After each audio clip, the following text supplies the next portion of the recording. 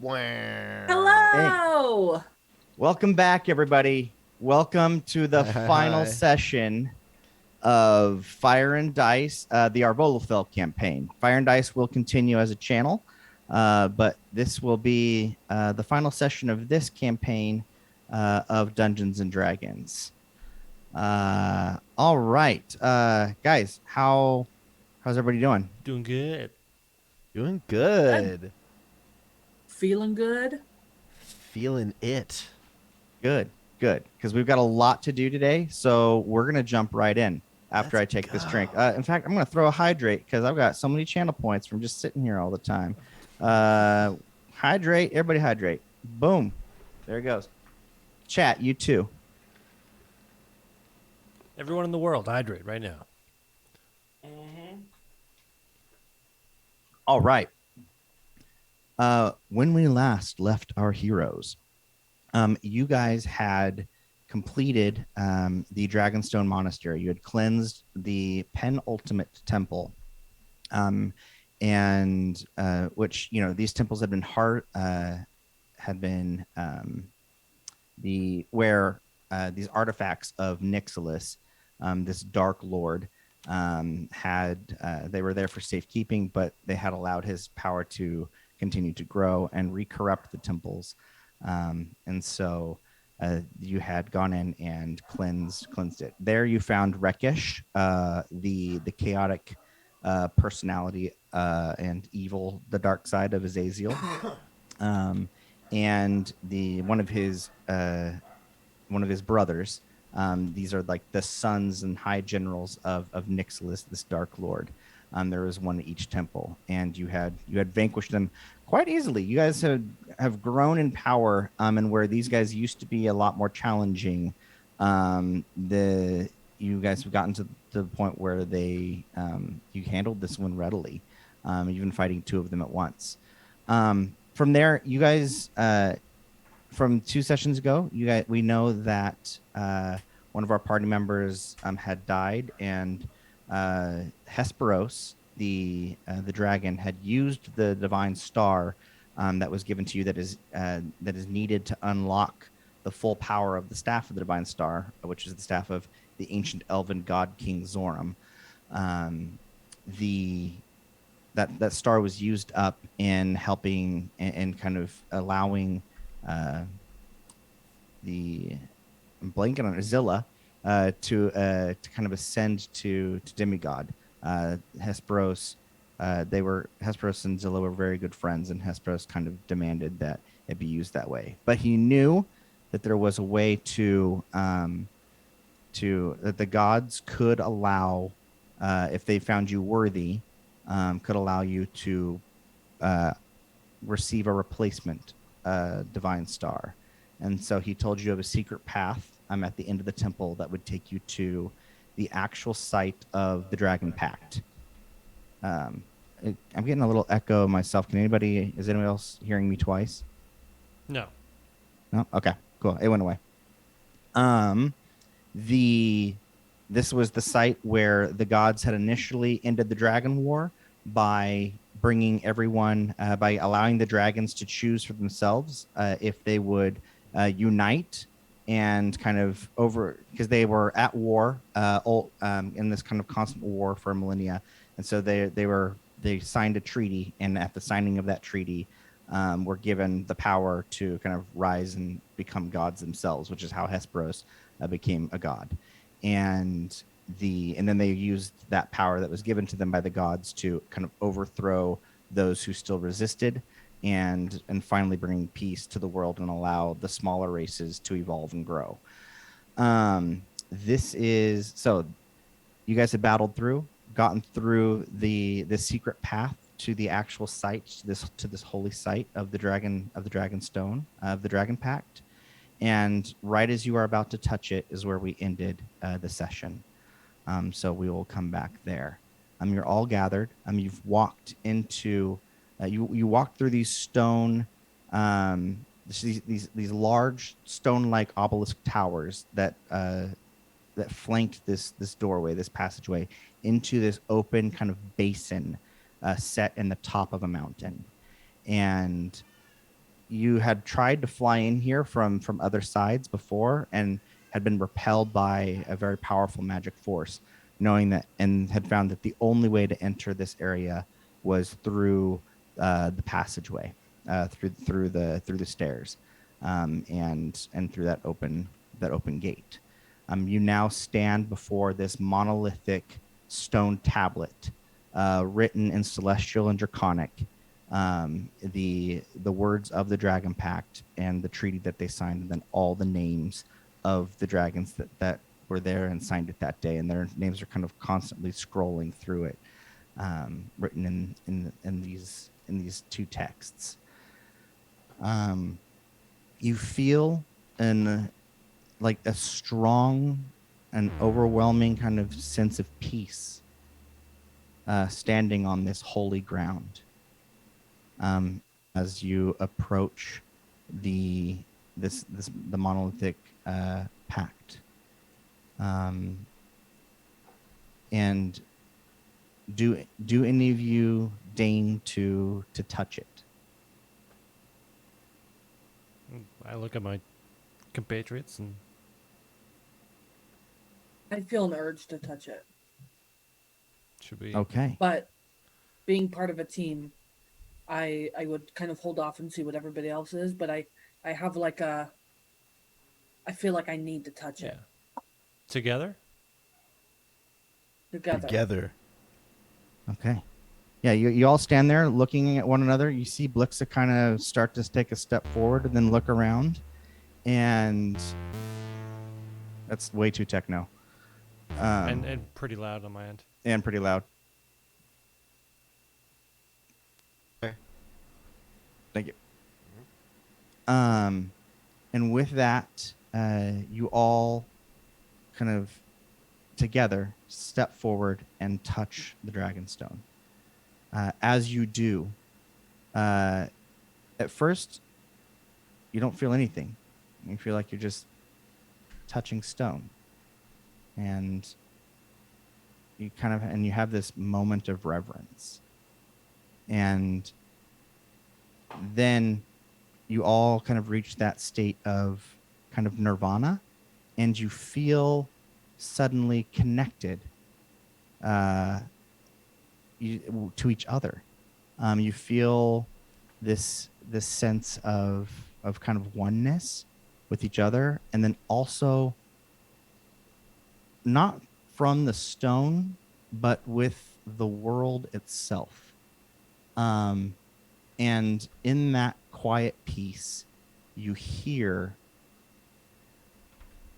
it's more like a feeling.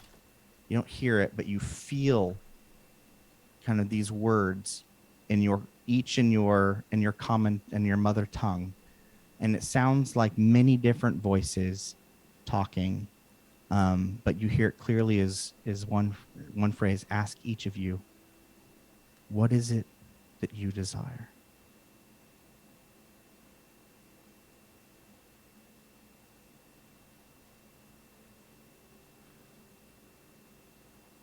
And you know that you can answer in your thoughts without speaking.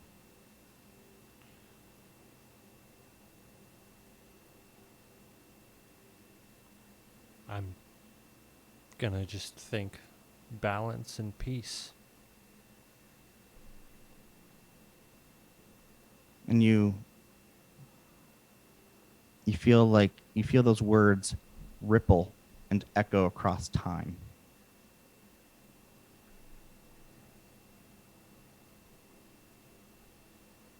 And Blixa I'm and feeling, yeah, I'm feeling unity and reverence. Okay. And you feel this unity and reverence, and you feel, and like that's how you feel your response also echo across time, as if, time and space, like you know you're connected to something greater than yourself right now. And how does Dave? How does Greg respond? On to what? I'm sorry. the so you guys are all connected to each other and to this kind of celestial presence, to basically to kind of like the universe, right? You're having this quiet peace, this moment of reverence, where in the sense of nirvana, and you heard in your heart the question asked by these voices, what is it that you desire?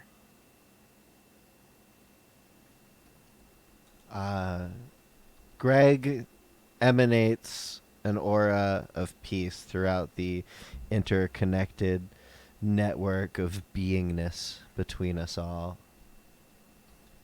Okay, so you don't even respond with a conscious like Greg thought. responds energetically. Yeah, you respond energetically with kind of peace. Like a Right, and as you pulse of like golden shimmering warmth ripples through the bodies of all who choose to receive it, electrifying the hair and strengthening the unity with empathy. okay, you're all kind of if you you know if, as you are connecting to each other and connecting to this presence, if you choose to receive kind of this warmth, in fact that Dave is sending out, if you don't close yourself off to it, you're kind of brought to tears a little bit. You're brought to you sense that warmth and that emotion coming from your friend, and kind of the love and peace that he has for you guys, and you feel that back from the universe. And you hear the voice say, "You have answered well. Your desires are pure. You have come seeking power. And if you will use this power to bring peace,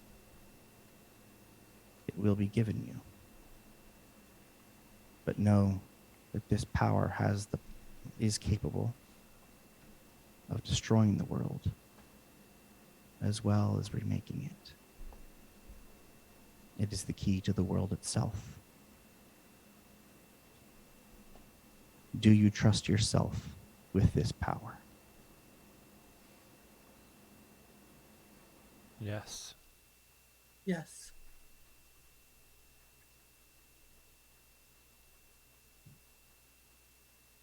Just like, show him it. Oh, Dave, your mic was out. Did you say yes? I said yes very quietly and calmly, and then Reggie goes, show him it. Okay.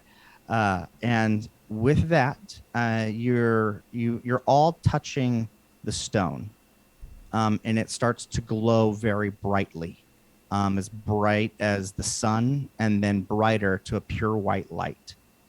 And that pure white light then condenses into a point in the middle of the stone, kind of high above you. Right, it stands like 30 feet in the air, and then from there, it shoots a beam of starlight straight into the sky. And as you all look up, you can see you see it pierce through the heavens, and then slowly you see a star descend gradually, and then land, and then kind of stop right in front of you, right where all of your hands are touching the stone. And as it descends, you kind of feel all of your hands kind of pulled together, and then receive the star as a group. And as you're holding this, like as your hands have all come together here, you feel a pulse of energy flow through you, and all of a sudden, you feel that you have gained, that you've been blessed by powers beyond your reckoning, and you in an instant you feel that bond that you had while touching the stone kind of solidify between all of you, and also to the universe. And you're kind of more attuned to the universe on a higher level now.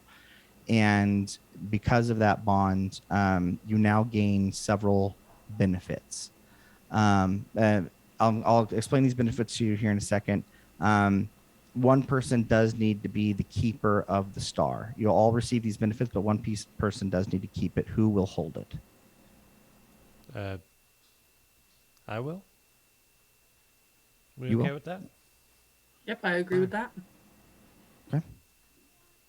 Nasir, you say I will hold it, and then it descends into your hand and into your palm, and disappears into your body. You know that you can summon it forth as a free action. All of you receive certain benefits. One, the most of which is having had that connection, you suddenly have like just a flash of the future, and it's into what is the word? Indeterminate? Yeah, no, well, not indeterminate, but yeah, you can't. It's not specific, right? But you unlock all of, basically you have a lot of experience all at one time, and you're blessed with power. You all are suddenly at level 20. Speaking meta wise, you all gain 5 additional levels. We were hoping to kind of space these levels out and have more time to kind of grow our characters, but as we kind of announced last week, we are having to kind of expedite this. So we're going to be covering a lot this session, but we're jumping right to the end game. So with that, you all of your characters now at level 20. In addition, you all receive a special ability called Fates Bound by Choice. So you can write this down. You're fate bound, right? You guys have chosen to bind your fates together. And because of that, you get this fate bound ability, which says that while you're within 30 feet of somebody who is also fate bound, you may use your reaction to take a hit that would drop them below 0 hit points. You will just magically teleport to wherever they are as long as you are within 30 feet, and you will take whatever hit and negate the damage to them and take it yourself. Sorry, within 30 feet of someone else who's fate bound, if they get reduced to 0 hit points, we poof over to them. So basically, if somebody's about to go down to 0 hit points, you can choose to take that hit for them. So it's like if they take 1 damage and that's all they Gotcha. have left, we take the 1 damage. But if they take like 300 and that takes them to 0, we could take 300. Got it. Yeah. Got it. Got it. But yeah, so you can't use it to take any hit, but if a hit is going to reduce somebody to 0 hit points, then you can choose to kind of bamf in and take that for them. So we would choose that after we know the damage. Yeah, so it's kind of like the attack hits, how much damage goes through. Like you would then use your reaction and then time would bend basically, and you would be able to teleport over there and take it. And how often can we do that? As a many reaction. times as long as you have your reaction and it's a blow that will reduce somebody to 0 hit points, you're eligible.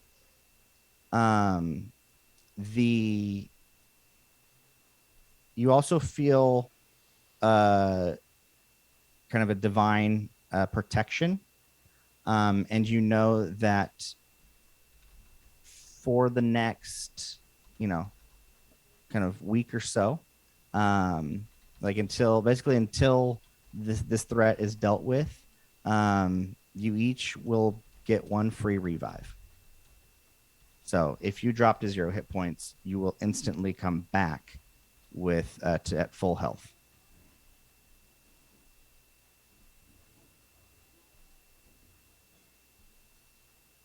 And That's a little bit scary, but thank you. you're welcome. You're gonna need it. And then the person who holds the star can cast scrying at will. And you get to double your proficiency modifier or your proficiency bonus when doing so, when making scrying checks. Cool.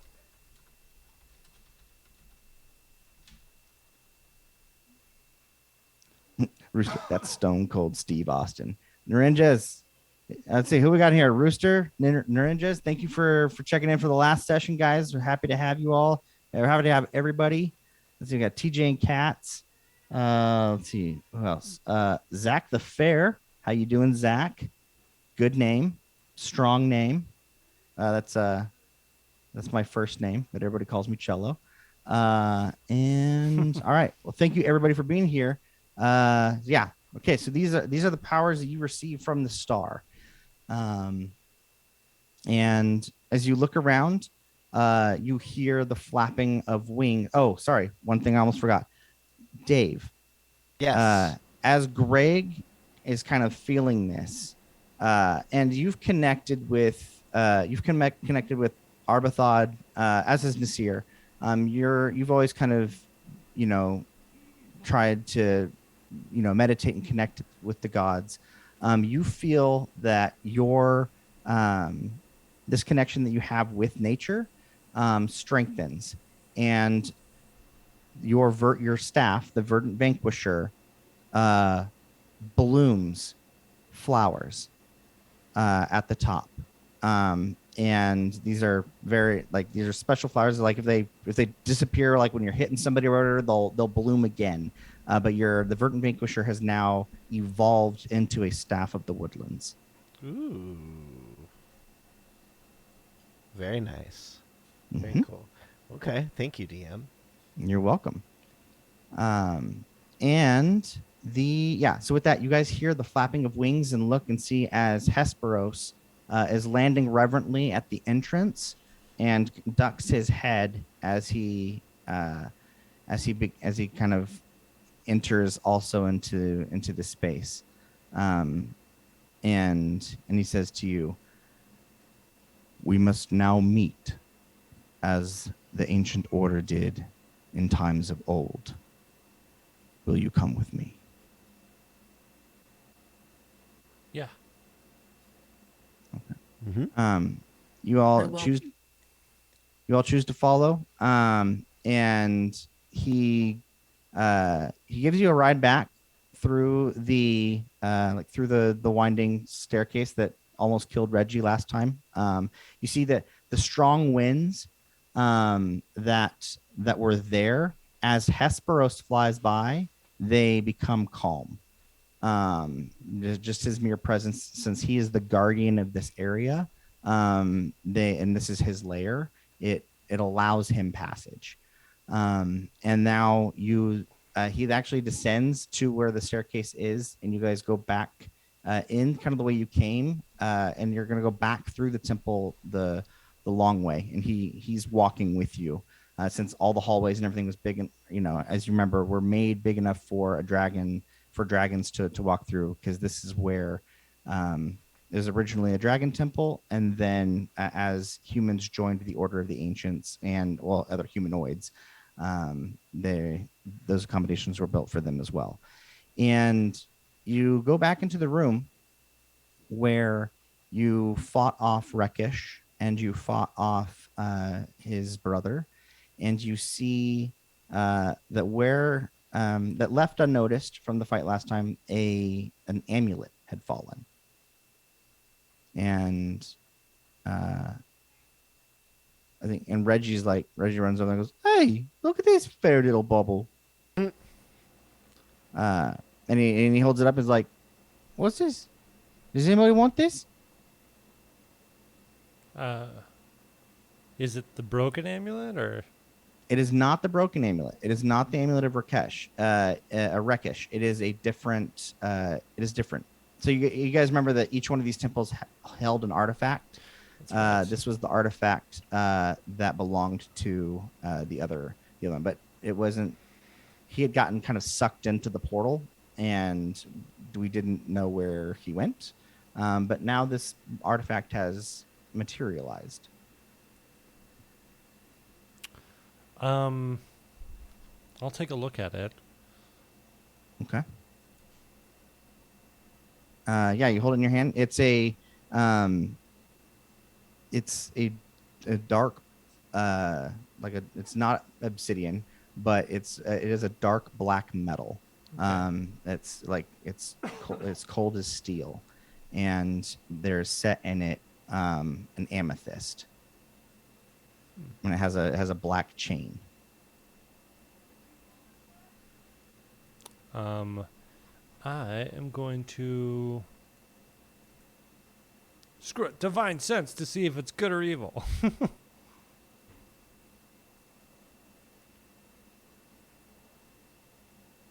Divine sense. Okay, you think good job. Yeah, you pop your divine sense. You feel that there's a fiendish presence contained within it, and that it is inherently evil. Cool. Just gonna put it in the bag for now. Like I don't know where else I would put it. Yeah, I'll just put it in my bag of holding. Okay. Yep. This is one of the artifacts of Nixilis. And cool. So you've got it in your bag of holding. Ooh. And then all right. So then you follow Hesperos back through the temple, and you guys go back to that center room, right? Where the table was with it was a large circular table with the large beds for dragons kind of at the corners, and then seats in between those for others. And Hesperos addresses you and says, now that the temple has been cleansed, we may once again gather those who remain of the order of the ancients, and convene as we did in times of old to direct our efforts in protecting the gods. And you see him like let out a roar, but you don't hear the roar. It doesn't sound like a roar. It seems to kind of pierce through time and space, and you hear it in your minds, and it sounds like a hum, and you feel that you have been summoned to kind of this meeting of the Order of the Ancients. And Hesperos says, he finishes his roar and says, "We will now wait. The others should be with us shortly." And he says, "Did you hear the roar?" Yes, I did. Yes. Yes. "Then you have been deemed worthy." And he bows to you and says, "Welcome to the Order of the Ancients. You who have been faithful in keeping our secrets and have chosen to take on the fate of the world. You've now been deemed worthy to be counted among us. And thus I honor you. Please take your seats around the table. The others will be with us shortly." Gonna walk over to one of these giant seats and jump up top and sit down. While made of stone, it is remarkably comfortable. Now that you are actually a member of the Order of the Ancients, and that the magic has been restored, because it was being suppressed while it was corrupted by the Gehen Malek, and corrupted by Nixilis's power. Now you feel like the magic that was not here before. This was a very kind of barren room. The magic has been reawakened. And as you sit down, kind of these stone chairs do feel very comfortable to you. In kind of in an instant, that that window. So in the back of the room, there is kind of an opening where there's like an awning that looks out into the sky and into the ground below. As you look at that, first of all, there was always kind of a shimmer there. And if you had gone to inspect it earlier, you would have noticed that there's magic that turns this into a window, but it is actually a mountainside. So anybody looking in from the other direction sees a mountain. And if they had made contact with it, they would make contact with the mountain, but it allows you to see through, and provides kind of a nice scenic scape. Oh, cool. But now that mountain, that wall kind of rematerializes, and turns into kind of into a shimmer. And that shimmer, it's a gold shimmer, and through that shimmer steps Ambrose Credu, the first member of the order. Well, the second member of the Order of the Ancients that you guys have met in your journey. And the I one who gave you remember the you. amulet. It's like, ah, The tea Right. was incredible. the tea. This is not wrong person. You're thinking of Lord Durnst's wife. Oh, I was, wasn't I? Oh. This Greg is still says Ambrose it. Credu. This is the he was the aide to King Darius and Valentus, Right, right. the one who gave you the amulet of the Order of the Ancients and sent you guys to go to Zalara. Yes. Like I'm glad that my amulet served you well, and you have been faithful in serving the Order.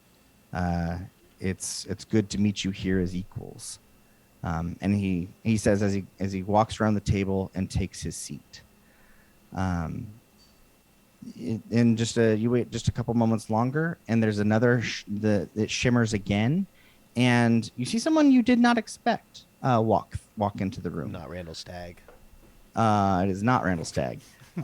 You see Andros, the androgynous member teacher at the Order or at the Arcane Academy in Zalara.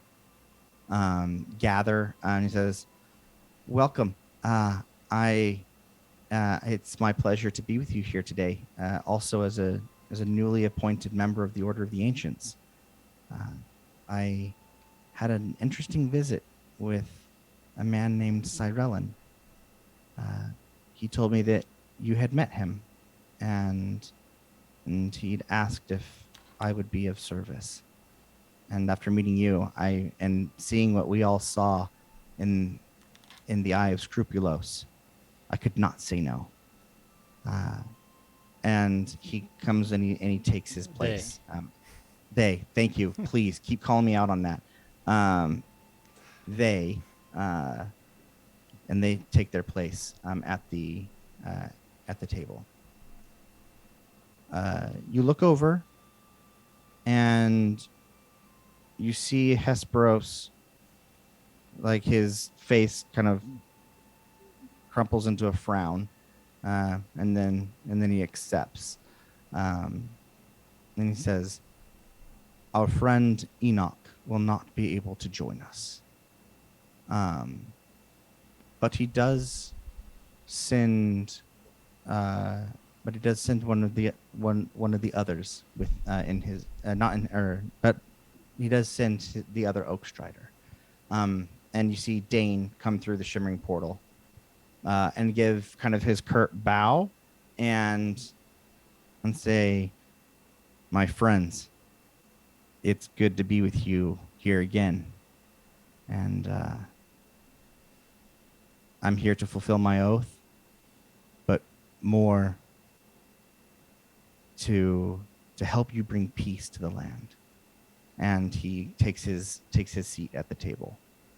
And with that, Hesper says, "All those who will be able to gather are here. We may now commence." And he takes his seat at the table on one of those giant beds for a dragon. And I'm going to take a drink because my mouth, I'm doing a lot of talking right now. Sorry.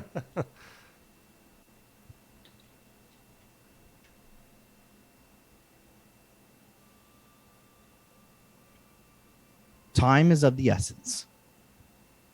The forces of Nixilis have amassed and are about to complete their preparations. Or their preparations are complete, and they are about to move forward with the final phases of their plan. The Black Hand has been successful in orchestrating chaos in all the regions of Arvoluthel. And you, in your travels, and having chosen to take up this quest and take on these challenges of trying to restore peace to the region, you are uniquely positioned in being able and and having been visited each of these regions and been a part of helping them in resolving their plights, you are uniquely positioned in order to make an influence and to help restore balance and order to Arvoluthel. We are here to offer our services and to see how we might convene once again as we did in times of old as the Order of the Ancients, and how we might guide and direct our energies in order to maintain that balance. So we will now give updates on the state of the war, and then you will deliberate and choose your plan of action on how you would like to go about on what you would like to do and how we can be most successful. What we know, as I told you before, there is one more temple that must be cleansed. These are the footholds of Nicholas's power in the world, and as long as they remain corrupted, as long as one of them remains corrupted, he can manifest himself corporeally and return to Arvoluthel. These are his footholds of power, and they must be destroyed, or they must be cleansed so that he to reduce his hold on the world. If they're not, he will accomplish his goal, or he will continue to be able to work toward to exercise his influence on any who will accept his power, and he will be able to continue his goal of trying to usurp the gods.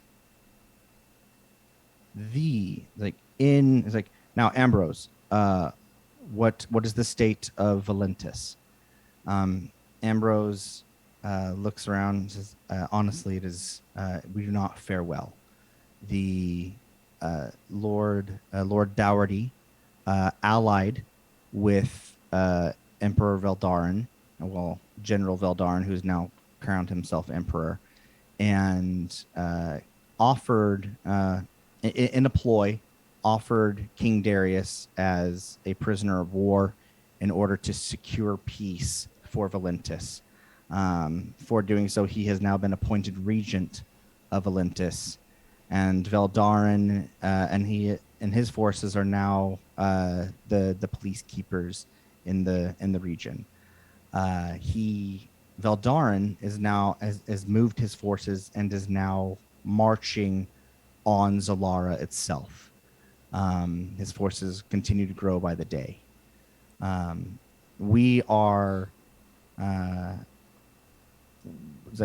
the Vigilance and myself are planning a coup to dethrone Lord Dougherty and to put somebody else in his stead, to hopefully seat King Darius if he has not been slain. But then we would also need additional support. We'd need somebody to reclaim the throne of House Dougherty, or to replace that with a different house. And we can talk about that more. But that is the update that I have for Valentis. Andros steps in, and they say, we in Zalara have been doing our best to ready ourselves. We've always known that General Veldarin would eventually come for us. We initially thought that he would march on us first, but he went and took the humans, the Kingdom of Valentis first. And now that he has grown in power and holds the staff of Zoram, he is marching here. We know that he's marching towards Zalara presently, and will be there soon to overthrow the queen. If he is allowed to rule, once he makes it to the kingdom, we suspect that we do not have the power to overthrow him. His force has grown so large, and with the power of the staff of Zoram, as both a symbol and a magic, and the magic that it holds, we will not be able to to stop him on our own. We will do our best, but it is likely that many will die, and he will, and his goal will be realized either way, unless we receive aid. How many days do we have until Zoram gets, or Veldarin gets to Valentis? It's like he's like he taps his glasses, and you see them glow. They're just lenses that float in front of his eyes, that he uses as glasses, and he taps it, and then you see it shimmer with light as he casts scrying, and then you see him peering and say, the majority of his forces are marching through the arid wastes presently. He himself has already teleported secretly to Zalara and is gathering his forces there. So he's kind of. I can't see him directly. I can only see, as I've been keeping eye, I've been able to see that his preparations in order to go ahead. But If we can take him out before the army gets there, we can. Taking the head off of the serpent and securing the staff would be a huge blow to his force. They'd probably scatter. they very well might. And even if a remnant of them does remain, we will removing the staff from him will will prevent further people from joining his forces. And many of his followers are common folk and common people who believe that he is the next that he's chosen by the god King Zoram, and that this is how he will bring the high elves into our next golden age. Many of them do not believe themselves usurpers, but believe themselves to be devout to Zoram. I agree with you. If you are able to get the staff away from him and destroy him, his forces will scatter. And if you are able to reclaim that, it will be a boon to the Order of the Ancients. And if you would choose to grant it to the Queen, she would, as the rightful heir of God King Zoram, she would be able to restore peace to Zalara. And you see Dane speaks up and says, actually, with the actions of my brother and these heroes in the Valakan wood, they have cleansed the wood itself and brought peace to the Sylvan, who were much divided on what they should do next, but now have a sound mind that they will be allies with their neighbors, and they are working currently towards that regard. My faction, the Oath Keepers, in keeping to our oath with Nasir, we are currently providing. We're guarding the region and protecting it, but it is probably the region that Nixilis has the least amount of influence over, thanks to your actions.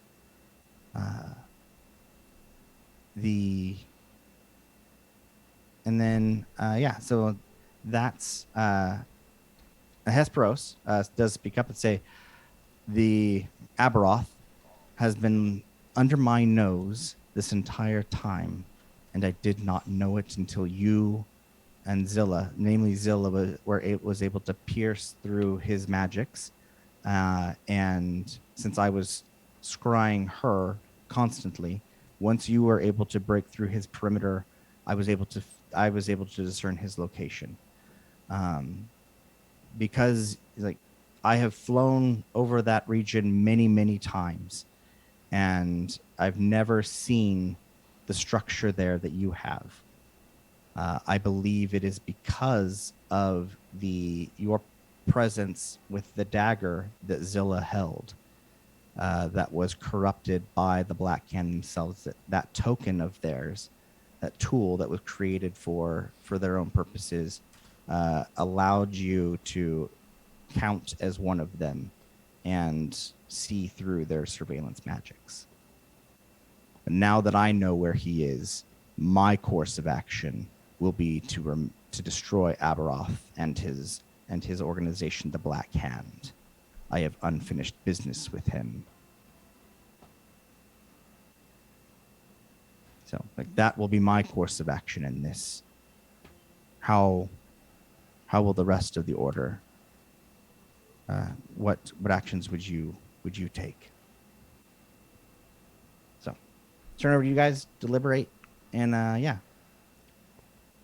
Well, what's going on with the ancient forest and the orcs? Oh, thank you. Totally forgot about that. Meant to cover it. It's like the reason Enoch cannot be here is that, as I informed you last time, the great nemesis of all dragons, the one who ascended to godhood, but did so with an evil heart. He had a strong enough will to pass the test of wills and receive godhood, but he was the evil god of dragons. We were able to put him down anciently, but he has been resurrected. His old name was Anathax. He has now been resurrected as Golgax, the Shadow of Doom, from the world's grave, which is the final temple in the Badlands. He was resurrected from there and allied and brought the orcs and the faction of Ravagers. They had gathered into a single force, which is unlike them. And we now recognize that this was the influence of Nixilis and through the guidance of the Black Hand. They have marched on the ancient forest, and the town of Haven is completely destroyed. There are constant onslaught from orcs and from all those in the nearby region have fled to the Great Tree and to your enclave in the ancient forest for protection. Enoch has offered safe haven to all of them. However, they cannot hold out there for long. This is Golgax is very strong, and while Enoch is ancient and powerful, the forces are too many.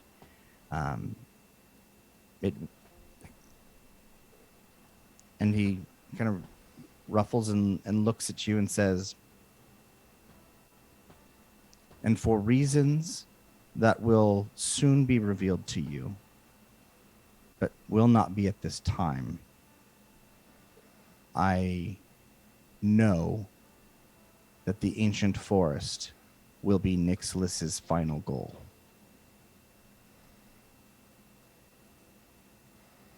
We don't know where Nixilis is presently, but we do know that the goal, the aim of the Black Hand and their conspirators has been to bring him back into the world.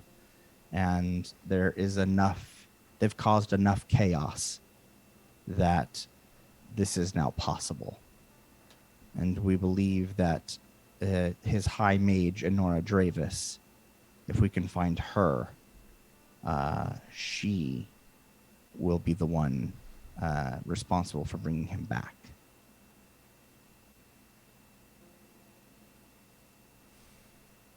Well, if we take care of the temple, he can't come back. This is true.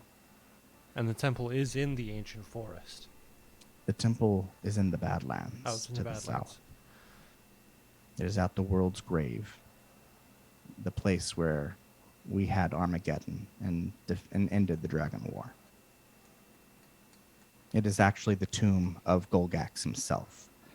But Golgax had been resurrected, is now resurrected, and is presently attacking the ancient forest.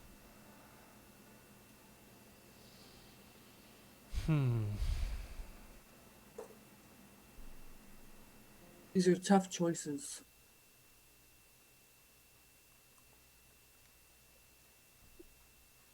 I think it's. I think it'd be imperative to get the staff. I think making sure that Nicholas doesn't come back is a bit important, but the staff is. If we can go to the final temple, try to clear it out as fast as possible. Rush through it. Don't just. Ad dog it. We'd be putting ourselves at risk, but I don't think we have a choice. We do what we can, and then we teleport to Zalara, try to find Veldarin, and assassinate him. Secure the staff. Figure a way to get that message out, and try to get his army to disperse a little bit, and then go How defend. sure are we that if we clean the temple, that they don't have another way to bring Nicholas back? That seems too simple. The temples are the nodes by which they bring Nicholas back. Like those are the kind of like interconnected points, I guess, between like the abyss and the material. And it could be that each node that we take down weakens him in strength. I'm not sure. Andros speaks up, and they say, I know that I'm new here, but this, once I was informed of the situation, I began studying rigorously. And this is a theory that I also hold, that the increasing chaos in the realm and on the continent of Arvoluthel is what has allowed Nixilis to grow in power, and his power is now at a point where he can exit the abyss and come into the physical world. But so if this holds true, your efforts in helping to bring peace to the regions themselves will make him weaker, will make his connection to the physical world weaker. And with the little time that we have, it's and this does force a difficult decision. Do we assault Nixilis directly while he's at his strongest and hope to overthrow him quickly, or do we gather our forces? Do we spread out our attack and hope and kind of isolate the threats of the individual regions to then weaken him in the final fight? So, you're saying that he might show up at the final temple. I believe that he will.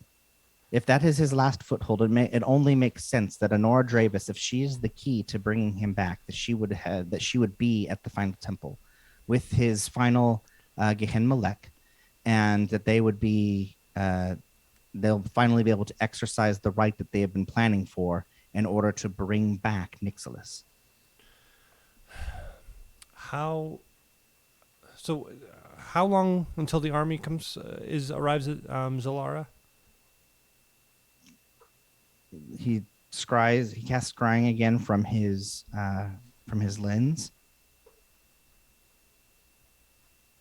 and Yeah, let's all split up and do one of each. Sure. Great idea, Masamune. maybe that's on the table. Good idea, Masamune. But you don't have to. I'm not trying to push you in any direction. You know, I'm just presenting options. This is a game of choice, so I want you guys to choose your course of action. I just want to be clear, kind of what the stakes are. By my calculations, they'll be there in 2 days. How fast can we get to the ancient forest? if we can secure and establish a foothold there, clear the orcs, hopefully we come across Gronk and he's in a place of power, and we could convince him by killing whatever the Gary Gygax dragon is called. Golgax. Golgax. In front of Gronk, he will rally behind us as he once did before. Well, it will be the ultimate test of Gronk like strong. Yeah, that's a huge guess. I don't even if Gronk is even alive. I mean, we inspired him pretty hard. Like, there's a good chance that like gave him the fighting spirit he needs to rise the ranks. Who knows? But I mean, do we have the ability to scry in these locations? boom, and I'll scry acquire using whatever this- intelligence we need. I will scry since I know Gronk and I have this ability now. I will scry Gronk. All right, you scry Gronk. Well, I mean, you don't. I'm not gonna make you roll for it. So normally, but he doesn't resist your scrying, and A, because he's an orc and he's dumb, but B, because you know him really well and you have really great bonuses with this magic item, and because he wouldn't resist you anyway. You'd be like, oh, I trust him, and you see, Gronk has actually risen to power. He took the words that you guys inspired him with, rallied the few orcs that were there that day that you guys had convinced to follow Gronk as a leader. And because of your inspiration and because he was a weak orc that gained power, he knew what it was like to be a weak orc. And so he went and the cult of the ancient green dragon that was there in the ancient forest at that time, they grew in power. They went and took over that cult and took it out, found their hatchlings and raised those dragons as their own, and now are a band of dragon riding orcs that have been defending the area. And they are actually one of the major reasons that the initial orc forces and were able, and see, like, as you're casting, like, so as I'm describing this, like, what happens in the casting is you use the star to scry, and as you do that, it's like a projector in the middle of the table goes, and you guys are seeing all of this kind of flashpoints from his history and where he is, and you see as like he is fighting against the initial orc hordes that he has retreated to the ancient forest with them and is one of the main defenders of it. You see of the ancient forest. That's why the ancient forest has not fallen yet. You also see that the Wandering Wood has retreated there, has retreated to the ancient forest, and they have awakened the trees, all and so all of the trees in the ancient forest, like on the perimeter, they march them against the orcs, and then that line is destroyed, and then they'll awaken another line of trees. But so this is the current state of their defense, but it's now that Golgax is there and has reinforced them, they're being overpowered. So they're still holding out, but it looks like they may only be able to hold out for a while yet. And you can tell they've probably got, from your scrying, you're able to discern that they've got about 3 days. And I'm rolling all of this on a D4, by the way.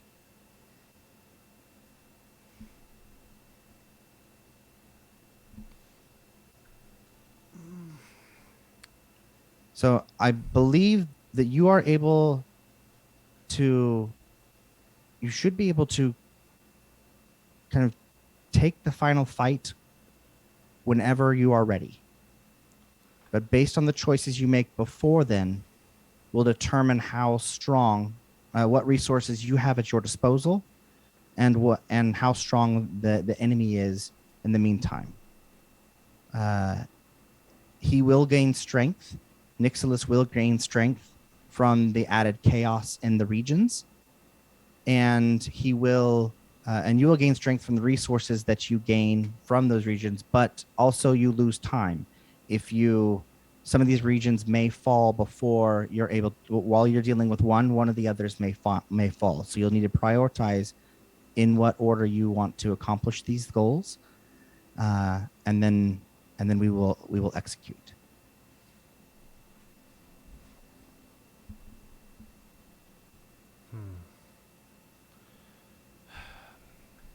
Schlem. I'm reading the chat real quick. Zach the Fair. Crumcoke Fabric has a nice ring to it. What is this? Yeah, Strock like drop. Thank you, Gabriel Zios. Masamune. I know we've already called you out, but I'm just happy to have you here. Defeat the creator of D&D and overthrow the DM. Yes. Actually, so we're gonna fight Gary Gygax the dragon. No. As you're scrying and you see, you actually see Golgax. Golgax is a skull, a dragon's skull, and then the rest of its body is made of shadow. And these shadows are have different humanoid forms. Some of them dragonborn, some of them humans, some of them elves that are crying out, and like their faces are piercing the shadow, screaming before they retreat back into the shadows. You watch as it breathes its dragon's breath of abyssal necrotic energy, and destroys whatever is beneath it, and that it raises up zombies in the forces that it destroys. This is Golgax, the Doom of Shadow. I think we take care of the ancient forest first. I think that sounds like the plan. Then, if we can have any, try to find out where Veldarin is in Zalara. Oh, okay, cool. I was like, did you see that? All right, cool. We got to Seen it. Seen I it. All might have right. missed it. Yeah, we Lots missed. to keep Sorry, we track missed of. that one in the chat. Yeah, we got a lot going on right now. Thank you for reminding us, Narinjas. He claimed the peace pipe with the channel points. And Narinja's also gifted 5 subs. Oh shit! Yeah. But you were in the middle of talking. I was, so- yeah. So yeah, no, Narinjas, thank you so much. Seriously. All right, so yeah, Rooster got one, Ms. Needers got one, Tactical Tam, Zach the Fair, and the Bright Eden. Hey, I haven't seen the Bright Eden in chat yet, but thank you very much for being here, Bright Eden. All right. If we can plan this out correctly, hold on. Wait, can someone talk? Testing, I'm here. There we go. Okay, my mic went out. If we can plan this I correctly, heard like a little pop. I think we can do this right.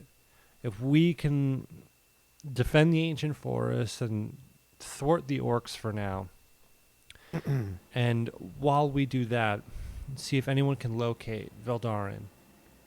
Just get a location for us.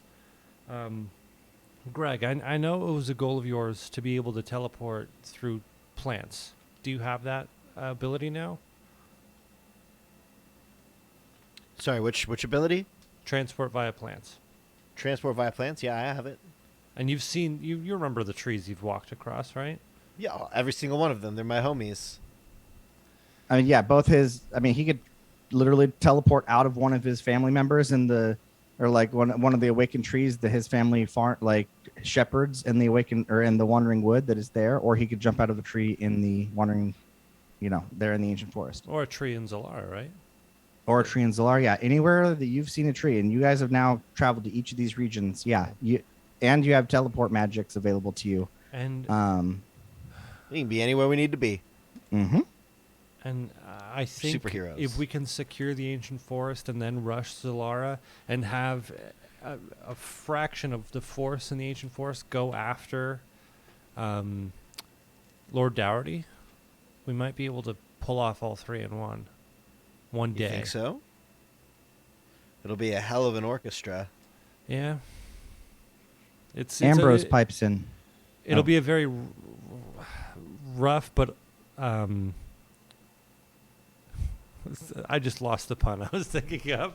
Oh no, I'm Oh, sorry. no, it has to be very well orchestrated. Hey. There it is. There it is.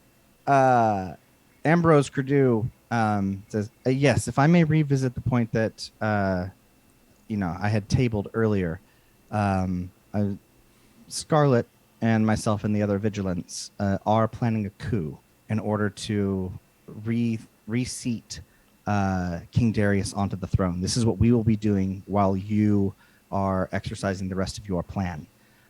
If you are able to aid us, that would be amazing. It can only make us more successful, and increase our odds.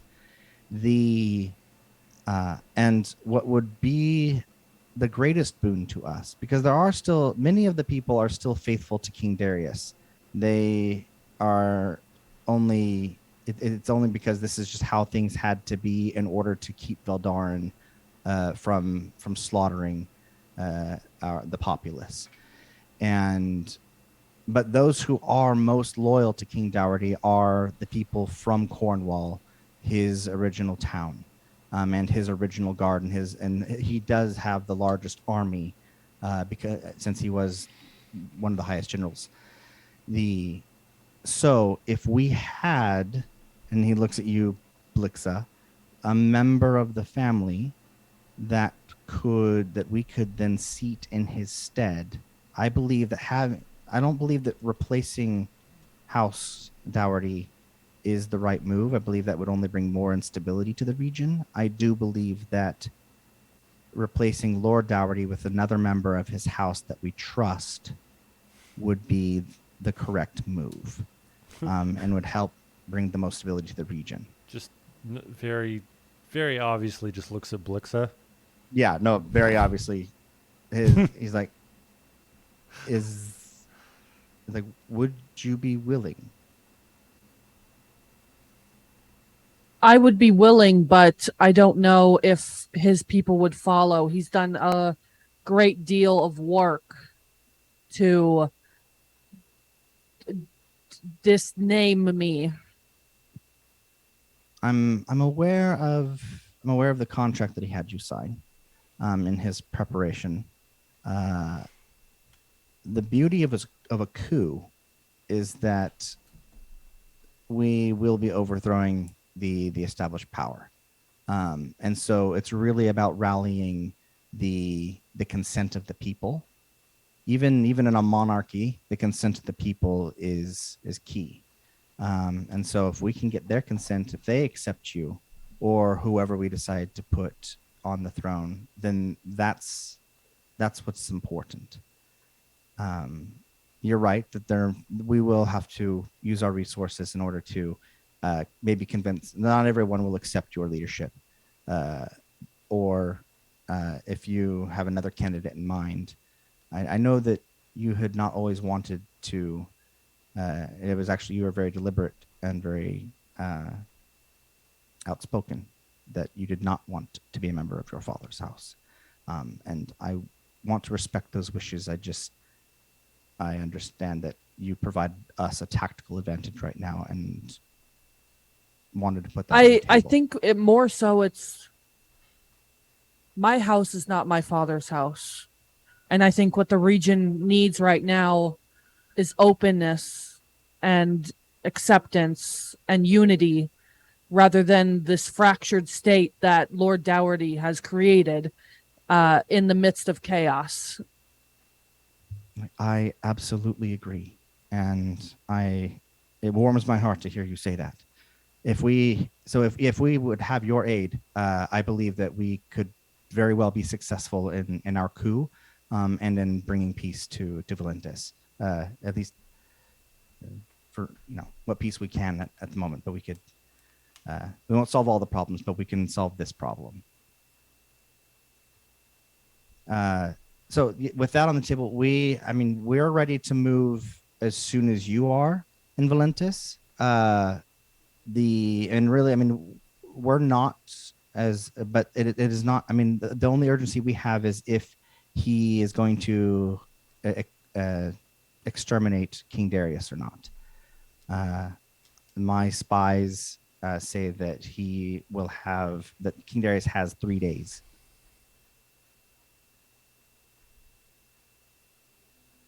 Well, we have 2 until the army gets here. And King Darius is being held in Cornwall, correct? King Darius has been relocated to the capital of Valentis. Got it. So we will. We need to. Yes, our goal will be to depose his forces in Cornwall, and then the vigilance and I will be able to act and take care of removing him from his throne and saving King Darius.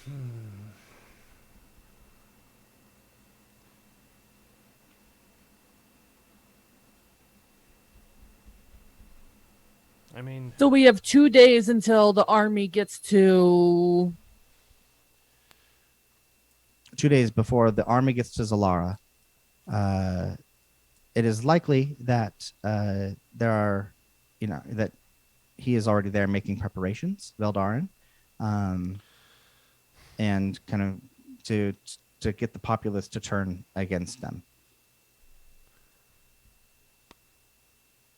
So 2 days until Valdarin, 3 days for 3 days King Darius. Mm-hmm. so And it's And then we don't know about Nixilis. yeah, do I remember? So there's 3 possible options. Do I remember what kind of ward is around Zalara? Like, it can't be scryed into, right? right. It can't be scryed into, and it can't be teleported into. With so there are those magic barriers that are on there, and there's like a magic bubble around it that prevents scrying and prevents like teleportation in or out of the city without special permission. So they would they'd have to bring down the barrier to allow somebody to teleport in or out. So the people who are in charge can teleport but yes, you won't be able to get inside without bringing down that barrier. But you could teleport, outside of the city, get your way in. You could teleport to Cornwall, and anywhere around there. But you won't be able to teleport directly into the city of Valentis.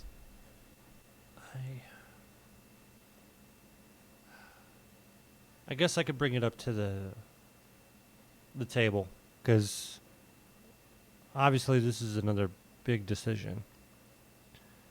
Azazel found a ring that allows us to wish, and there's 1 wish remaining on it.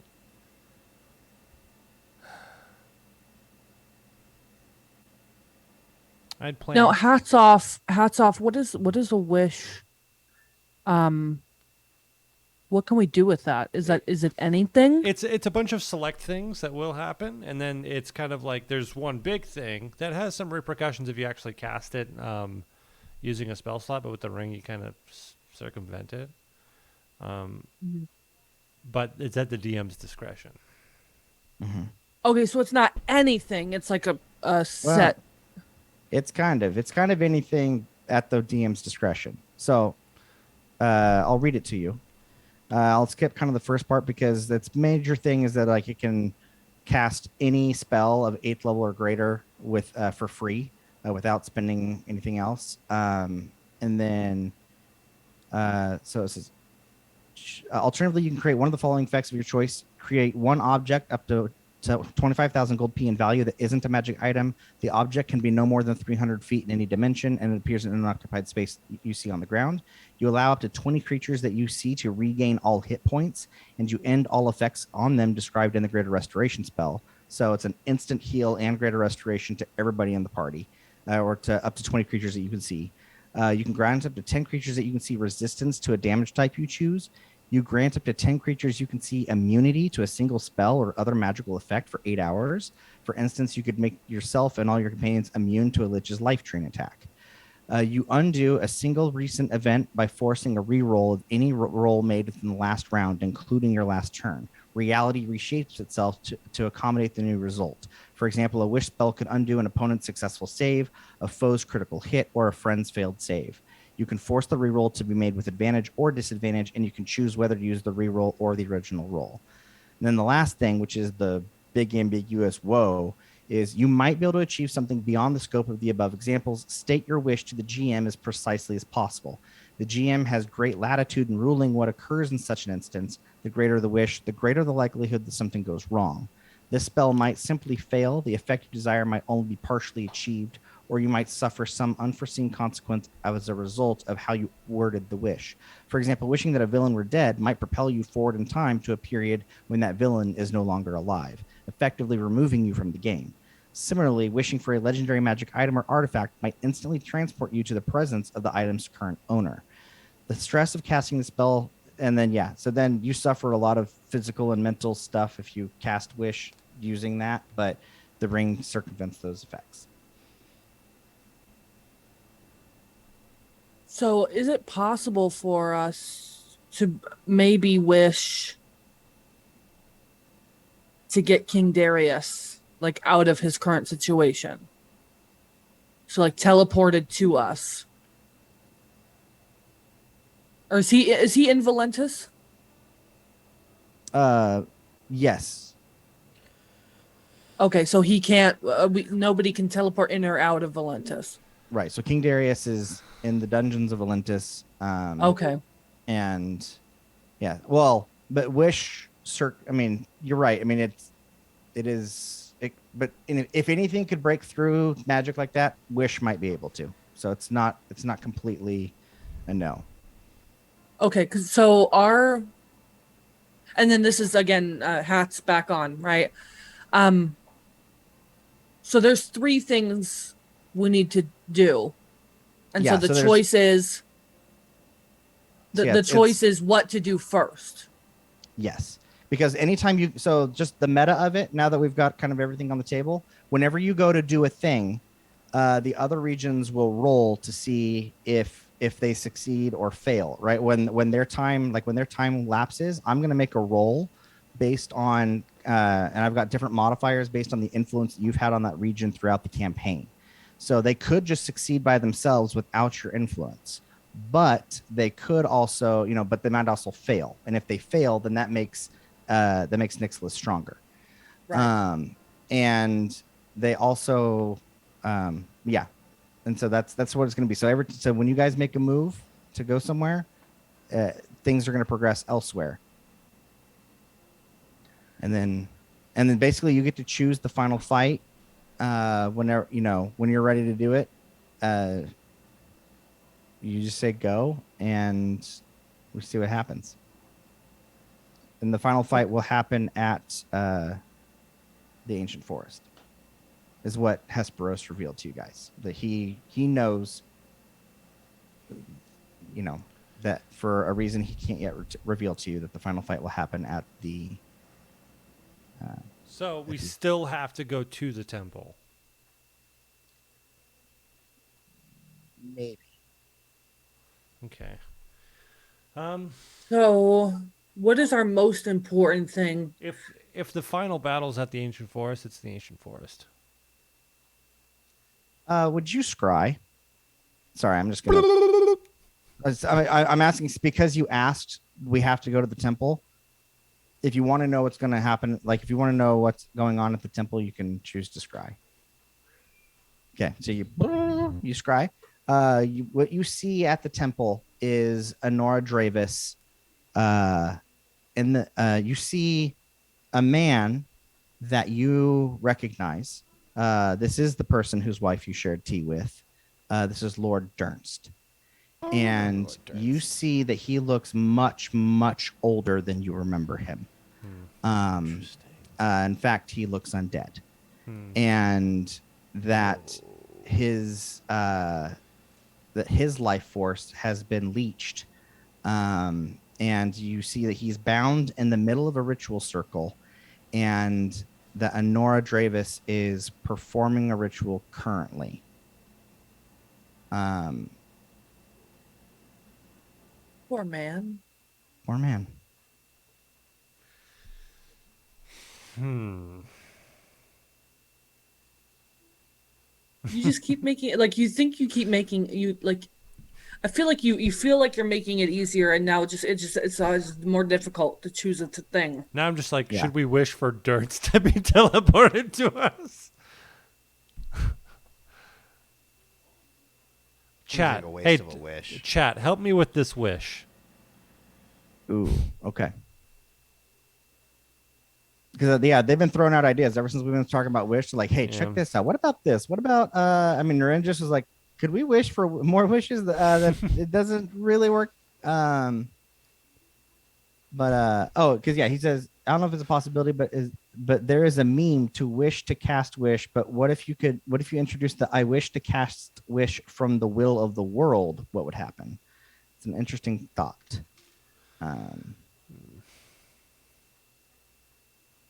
Cast wish to cast wish, doesn't it do the same thing as when you put like a portable hole inside a bag of holding or whatever? But it does it for the world. It creates a black hole. Oh, It just so I guess the whole like wish to cast wish thing doesn't really work because wish only duplicates spells of 8th level spells or lower, so you can't use it to duplicate a 9th level spell, so you can't duplicate wish. But I do think your point is interesting about casting wish from the will of the world, having picked up on some context clues within the campaign. Good on you. However, you're at that point you're fucking with gods, so it's probably more likely to fail. I'm not saying that it will. It would depend on the wish, but it's very, very risky.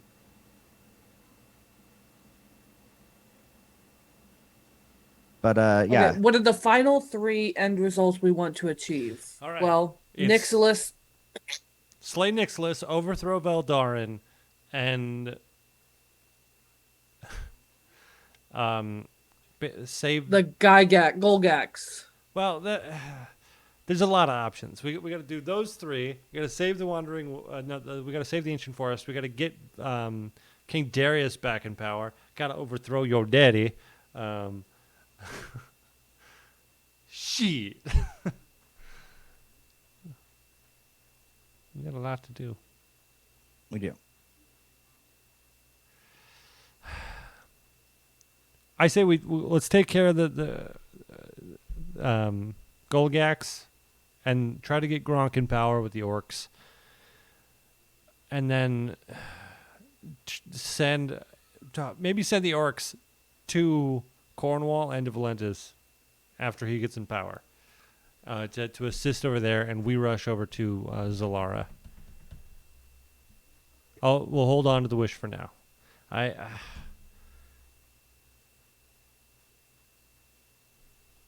I'll have plenty of chances to use it. Yeah. Sure. Well, yeah, it's the opportunity cost, right? If you use it, then you can't use it in the future.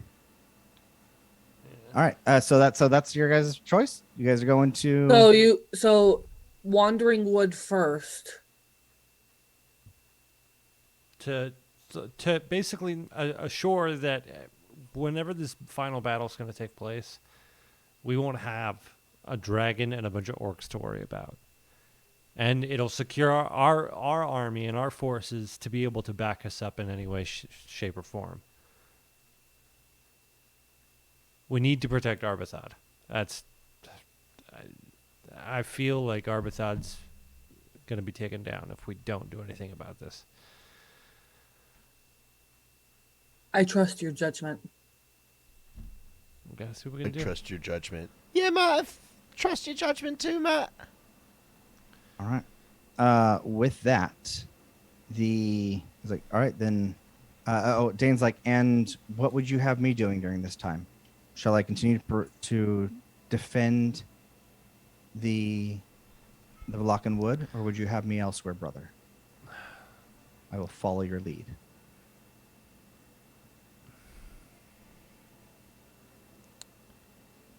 I know you're one for more shadow tactics. Correct? I'm one for doing what is right. Do you think you can infiltrate Valentis and rescue Darius on your own? Oh, yes. I'll be more successful if I bring my Oath Keepers, but of course. I would definitely be happy, and yes, I will. I trust your I judgment, can- and I assume you can do it. You like a challenge, but what? Maybe it's too tough for you. Are you going to prove me wrong? Oh, brother, you know how to bait me, but it's not necessary. I'm willing. It's not too tough for me. It just I just want to make sure that I'm ready and willing. it I felt will- necessary. Okay. So I was like, I will leave it once then, to rescue King Darius. All right. I'll see you on the other side. And I you. All right. I just imagine we all like shake, like Yeah. Everybody shakes hands. And then like no, we're all doing this linked arms, and then like as if you looked up above it, it looks like a dragon. One of the like that human knot game or Yeah. whatever. Where like Yeah. Um. So, can we get someone in Zalara to try to find out the location of Veldarin? Andros says, I will do it. I've already started. I've already been trying to locate him. But he obviously has access to non-detector spells, and possibly even instills magical aura. So he's made it difficult, but I will see if I can employ more mundane means Okay. to track him down. I bid you good luck, and I believe we'll be. There's a tree outside the academy, correct? Oh yes, We'll be there. we love trees. We'll be there. Once we're done with the Okay. ancient forest. Like if you would prefer, it's like that tree is very well, fine and dandy. But if you also have access to teleportation circle, I don't know if you do. Here is the sigil to one that I have in my office. I'll take it, but unfortunately I don't. And I don't believe any of my compatriots do. Okay. All right, then I will meet you at the tree. Okay. Just let me know when you're coming, or just come up to my office. We'll be there. Okay. Or we Wonderful. won't. Who knows? We'll see.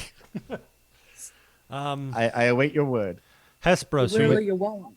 are you staying here? Who? Sorry. Hesperos. Hesperus. No, I am taking my war to Arvoluthel and ending him, and destroying all the clone pods that he has. The Black Hand dies today. Okay. Who's left around this table that's not doing the coup? So you got. See, I think that's everybody. It's Ambrose, Dane. Since you guys, if you guys wanted to split up, or if you wanted to go together, it sounds like you're all going to go together to, there. So yeah. So the thing that's, yeah. I just want to just go straight and try to kill that dragon as soon as possible, and then deal with those orcs. Yeah, because fighting a dragon and Nixilis at the same time would be a pain in the butt. All right. Until I use my orb of dragonkind and call dragons, and then we have like 18 dragons plus Nixilis. I mean, I was like, you could do that, but remember, it summons evil dragons specifically. So, yeah. I mean, yeah. I wouldn't Hesperos recommend still won't tell me the that. code word. I used it once. That's good enough. Oh wait, But wait. Did I forget to tell you something, or like the code word? No, I asked him the code word last session. Like, hey, you got like some like little cool thing I can say to make these evil dragons be like, oh, okay, I will help you. Oh, that's right. That's right. Yeah. Sorry. No, I think- because he did tell you. He told you the name of the dragon that's in it, which gave you advantage on your, if you ever unattune to it and then reattune, it gives you advantage on your ability to subject the mind that's in it to your will. Yeah, well, I'm already subjected to its will, but not the dragons that it calls. So Yeah, you're right. maybe we can go at all Okay. the dragons against each other. Be like, hey, who's the strongest? I mean, That'd be fun. we'll figure it out. But that can anyone give us a lift? I mean, I guess Greg, you could, but could anyone give us a lift to the ancient forest? Maybe just wham bam. I can do it. Wham Bam. Hesperos says, I can send you there. I mean, and he opens up the shimmering portal. So yeah, save your spell slot, but after this, you'll probably be needing it to get to other places. But from here, and then as you go, Ambrose uh, goes to the cabinet that was in the corner and ruffles through some of the old books and scrolls that are there, opens up a cabinet and pulls out a box and opens the box, and inside are several of the amulets. So he gave you one, right? He's like, now that you are all full members of the Order of the Ancients, it's proper that you each have your own. And he goes and he gives you each your own order amulet of the order, and it counts as an amulet of protection that does not require attunement. I guess it's like it's attuned to you, but it doesn't use up a slot because it can only be worn by somebody who is a member of the Order of the Ancients. And it at any time you can, or like once per day, you can you can teleport from it back to Dragonstone Monastery. So that's how they got here. Is that something I can find on D&D Beyond or no? No, I just made that up. But so The amulet of protection? Oh, the amulet of protection you can find. It gives you +1 to your AC and to all saving throws. there's no actual amulet of protection. It's just a ring or or the cloak. The only thing that says amulet of protection is amulet of protection from turning. Oh yeah, sorry, yeah. So it acts like would a that- It acts put like a ring? ring of protection, but it is an amulet. cool. So And you'll probably have to calculate it manually because the ring of protection requires attunement, so it would use up one of your attunement slots, whereas this one doesn't. So, like D&D Beyond won't let you be attuned to more than 3 items, which I mean is proper and Can you good. create Yeah. a magic item that Or- doesn't require attunement. Yeah, or you'd have just to homebrew it. or just go to your AC, add 1, and go to all your saving throws and add 1. Yeah, you do that. Yeah. That is a modifier. Cool. All right then. Okay, so you guys, Hesperos opens up the portal for you, and says this will take you back to your home, to Enoch, at the home tree, at the great tree in the ancient forest. All right. Step through when you are ready.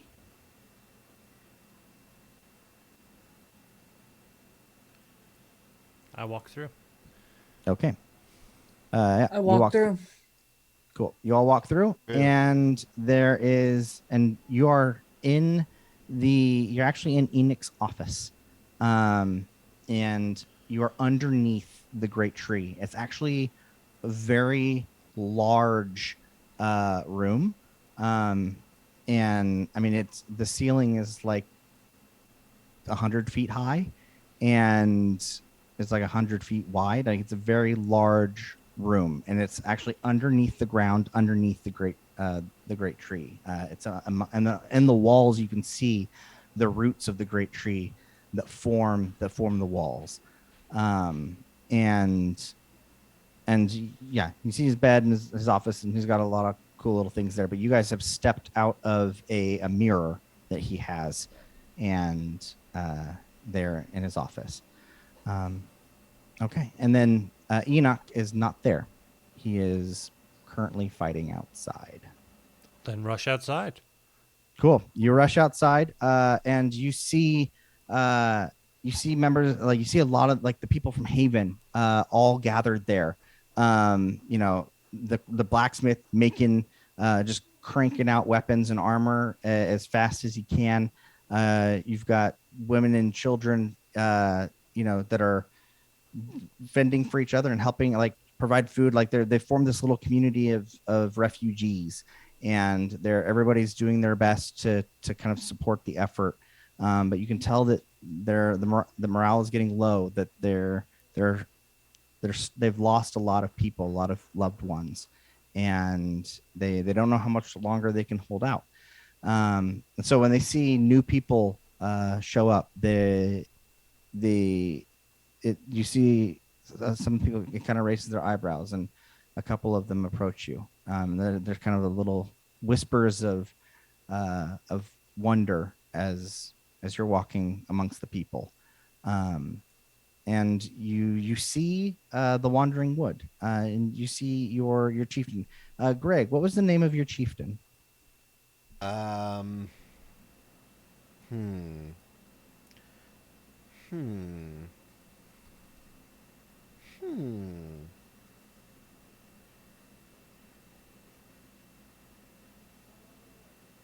Give me a second on this one.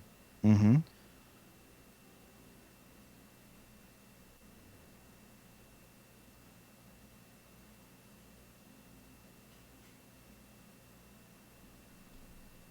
One.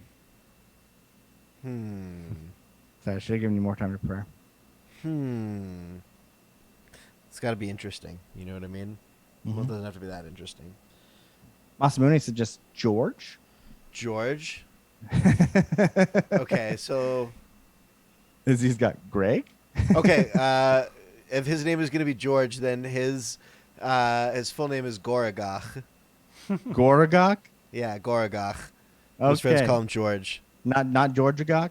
No, Goragach. George. Georg. No, it's Georgigak. Georgigak. Yes, Georgigak. that's it. It's Georgigak. Georgigach. I love that. I love that. His friends call him George. Okay, so it's Georgok. Okay, so Yes. you see the town elder of the Wandering Wood, this arch druid who leads your people. He's an old, frail man, but he's strong in spirit. And he says, "Oh, Krogok, it's good to see you. Have you finished your pilgrimage? Or has your pilgrimage brought you here?" Oh, little column A, little column B, I guess. How are things back on the home front? Everybody's retreated into the ancient forest, I see. Aye, things are very grave, my boy. Very grave indeed. I hope that we will survive. I know In that life and death, we stand in solidarity with one another, my brother. Aye, that we do. The life always finds a way to continue, but I hope it will find a way to continue in its current form. I am not ready for our people to die. What are these strong companions you brought with you?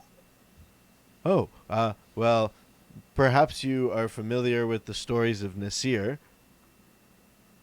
Aye, Nasir, I thank you and your people for opening your home to us. And this is my dear friend Blixa. Lixa, you are welcome amongst our people. Meet you. And so what have you come for?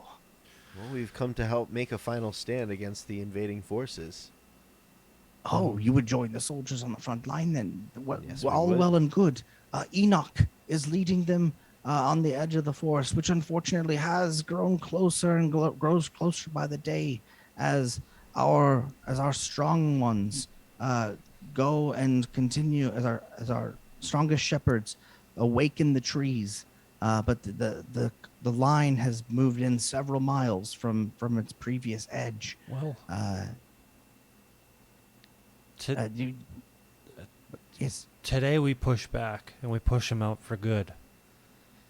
I I am know. glad to hear it. I know you all are weary and wounded, but I hope to help inspire you to fight with us and kill Gorgax. Golgax?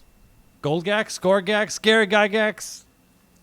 It's Golgax. Yeah, I know it's a Golgax. weird name. I got lots of weird names in this campaign, but yeah, it's Golgax. Arbuthod, it's Arbuthod, it's Aberoth, it's the band ABBA. It's Oh, it totally is. I don't want to admit like how long I spend at Google Translate to try to come up with something cool and still come up with these dumb names. Yeah. Valdarin, Valentus, VVV. I like the letter Yeah. V. I really do. I think Yeah. it's a strong letter. It's very sharp. Yeah. All right, cool. Like wonderful. Uh, I will, I will take you to the battle and to But the edge. quickly, I'm gonna go over to the great tree, Hmm. put my hand on it, and just do a quick prayer. As you know, it's my first time back. After dying and everything, being at the physical manifestation of Arbuthel. And Yes. I know the next couple days might be a little hectic. So just gonna try to connect with Arbuthel. Thank you. Please make a wisdom religion check. Wisdom religion check.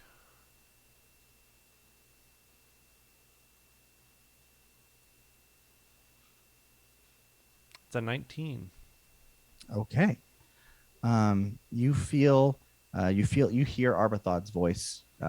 Your connection is strong. Although, and you hear Arbuthod's voice in your mind. My son,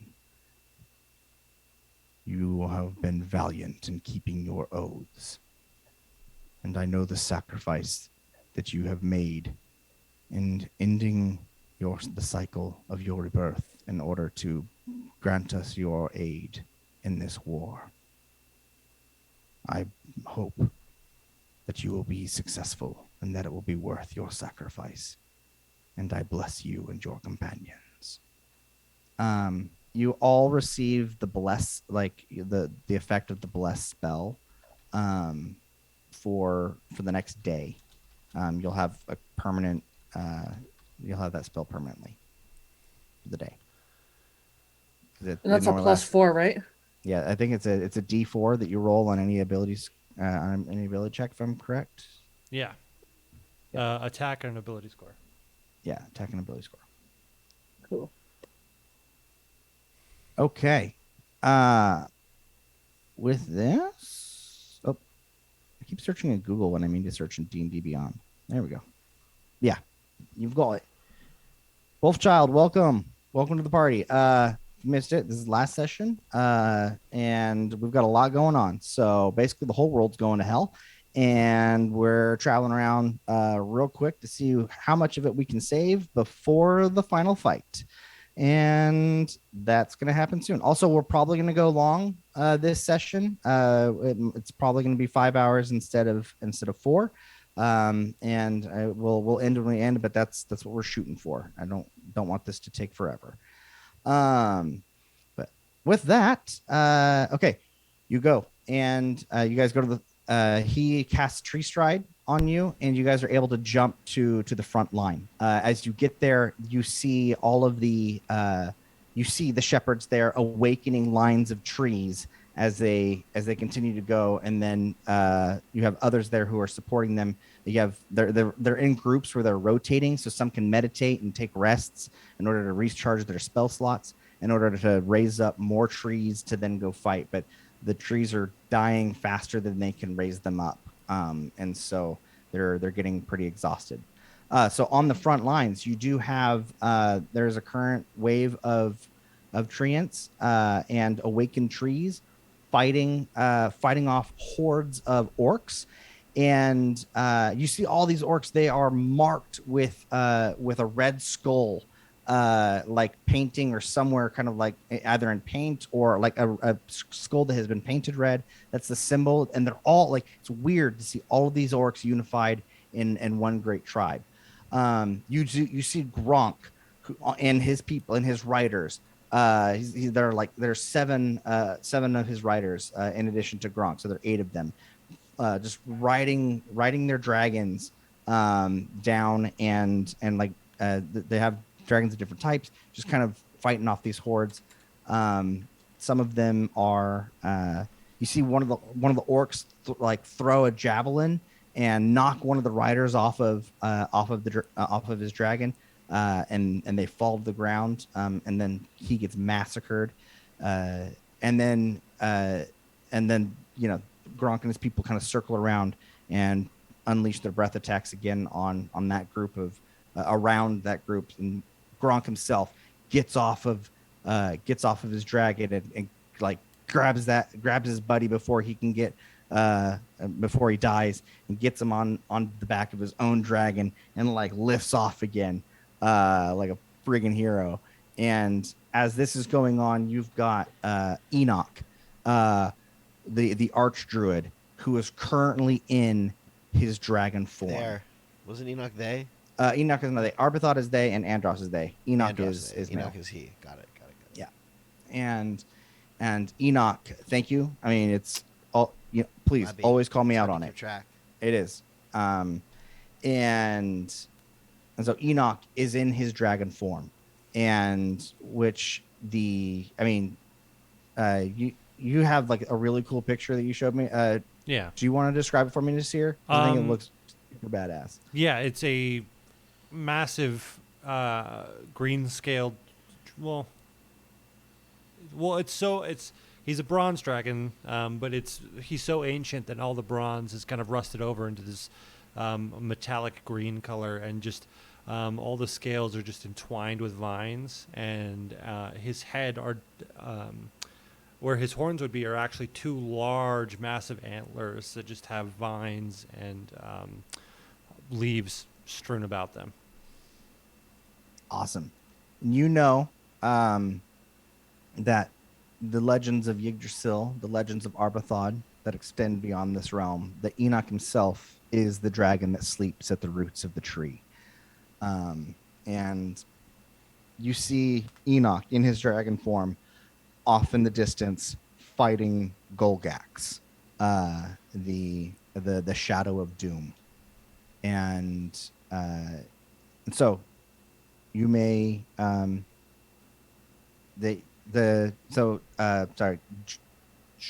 Agok. George. Georgigok. George Agok. I can't remember George, the archdruid says, I can get you to where you want to be in this battle. Will you fight the Horde or will you fight Golgax? Where will you start? I'm going straight to Golgax. Golgax. Okay. I'll take care of the Horde. You and Reg got that? Yeah, we got that. Okay. All right. Splitting the party. Cool. We're gonna focus on both fights. I guess we're gonna switch over to D&D Beyond. D&D Beyond is going to be tracking the dragon fight, and then I'm going to be having you and Reggie make rolls, and we're going to be doing yours Theater of the Mind. Okay, Dave? Sure. All right. Oh, roll 20, right? Not. Yeah, sorry. What did I say? I said D&D Okay. Beyond? Yeah, roll 20. Let's see.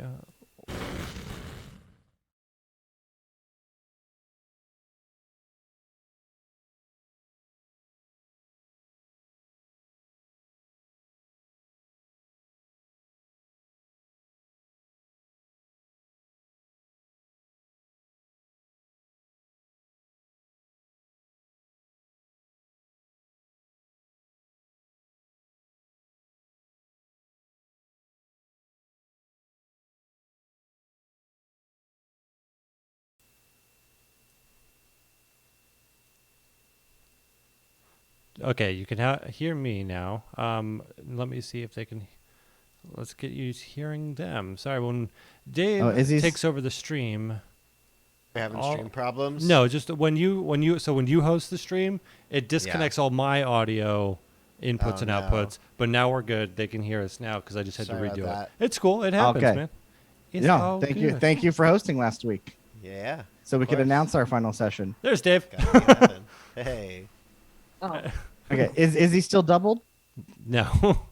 Okay. Yeah. So Narinjas, I do want to shout out what he said. So I don't know how to pronounce Romanian, but how do you pronounce George in Romanian? Does anybody know that? I'm always thinking of it as like the Austrian, like they would say Georg, Georg? like Georg. Is Narinjas, do you have a quick how would you, I guess, is there a way to use Google Translate? Okay. we'll see if we can Greg or Dave, will you look that up for us? Will you look at how to pronounce Sure. while we're narrating the fight, and then when you've got it, let us know and we'll switch over to you. Or you can let us know at the beginning of your turn, okay? With that, please roll initiative. Oh, is Lily big? Are we gonna be doing flying cavalry? Oh yeah, shit? I forgot we need Yes, like you so guys are level as- 20 now, as so you a- got a bunch of free abilities or new abilities. Yes. Would you allow me to, as a bonus action, just have summoned her right when we popped in? Cool. Absolutely. And I'm on top of Yakul. Of Yakul. So All I'm right. I'm very glad I picked up Lucky because didn't roll so Oh. hot, and then I rolled a 20 because of Ooh, Lucky. Nice. Okay. All right. So Oh, yeah, does that's anybody right. have higher than a 20? Gyorgyu, that's how it is. Gyorgyu. Gyorgu. Gyorgyu. Gyorgu. Gyorguagak. Gyorgu. All right. Is it Narinja? Did we get it right? Close enough for Jazz, I would hope. Gyorgyu.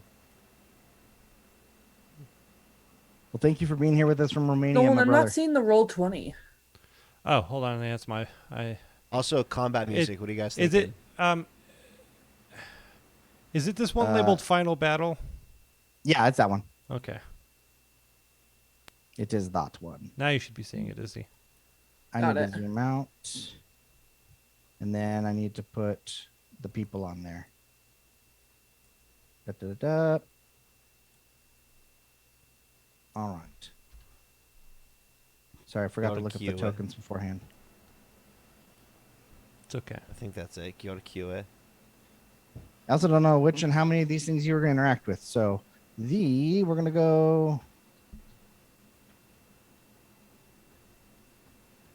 Da, da, da, ba, ba, ba. We tried. If you have any, you're usually faster at this. If you have anything you want to, any of those like a black dragon or a green dragon token, you can throw on there. I think I do. Here, I've got My desk fan. I've got a green dragon for Enoch. I have a Also, what mind. are you guys thinking for combat music, energy-wise? I have a mind stealer dragon. Dark and like heavy bass. Heavy bass. Okay. Cool. You got a yeah, no, not that one. Not the Mind Stealer Dragon. That thing is scary. When we played, fun fact for chat, when we played Icefire Peak, he swapped out the dragon with that one. Well, it was the same dragon, but a right. It had been ceramorphosized. yeah, into a mind stealer dragon, which is a very cool ancient thing. It's a very very cool, like old it was a book. very cool twist. I absolutely loved it. and it's still alive somewhere out there. It is. We didn't kill it. I have this massive red dragon. Okay. Yeah, we'll use that one for the bad one, and we've got Enoch over here as the green dragon token. Here, you know what I'm gonna do? I'm gonna get you that cool forest dragon picture. Oh yeah, I was like, yeah, I don't have it. Cello, my initiative roll is 16. Thank While we're you. getting set up, I'm just gonna go refill my water. But it's 16. Sounds That's what I rolled. good. Cool. Blixa 16.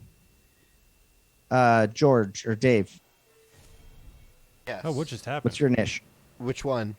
Greg? Yeah, Wolf the audio cut out for a Child. second. Can you all hear us still? Wolf Whoa, Wolf with the Child! biddies. Holy Thank you. shoot! Biddies for the titties. Thank you for the 1,500 biddies. Because what better time than the Wow. final session? Absolutely. Thank you for What the do you want biddos. to any effect you want to come with those 1,500 biddies? What kind of blessings or benefits would you like to provide to the party?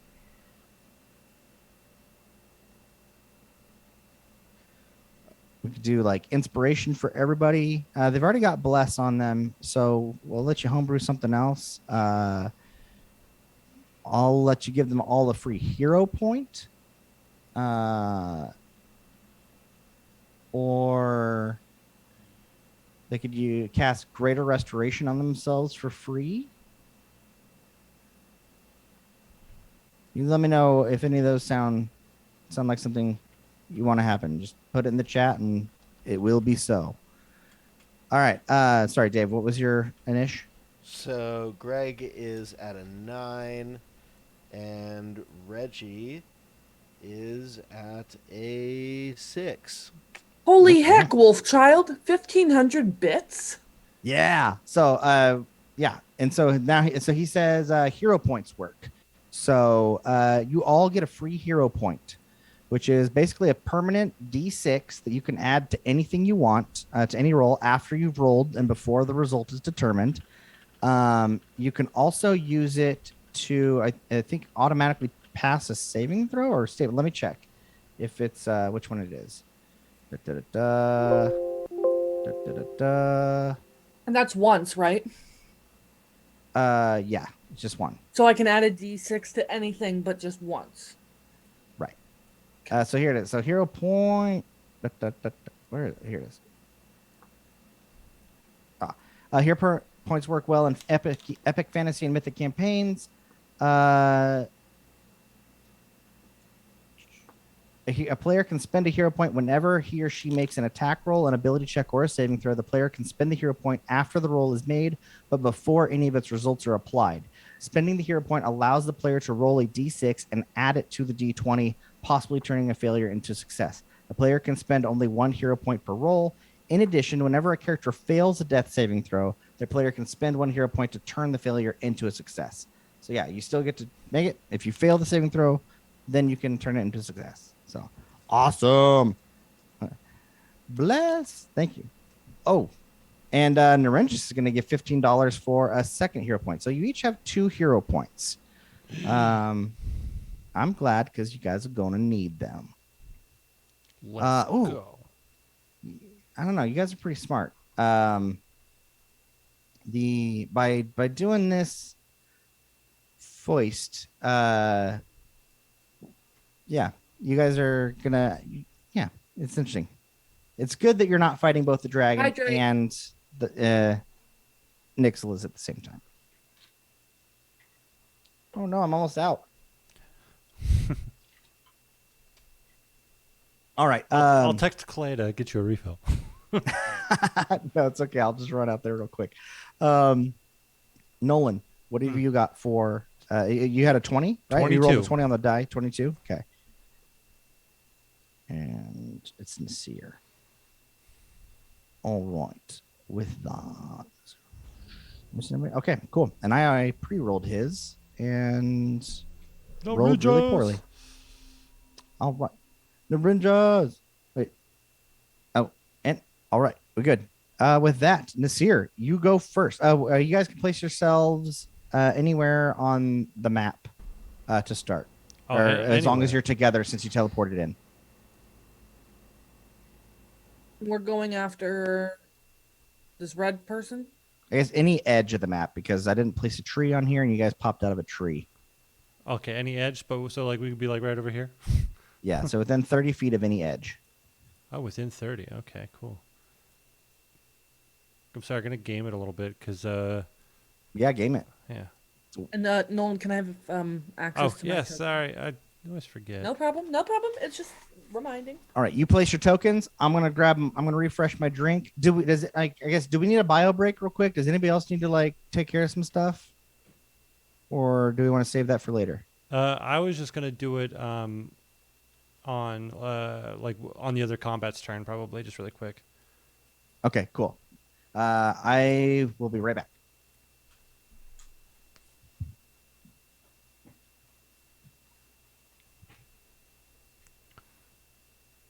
Hydrate. Here, actually, I'll do it right now. I'll be right back. Doing a bio break? Well, we're still here. Hello. Hello. Izzy has taken over. Fire and dice. All right, chat. All right, ready to play some games? Let's play some games. Izzy's in control of chat. We're gonna give away some channel points right now. Well, you have to bet. You have to bet the channel points, but we're gonna give them away. Who's ready? Put a 1 in chat if you're ready for some channel points.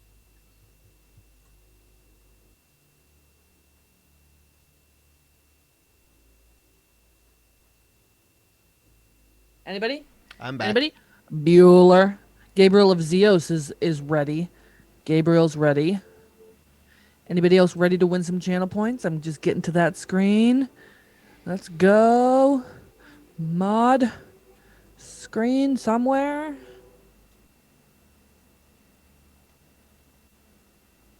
I swear I know how to do this. There it is. There it is. All right, we got some ones in chat. So we're gonna run a prediction. Okay, we're gonna flip a coin. Blix is gonna flip a coin. All right, and all you have to do is vote heads or tails, and put in Point on some. its side. You would get all the channel points. All of the channel points would go to All right. you. All right, we're back. Nasir, yeah, it's your turn. All right. Cool. Let me do that real quick. All right. Let's go. Go gadget. All right. Jill, what we talked about earlier with my oath.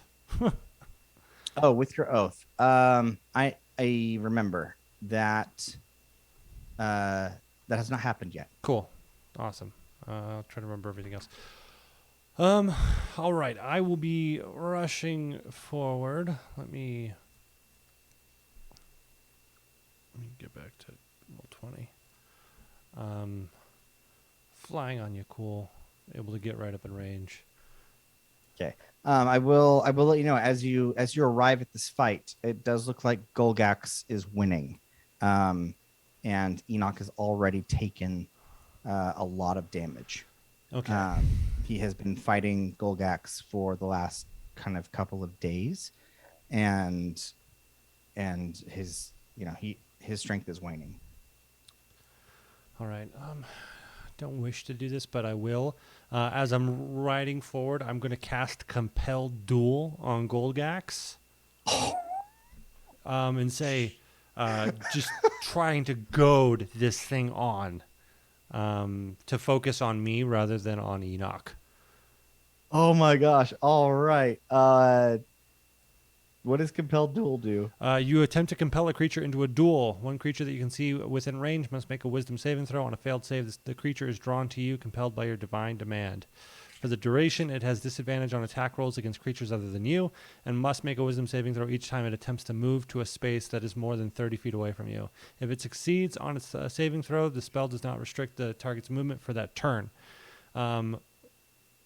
The spell ends if you attack any other creature. If you cast the spell that targets a hostile creature other than the target, or if the creature target to you, the creature friendly to, if a creature friendly to you damages the target or casts a harmful spell on it. Oh shit! But Sorry. All right. So, sorry. Recapping. I'm gonna disadvantage on attacking anybody but you if it's a wisdom saving throw. I have to make a save if I want to move away from you. yeah. And then what's that last part that you just want to move about? If a creature friendly to you damages the target or casts a harmful spell on it, or if you end your turn more than 30 feet away from the target, it ends. Right. So, Okay. Damn. And just to be clear, Blixa would not know that. Yeah. So it would be metagaming if I held off on fighting. Yeah, I will refrain from doing that, Is that how it works? actually. Well, I mean, there are some things that are going to be metagaming. Like if it's not plausible that if it's not plausible, then I'll let you know if it's metagaming. But at the same time, I like it when you synergize, and I think you guys are going to need it. So I don't want you to not assume you know each other well enough and your abilities well enough that I don't want Izzy to be out of this. I don't want Izzy to be out of this fight, just to try to save.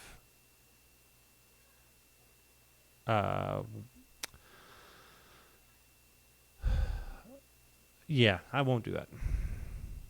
Okay. All right. What I will do is I will instead cast Holy Weapon on my glaive.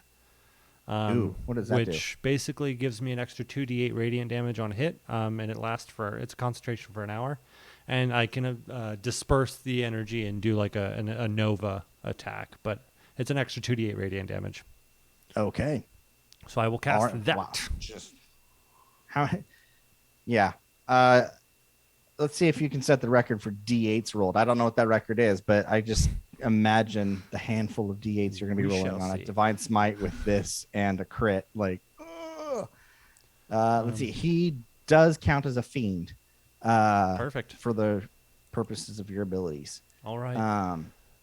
And you see on his chest is like a figure that that has been strapped to it, and that figure is the other brother of the last Gehen Malek.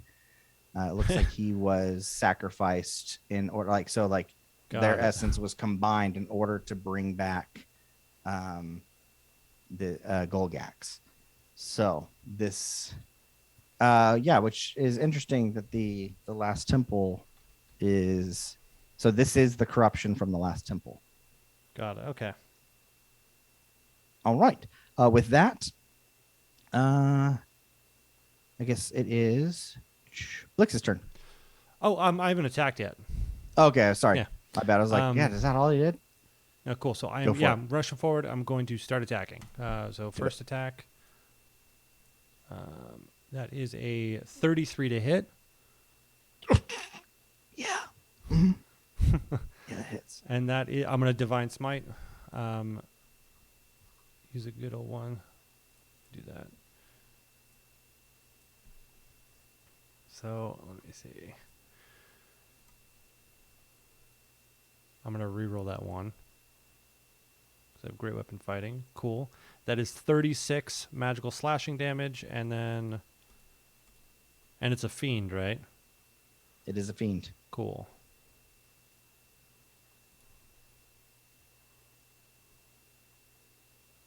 $32 radiant damage. Okay.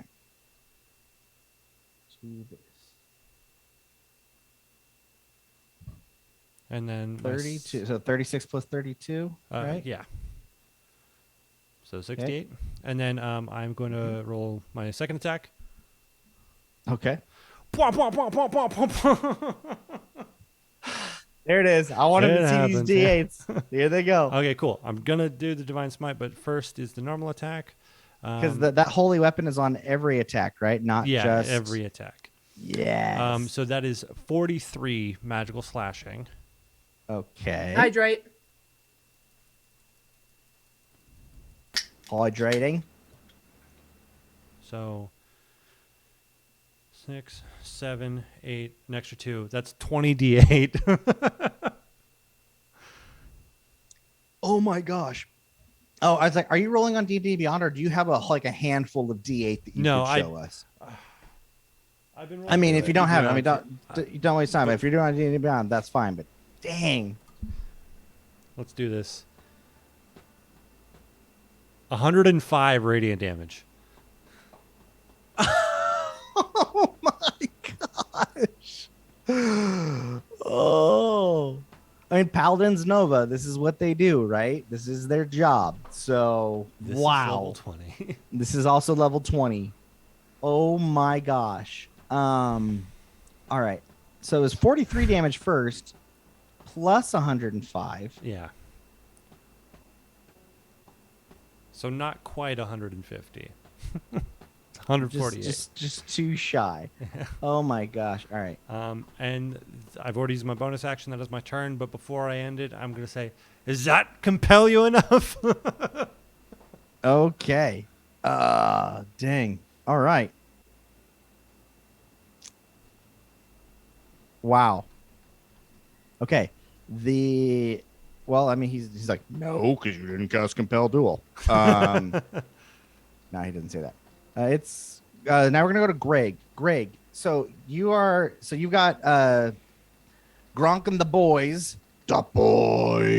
flying dragons in the air above you, and then you've got you and Reggie versus all of these different like this horde of orcs that are marching on. They're trying to make it up to the shepherds, right? That are awakening additional trees for reinforcements. So you're here to provide, to protect those shepherds, to protect your people. There are currently 10 orcs that are attacking you, but these are not just regular orcs. These are like orc elites. So this is going to be scurry, especially since there are only 2 of you. But so let's do it. Is your turn. They Great. are 60 feet or no. Let's see, I'm going to roll that one because it's very important. Um, Da.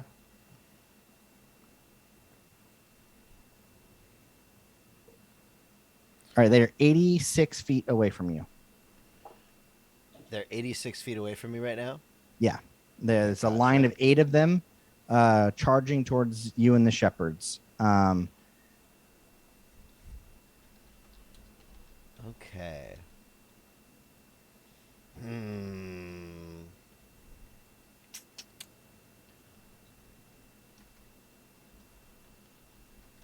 Foot wide, 60 foot long. So they're 86 feet away. Okay. I would like to do some get some conjuring in, get that nice and started. I'll be honest, it's a good thing they rolled far away because orcs can dash as a bonus action. Oh, And so, like, and then they could just, like, 8 of them could just get on you and, like, all are multi they attack are and deal they lots like of damage at a running in a time. line, Yeah, like, there are 8 of them. Like, they're running in a line. So it'll depend like on their single file initiative towards order. us? Yeah. Really? Okay, great. I am going to get within. There it is. 60 feet of them. I'll use my movement to move within 60 feet. And then Okay. I am going to cast Sunbeam at them. Okay. How does that work? Wow, this is a So- complete 180. Now, remember, they're in a line horizontally. So if you're trying to, if this is like one of those, like, line attacks, you're It's only a going to line hit. attack. Okay, you're only gonna hit one of them them. unless you can. Well, unless you can, like, somehow get the 86 feet onto to the side of them. Okay, It's so a that's what I line was of asking. 8. I thought they were running towards a single file, not in like a line. Oh, sorry, like- my bad. I was yeah. like, yeah, it's a single file. Yeah, my bad. No, it's a line of them. Okay.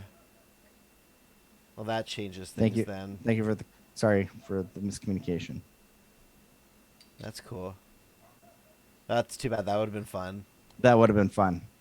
So they're 86 feet away. Are there anybody else like already in battle with them?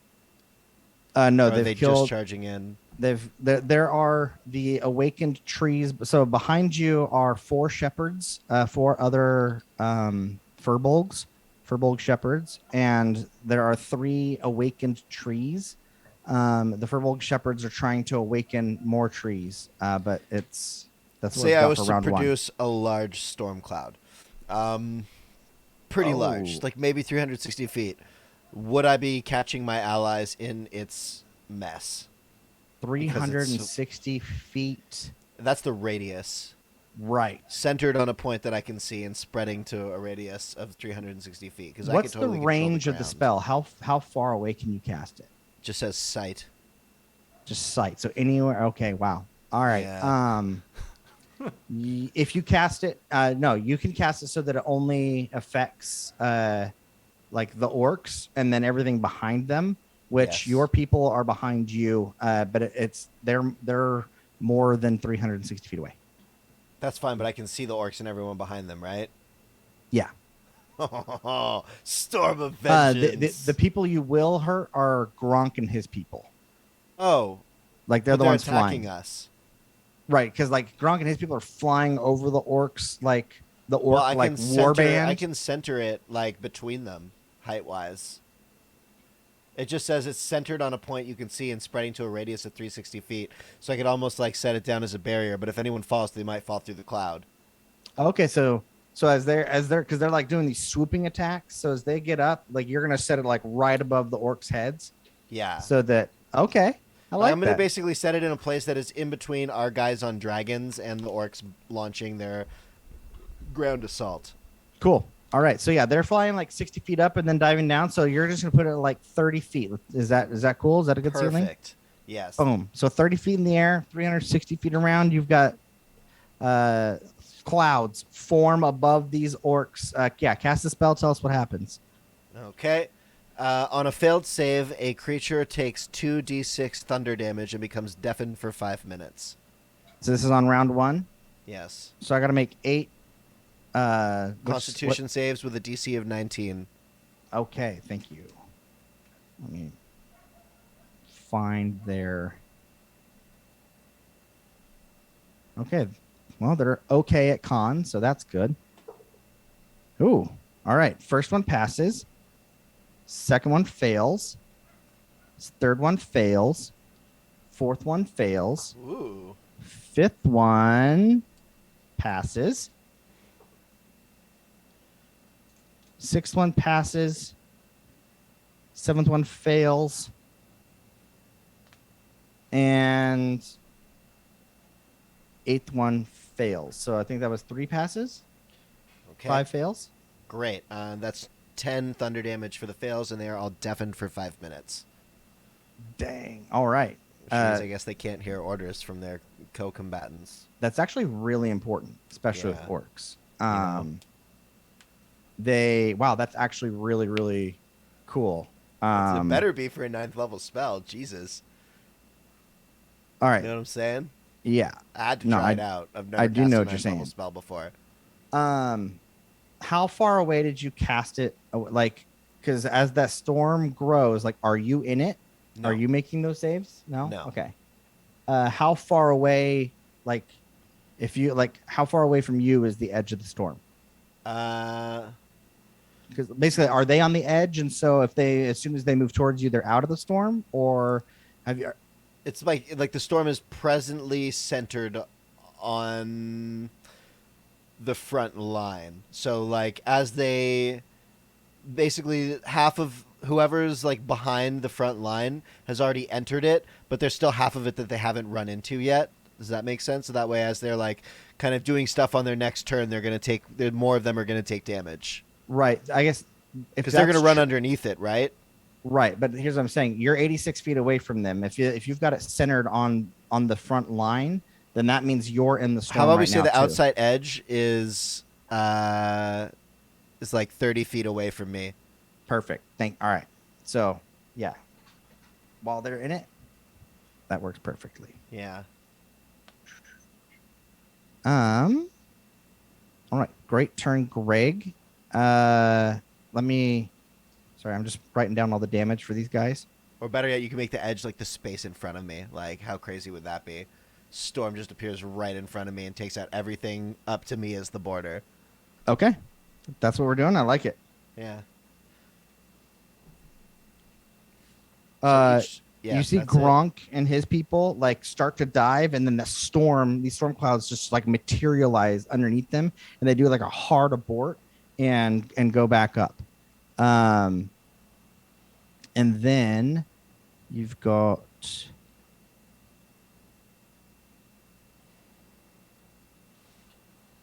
sorry, just writing all this down. Running 2 combats.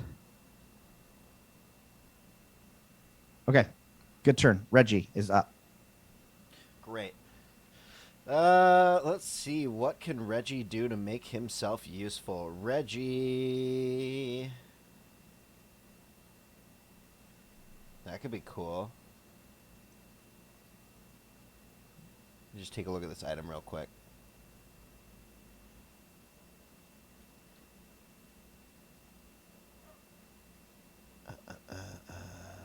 Wall of stone.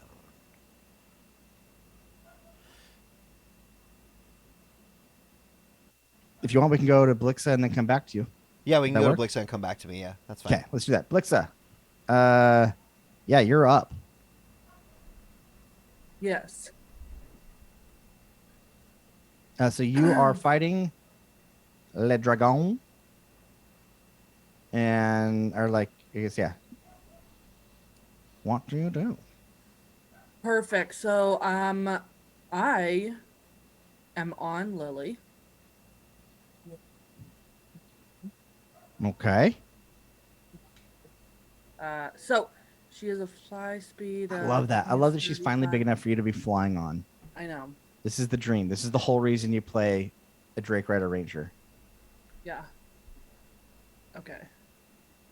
So we get about there. Okay. And I'm pumping some arrows into Golgax. Oh, so you see from like these hits that Nasir just landed on it, right? Like each one, like it seems like normal blades would pass right through it, like passing through shadow. But his magic infused blades, especially with the holy damage, he doesn't seem vulnerable to holy damage, but it does seem like it does just a tremendous. But yeah, it took damage that it was not expected to take, and it is very pissed off. Okay, and I have magic arrows. Good. So they're not regular. And then if I do a spell on an arrow, that would Yeah. make it magical as well. Yep. Okay. Yeah, and any ammunition fired from your magic bow is going to count as magical. So you're Oh, then I'm fine. like, yeah, you're fine there. I just trying to narrate that like those attacks that Nasir did like really freaking hurt. All right. So I am going to. Oh shit! I have 2 arrow attacks. So one of my arrows, I'm going to. I think like in the majesty of it all, like there's this storm brewing off in the distance, and you can hear like the thunder rumbling, and just lightning kind of streaking the sky, right? And you kind of feel like it's just building and building.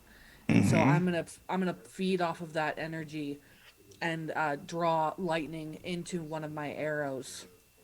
Nice. And I'm gonna knock the arrow and shoot at Golgax. And just as a reminder, I am consistently taking that -5. Oh, okay. Yes. Thank you. And just so you guys know, the edge of that storm is on the edge, the southern edge of the board. And Cello, really quickly, I totally forgot to mention this. I picked up Slasher as a feat, which is from Tasha's Cauldron. So Golgax has their movement reduced by 10 since I crit. And then, more importantly, when you score a critical hit that deals slashing damage to a creature, you grievously wound it. Until the start of your next turn, the target has disadvantage on it all attack rolls. Oh, that's awesome. Okay, so whenever you critically hit, I have with slashing damage, then I have disadvantage. Correct. On all attack rolls. Cool. All right. Well, that makes its turn easy. And that was 25 to hit. Okay, yeah, that hits. So I'm gonna roll the regular damage first.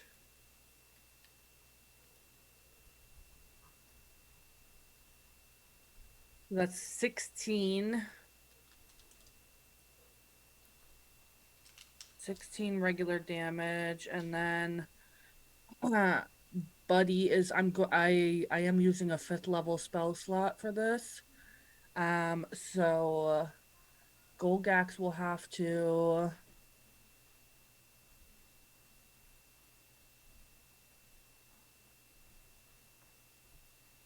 a dex save of 16. A dex save of 16. Okay. Man. All right. Well, I think he's okay at dex. Let's find out. No, Nasir. It's okay. Yours is different though. It's not. Yeah. It's not that too bad. What was the save that they had to make? 16? 15? 1 Sorry, 6. say 1-6. Thank you. Okay. Yeah. Chooses to succeed. Okay, so he will be taking an extra 14 damage. Oh, hold on a second. Okay, yeah. Okay, an extra 14 damage. You're good. And you got the other damage, right? Yes, I did.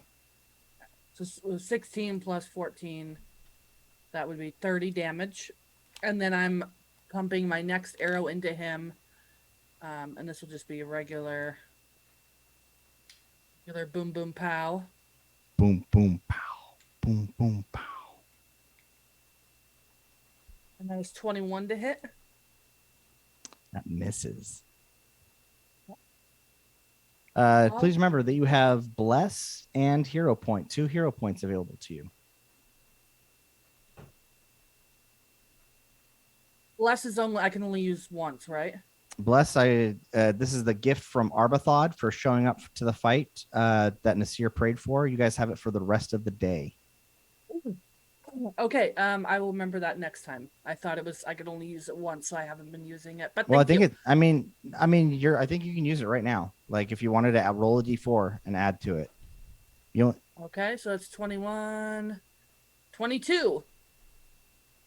you got a 1 Yeah. on your d4? Okay, well in that case you hit. Ooh. So you now know it's AC. And that will be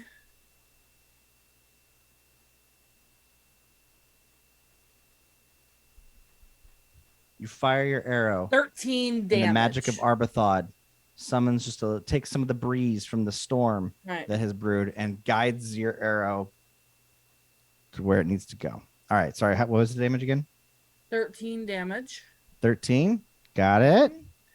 And then Nolan. I have to make a dex save, right? Yes.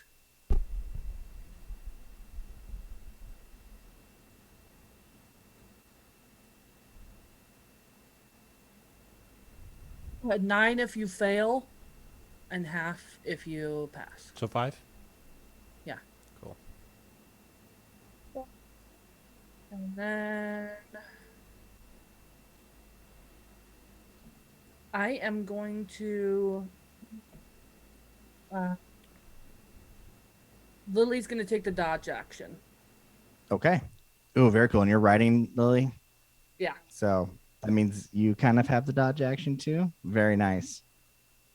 All right, then. And that is my turn. Thank you, DM. You're very welcome. All right, we're going to go back to Greg. Greg, did you figure out what you want to do? I mean, Reggie. Sorry, Reggie. Yeah, Reggie's gonna hold an action for when the horde gets close enough. He's gonna use the Ring of Earth Elemental command to cast a wall of stone to block them to make their ingress more challenging. Oh my gosh, what great strategy. Okay, Yeah. very cool. All right, so with that, the orcs, you see the right side of that line. This is still round 1, right? They've already made their thing. Let's see. This is let's see. One of them had failed, so he's deaf. But they are going. You see them charging up through the storm, and they are going to. So they move 60 feet, just like using their bonus action and everything to get all the way there, and then they're going to dash again as an action, so they move 90 feet. But that means they get they're 86 feet away. They're moving through the storm, and they get to where you're at, and Reggie goes, "Hiya!"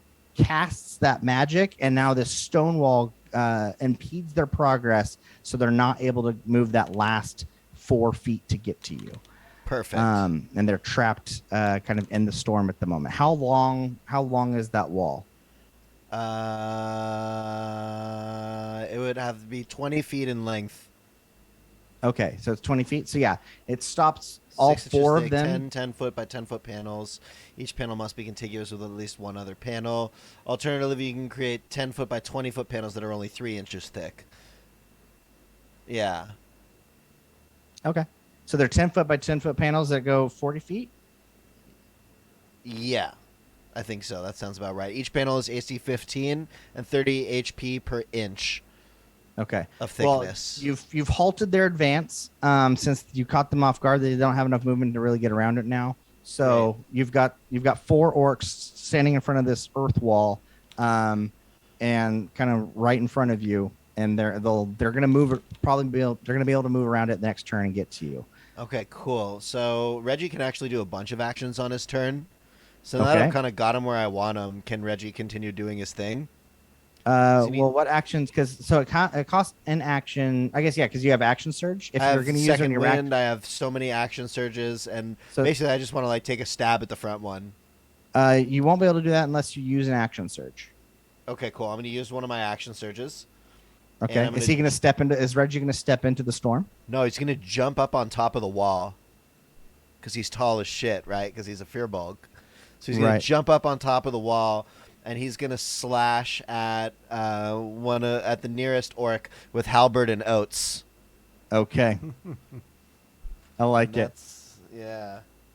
So yeah, since you're using, since you And that's a boing, boing, boing, boing, which is a 34 to hit. Oh my gosh. Yeah. You guys are so freaking powerful. This is level 20. This is level 20 play, guys. It's nuts. Yes. I hope you get here someday. And we're gonna burn a superiority die. Let's see. Add the total to the damage roll and to gain advantage. Yes, cool. So we're gonna burn a superiority die to make a fainting attack on this guy. So first of all, we're gonna do the base D10 of damage. Okay. I've never played like really fighter before, so here we go.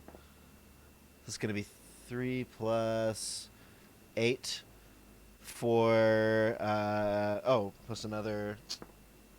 So it's 10 plus 8, so 18 slashing damage, Okay.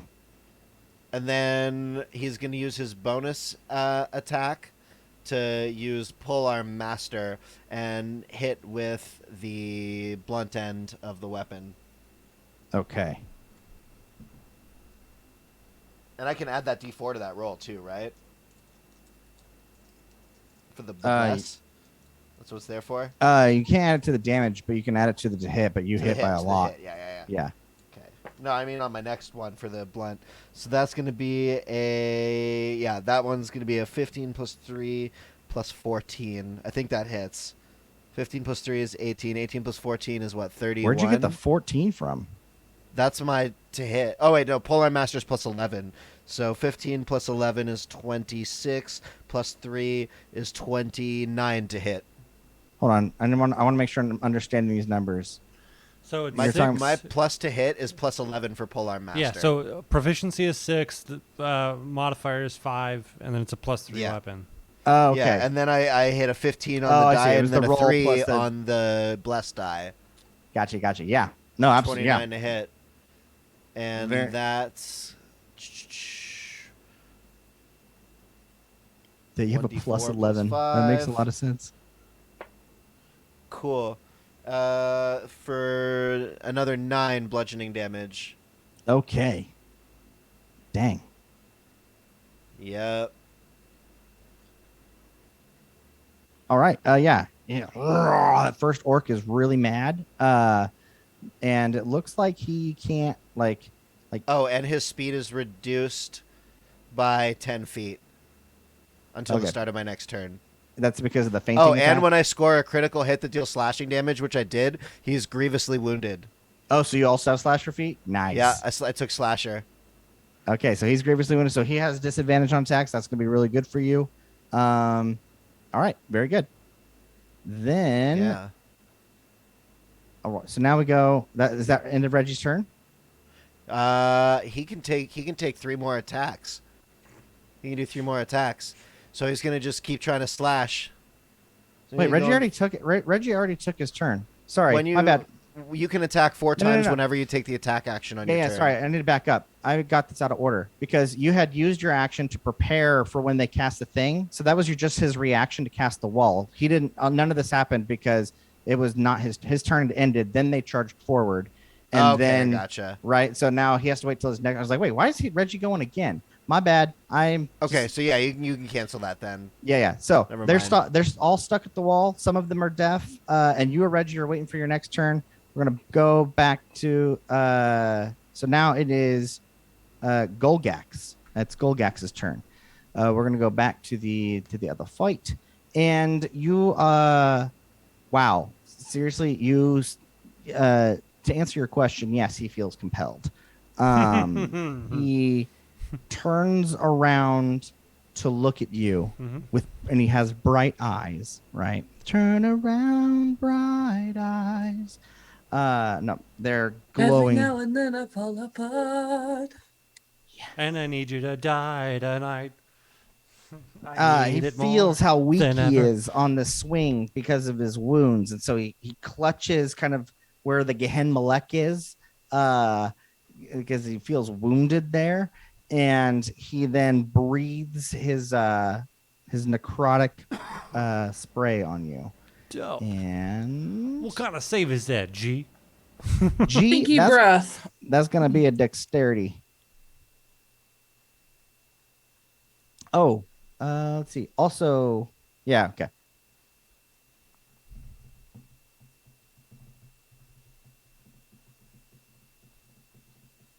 Oh, okay. Is that a?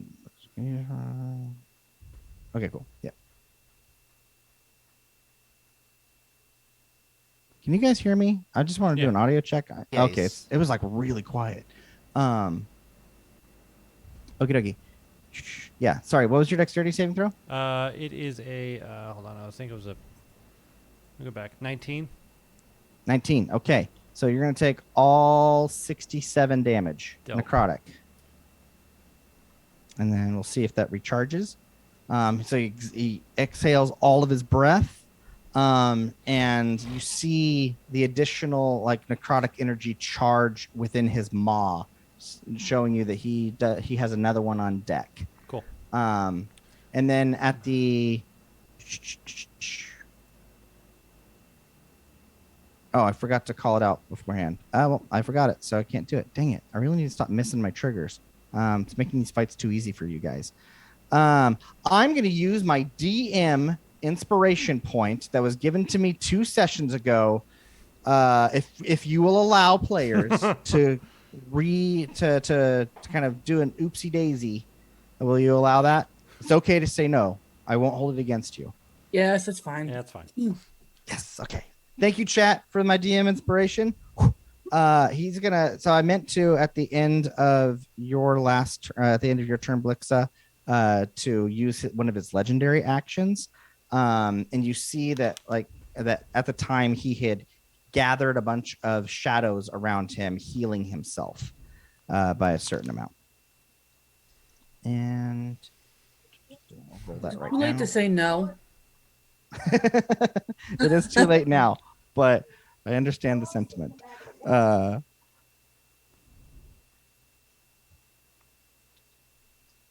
That's okay. I got Nasir here. I basically don't have to do anything. I mean, that's not true. Wow, I rolled so freaking low on that. I might as well not even have rolled. Yay! Everybody clap in chat. Everybody, F in clap your chat for hands. Golgax, Clap the your Shadow of hands, Doom. Everybody. Okay. With that, we go to they had their turn. Nasir, we're back at the top of Nasir.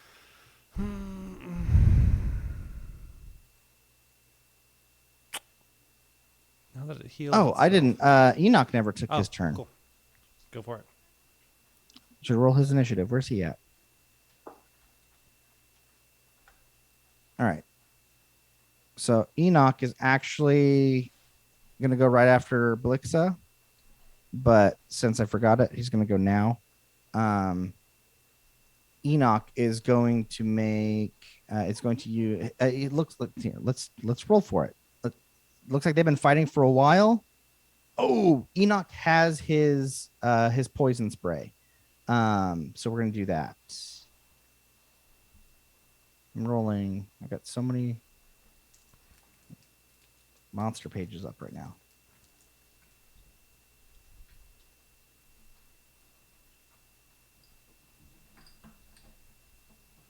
All right, so he's gonna make a.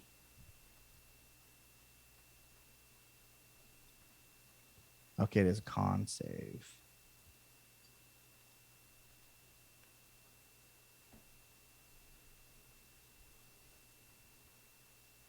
All right. Wow. Okay, he rolled really low on that, but he's got a really good con. So let's see. It's this. Okay, yeah. Enoch's breath hits for full damage, and he deals. So yeah, Enoch raises up, unleashes all of his poison breath all over him. Oh, hold on. Is he?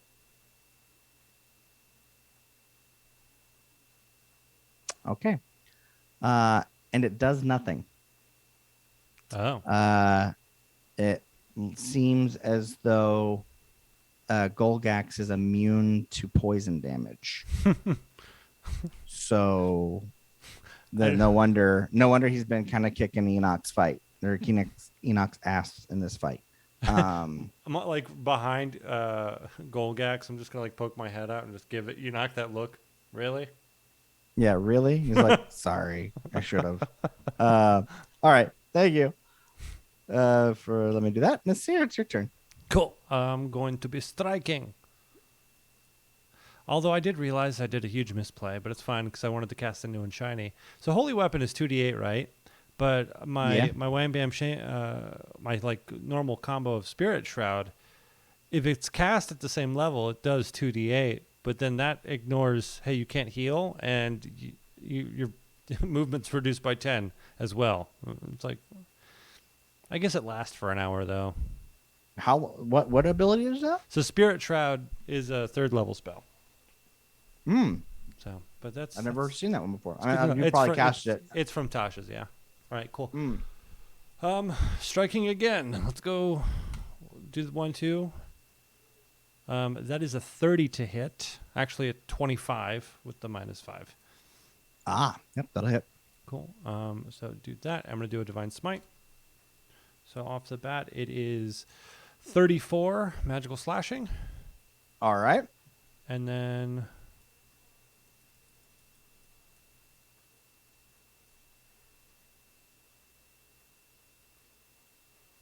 45 radiant damage.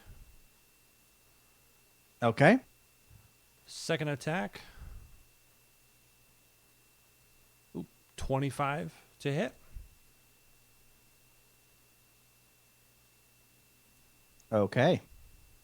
It's a hit. Yes, that worked. That hits. 37 magical slashing. With Okay. another Divine Smite. 57 radiant damage. Oh my gosh. Damn. And then Go ahead. With that final blow, you're just you're swinging this holy glaive through the shadows, wounding him much more than he wanted to let on. In his, he had this ability to heal and do all these things. He thought he was really freaking scary. He absolutely was not. And you see, as you swing the final blow, the shadows dissipate and the skull of Golgax falls to the ground. Oh, okay, cool. Wow. Pick it up, put it on. Gooble gobble, one of us. Can I just Enoch, catch the skull, throw it into the horde of orcs. Yeah, Enoch goes he looks wounded. He's like, but he's like invigorated by you guys coming in to save him, and he does. Yeah, he goes, he picks it up with his maw, and he just hucks it into the storm, and it falls on some of the orcs to do some of the damage, and good. Okay. All right. With that, we'll come back to your moment here in a second once we finish Greg's fight. Okay. Greg, we're going to move through this a little bit faster just so we can kind of whip this up, right? But this matters a lot because we've gotten rid of the big threat, but the horde is just as big of a threat as Golgax is. All right, so I can take Nasir and Blixa out of the initiative, and Enoch and Golgax because he's fucking Told you dead. I didn't need to do anything. He I just literally look pretty. I'm eye candy. You he did? literally had an ancient black dragon stat block. I didn't give him any vulnerability to anything. And then I given him You made him a I didn't fiend. I made him. Yeah, I made him. Was he a Dracolich yeah. though? Like No, I was numbered. He No. was a fiend, and then I gave him the immunity to the poison because he had immunity to acid, and I felt like Yeah. it made sense because he's literally just made of fucking shadows. And he his cool ability that he didn't get to use was that his frightful presence. Even if you succeeded on the save, like it wouldn't work, or it would you weren't immune for 24 hours. Got it. So like he could use his frightful presence consistently. But he never got to use it. Such as being a DM, you create cool things and they fucking die. And all right, so we're gonna go back to the top. So now it's at the orcs. That left side, Dave. They are gonna do the same thing where they're gonna charge up 90 feet. They're now right in front of you, but they use their action and their bonus action to get there. So that's the end of their turn. It's now your turn. You've got that line of 8 orcs right in front of you, 5 feet away. And what do you do? All right, so I'm going to try and maintain concentration on my Storm of Vengeance. And the next thing is that acidic rain falls from the cloud. Each creature and object under the cloud takes 1d6 acid damage. Okay.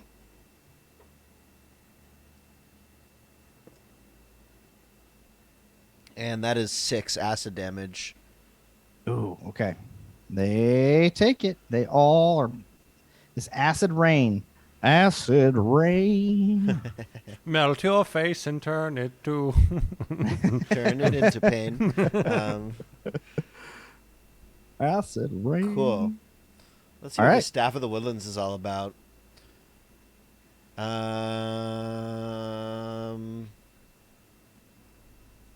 Ooh, that could be fun. That could be fun. Let's see.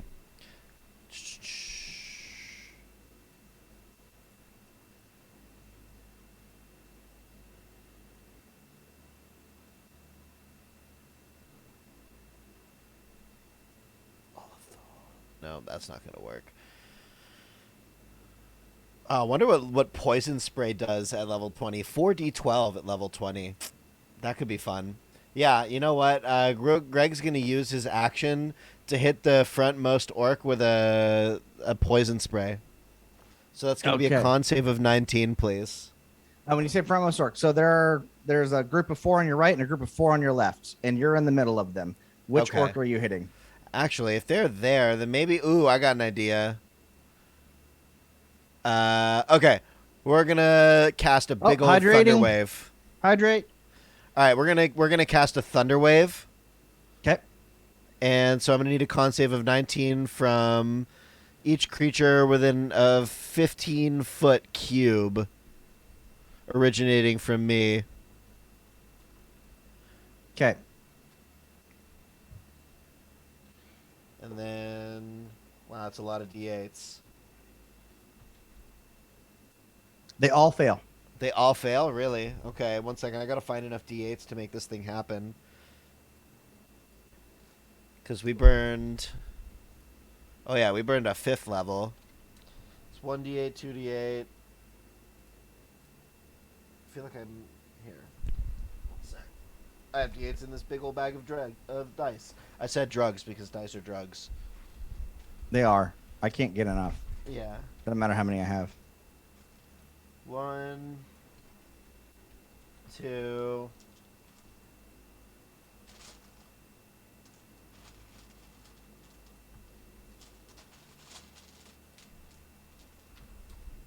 Hello. Hello. Check Discord really quick. It's not about the game. Oh, okay. 6d8. She's asking if you want to build a snowman. The answer is yes. Hold on.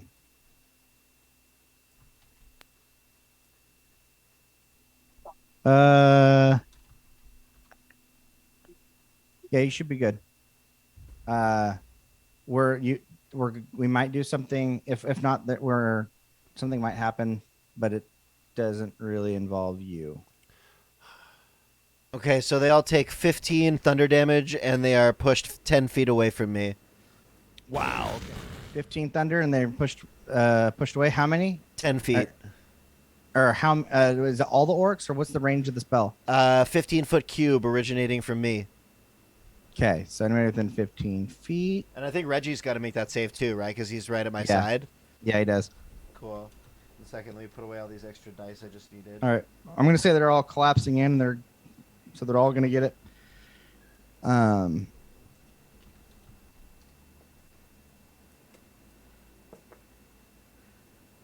Reggie makes the save.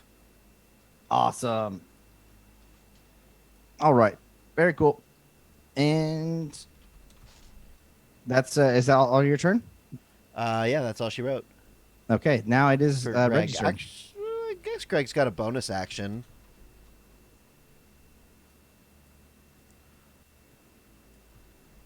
Okay. Yeah, no, that's gonna be Greg. Okay. And Reggie is gonna jump on top of the wall, and he's going to take the attack action with his halberd on the first orc on the right. Let me just make sure I've got the reach for it. I got 10 feet of reach. Can I get him? Oh yeah, you can totally get them. Great. You can get the 4 on the right that haven't moved away. Oh yeah, sorry, because they got pushed 10 feet back. If you drop down off the wall, you can get them. Can I like shove over to the side of where the ones that didn't get pushed away are? Everybody got pushed away. Oh, 'Cause all they of all them. failed. Wow. Yeah. They all were within 15 feet. Wow. Yeah. Well, I said they're kind of collapsing in. I didn't want to get nitpicky since we're doing theater of the mind, so I just let it hit all of them. So they all got pushed back. Oh, thank you kindly. Mm-hmm. Well, then perhaps he's just gonna reserve an action for when they try and swarm again to Okay. launch into his attack scheme. Okay, so he'll get to make one attack as a reaction. He won't get to use all of his attack. He won't get to use his okay, extra I attacks. see. Well, then never mind that. Let me just see what the side effects are of this storm before I jump into it. Storm of Vengeance. Aha. Okay, cool. Yeah. Reggie is going to go ahead and run in towards the orcs that got pushed back. And he's going to have to make another con save. Okay.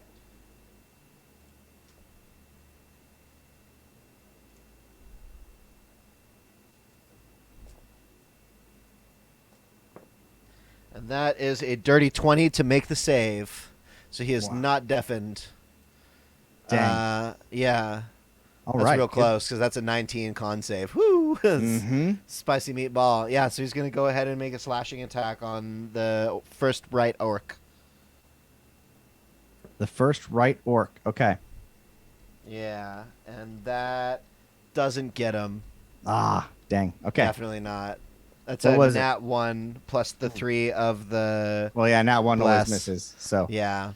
All right. So with that's that. Well, but wait. If I use the attack action, I still get more attacks, right? Oh yeah. Sorry, my bad. So I'm going to go ahead and take more attacks real quick. He's going to try and go for another...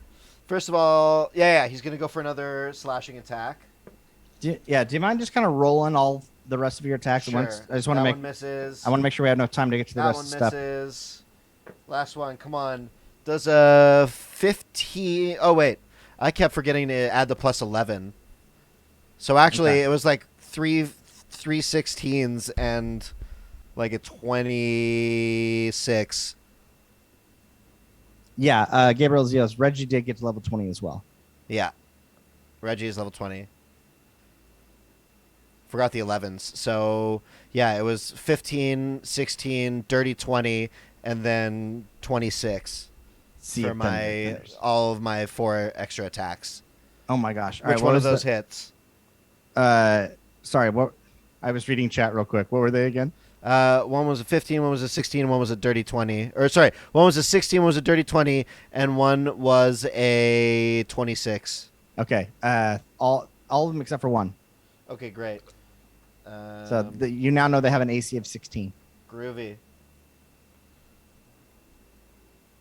Cool. Hey, I'm just gonna speed this up. I mean, roll your damage because I want to see how many how much damage Reggie can do. But we're gonna. I guess what is your AC? My AC is Reggie is 19, or as Greg is 19. I think Reggie is 16, 17. Reggie's 17. Okay. I'm just gonna Okay. roll their attacks now. Yeah, I'm rolling these attacks. 9 plus 8. So the first one is 17. The second one is 12. And the last one is 11 Okay. slashing damage. So 11, 12, and what was the first one? 11, 12, and 9 plus 8 is 17. And then 17 yeah, damage. Mine. Yeah, 17 was the last one. Okay. And then I'm going to use my bonus action to take one last melee attack with the opposite end of my weapon on the closest orc. Okay, do it. And that is going to be a 21 to hit. A 21 to hit. Yeah, Hits. and that's going to do one bludgeoning damage. Okay. All right. That is he's Reggie. still up. He's still up. All right. So with that, now the 4 orcs on the right are going to go real quick. They're going to swarm around Reggie, and they're going to do a flurry of blows. 2 of them you see one of them, or they all kind of roar out, doing this. No, one of them roars out, does a battle cry, but only one of them can hear him. Actually, they don't need to. Never mind. Ignore that.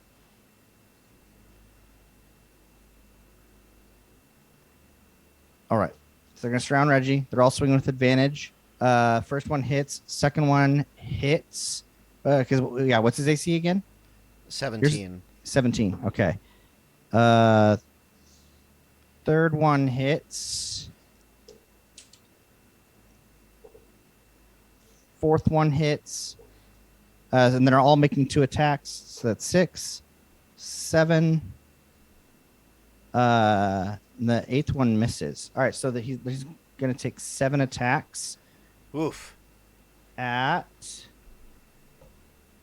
And they do a.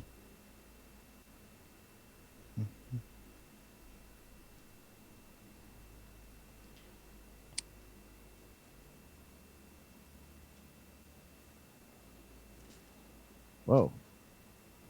They do. All right, so I'm just going to take the static on that one. So it's going to be 15 times 7. He takes 105 damage, slashing damage. Wow, that's a spicy meatball. That is a spicy meatball. All right. With that, we're going to go back to the top. It's now the left flank. Left flank is going to surround you. I'm going to roll their attack. Surround Greg or Reggie? Greg. They're through the wall? They came around it was the other side. Oh, they made it around the side of the wall. Yeah, because they were already got it. there. They got blocked, and then so now this one doesn't have the wall. They're coming to you. Okay. All right. First attack hits. Second attack hits. Right? No, your AC is a 19. Sorry, second attack misses. Third attack misses. Fourth attack misses. Fifth. Ooh, 6 is a crit. Ooh. 7 hits. And 8 hits. So how many hits is that? That's 4 hits and a crit. 4 hits and a crit. Yeah, 4 hits and one of those is 5 a crit. con saves. All right. So To keep the spell? Is that what I'm to understand? Oh, yeah. 5 con saves. Okay. There it is. And he bonks it on the first one. No more level 9 badass cloud. Okay. And you're going to take and then I'm going to roll the extra. No, I'm just going to give it half. So you're going to take 67 slashing damage. Okay. What is your total HP as a level 20 druid? It's 163. Dang. Okay. All right. Yeah, So with that, and Reggie is 224. Oh gosh. Okay. He's a beast. Just for the sake of time, do you mind if we just kind of I mean, you guys, you're obviously going to win this fight. You're going to take some damage. Do you mind if we just kind of like copy and paste this turn? I mean, now that I don't have my cloud, I kind of have to finish this fight another way. Do I not? Well, because I mean, yeah, they're going to be out. They're not And- going to take the because they're going to make. Oh, okay, yeah. I guess And- that makes. Me and the boys can jump in. Me and Gronk. Yeah, feel free to jump I in. did do the. Oh yeah, Gronk is closer. I did do the math. It's going to take you guys 5 turns to get there. Getting on shit. Enoch's back and him charging, and him dashing each way. Since we established that the storm was 360 feet away and not touching you guys. Got it, okay. Yeah. So I am counting that. Wait, is there like a line of them, or are they surrounding Greg right now? they're now surrounding Greg and surrounding Reggie. So the Okay. group, you guys are isolated. I just know we've got other stuff we got to get to, so I want All to. right. Sure, okay. man. Whatever you got to do to get to it. No, I mean this is important. Let's do it. Let's just roll fast. All right. Yeah, So I'm Greg, trying my best. okay, it's your Managing turn, 2 and then level 20 yeah. characters I've never level 20'd before. Oh no, I know, and no, sorry, this is not a thing on you. This is just me feeling the time, and realizing. I mean, I've crammed a lot into this session, so this is on me. This is nothing on you. All right, so it's Greg, then Reggie, and then it'll be the orcs on Reggie again. Great.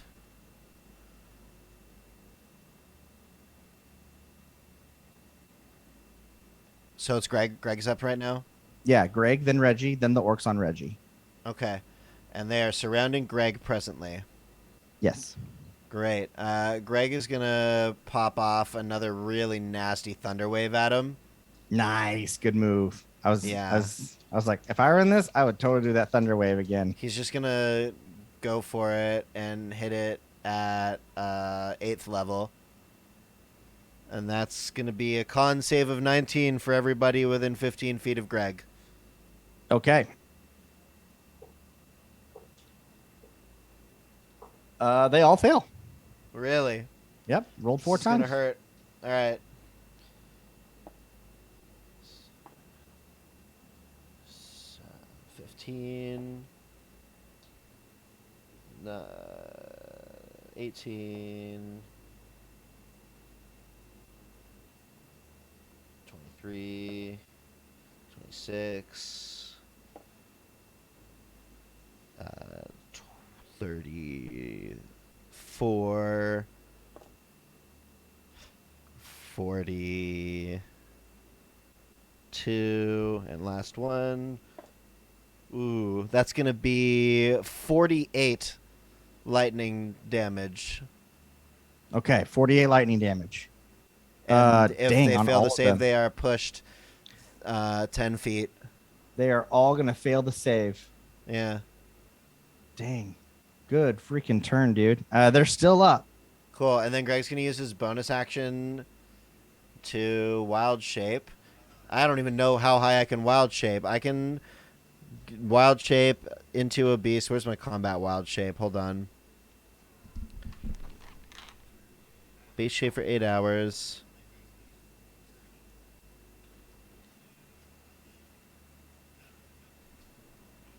I'm just trying to see where it says how high a CR I can wild shape into. It's maximum of 6. Maximum of 6? Okay.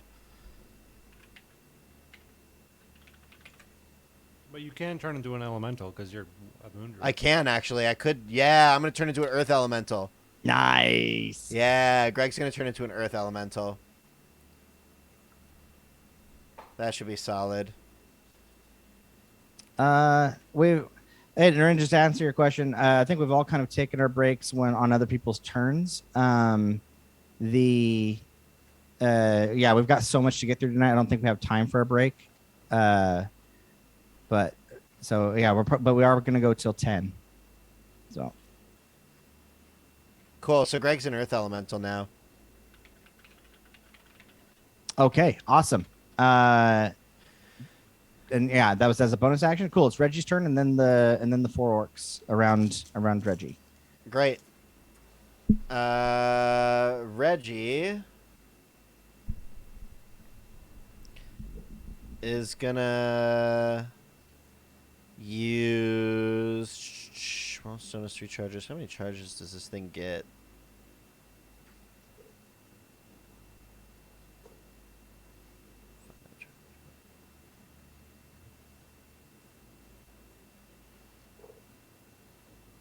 All right, Reggie is just going to try and attack each of the guys surrounding him once.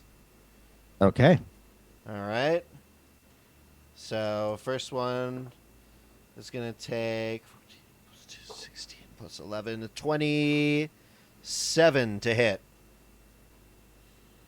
Second one, same roll, 27 to hit.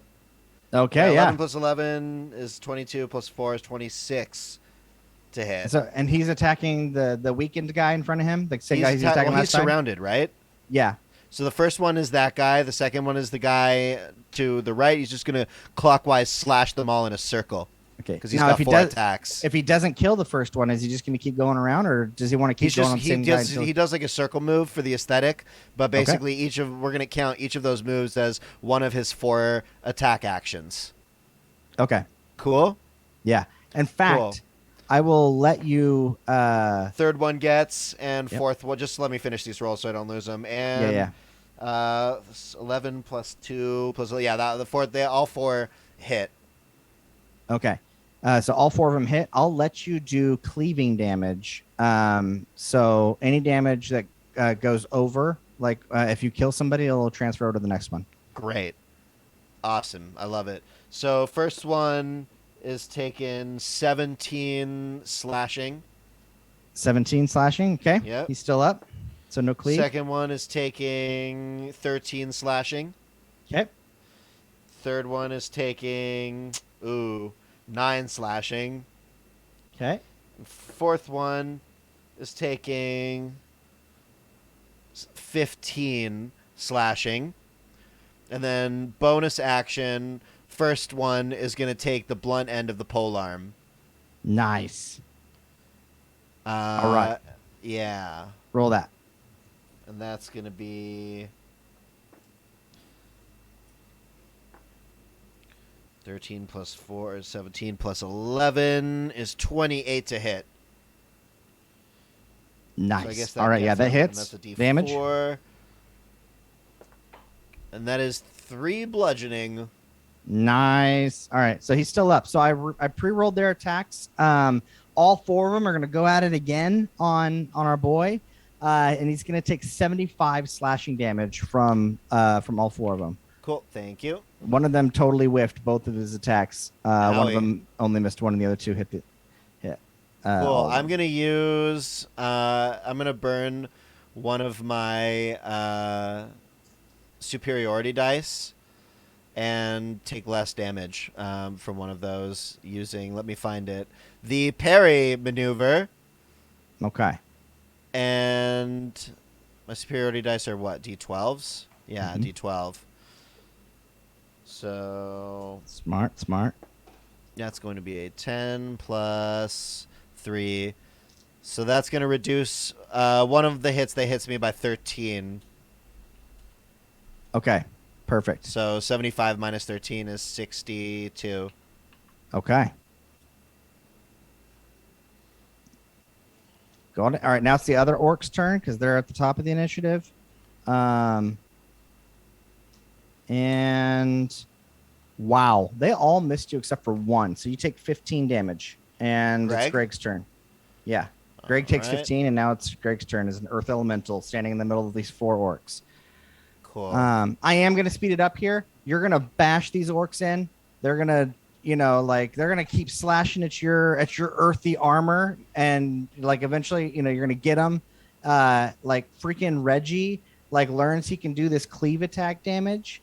And on his next turn, you say, he just uses all of his attacks, kind of doing like a whirlwind. And here, do you want to roll those attacks for me and see what the damage is? Which one? Reggie's attacks? Yeah, Reggie's attacks. Do they all hit? You like pulpify all the 4 around you. The old Reg blender. The old Reg blender. All right. So how many hits am I getting in here with the Reg blender? How many attacks does he get to make on his turn?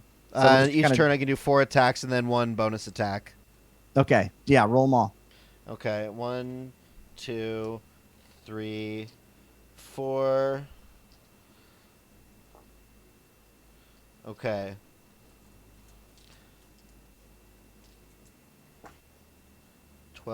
First one hits. Nice. Second one hits. Third one hits. And fourth one gets him real good. But not a crit, just really painful. Awesome. And then, What's the damage total for that? I'm gonna give it to all of them. cool. As he Great. just like takes the sucker and just spins in a circle, and blends them all up. It's going to be 4d10. 1, 2, 3. We haven't gotten to the final boss yet, and just that's why I'm speeding it up. Yeah. This 4. was just. All right. But you beat the demi boss, yes. 90, or sorry, 9, 15. Oh, yeah, Rooster. He didn't take a class in fighter. He actually 16. he ended up with a hireling, and so he's got a second character named 16. Reggie that's a fighter. Plus 2 is So 18. he's running 2 characters right now, which is rough. And where's my attack? 18 plus 8 plus. Hey Google, what's 8 times 4? 32. Okay, so Hey, that's Nolan. gonna be What's up? 32 plus 18 There you brings go. us to 50 slashing damage. Shit. And then the butt attack of the butt end of the halberd. That's gonna get him. And that's gonna be 3 bludgeoning. Okay. He swings it around and he kills all the rest of the orcs standing around him. Great job. All right, and like the shepherds that you were protecting behind you, like are just amazed how like you two like stopped, like withheld these guys. Your storm murdered like all the rest of like the horde, like the orc horde that was fighting out there. Like they all got like poured down in rain, and even though your spell kind of got stopped early, like half of their forces were wiped out. And also half of you see a lot of the treants. There are, you also took some casualties on our side. But to be honest, they were probably going to die anyway because the orcs had just overwhelmed them. So the fact that you were able to kind of beat the orcs into submission and really weaken their forces, and then seeing now that Enoch, as the shepherds come up to you and are like patting you on the back, you see Enoch right over your head and right over the armies and just like let out his poison breath, killing the rest of the orc armies as freaking Gronk comes in helping to mop up, and they land next to you, and your Blixa and Nolan or Nasir get off of Enoch's back as Gronk lands his dragon next to you. I guess Blixa, you were probably riding Lily just because Yeah, I'm you're a on Lily. badass. All right.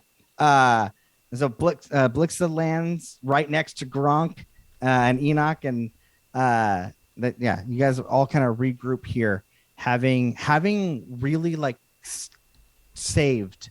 You guys have saved the ancient forest. And I'm not just saying that because like we have to move on. Like your presence here really made a freaking difference. Like the fact that you cast a 9th level spell to like really wipe out their forces. And Golgax was immune to a lot of the damage that Enoch was doing, but Enoch was not. And so as you've gathered here, Gronk steps off of his dragon, and he's been waiting for this day. Or he approaches you guys, and then you see he walks up to you, and he just takes a knee. And he says, "My friends, you have made Gronk strong, and Gronk a good leader. And now, I thank you. May Gronk have hug." I make Gronk rise like I pick him up. No, you make Gronk strong. You had that in you. A hug. And then I need you to assist in saving King Darius and assaulting Cornwall and reestablishing the the normal order of power. Can you do that for me, Gronk? Strong like Gronk. Strong like Gronk. Strong like Gronk. And you see like Grunk. the other 8 guys or the other 7 guys that are there with them, like you see like they're like weeping too. Like he's a really good leader. Like he has brought out like you know, like orcs normally are like you gotta be strong, can't like let on to any weakness, like because he started as a weak orc, like he knows what it's like, and so he has empathy for his team, and so they like really trust one another. It's not just like he's the strongest so he leads, but like they trust him because he brought them together, and like so they're not afraid to show their emotions. They're just they're like kind of weeping, and they're like, and they join in the cheer, strong like Grok, strong like Grok, and he's like, "Hear that, boys? We got more to do. We got us a king to save." And they get on their dragons and they fly north. All right. Awesome. Guys, great fucking job. I feel like we're probably around a good point to take like a full team bio break, huh? As I do, do you guys need a bio break? I'm good. I could didn't really want use to. a bathroom break. Dave, you can go. I think we're Izzy and I had a break while we're. Or Cello, Yeah. are you Okay. okay? No, yeah, I'm good. I took a break. We're all kind of alternating, but Dave was the one that didn't get one. So I do have kind of one more little story bit right now if you want to Sure, stick around let's for get that. there. Or the Enoch steps down and or like he transforms back into his dragonborn self, and he looks at you, Nasir. Says, "My son, it's good to see you again. How are you?"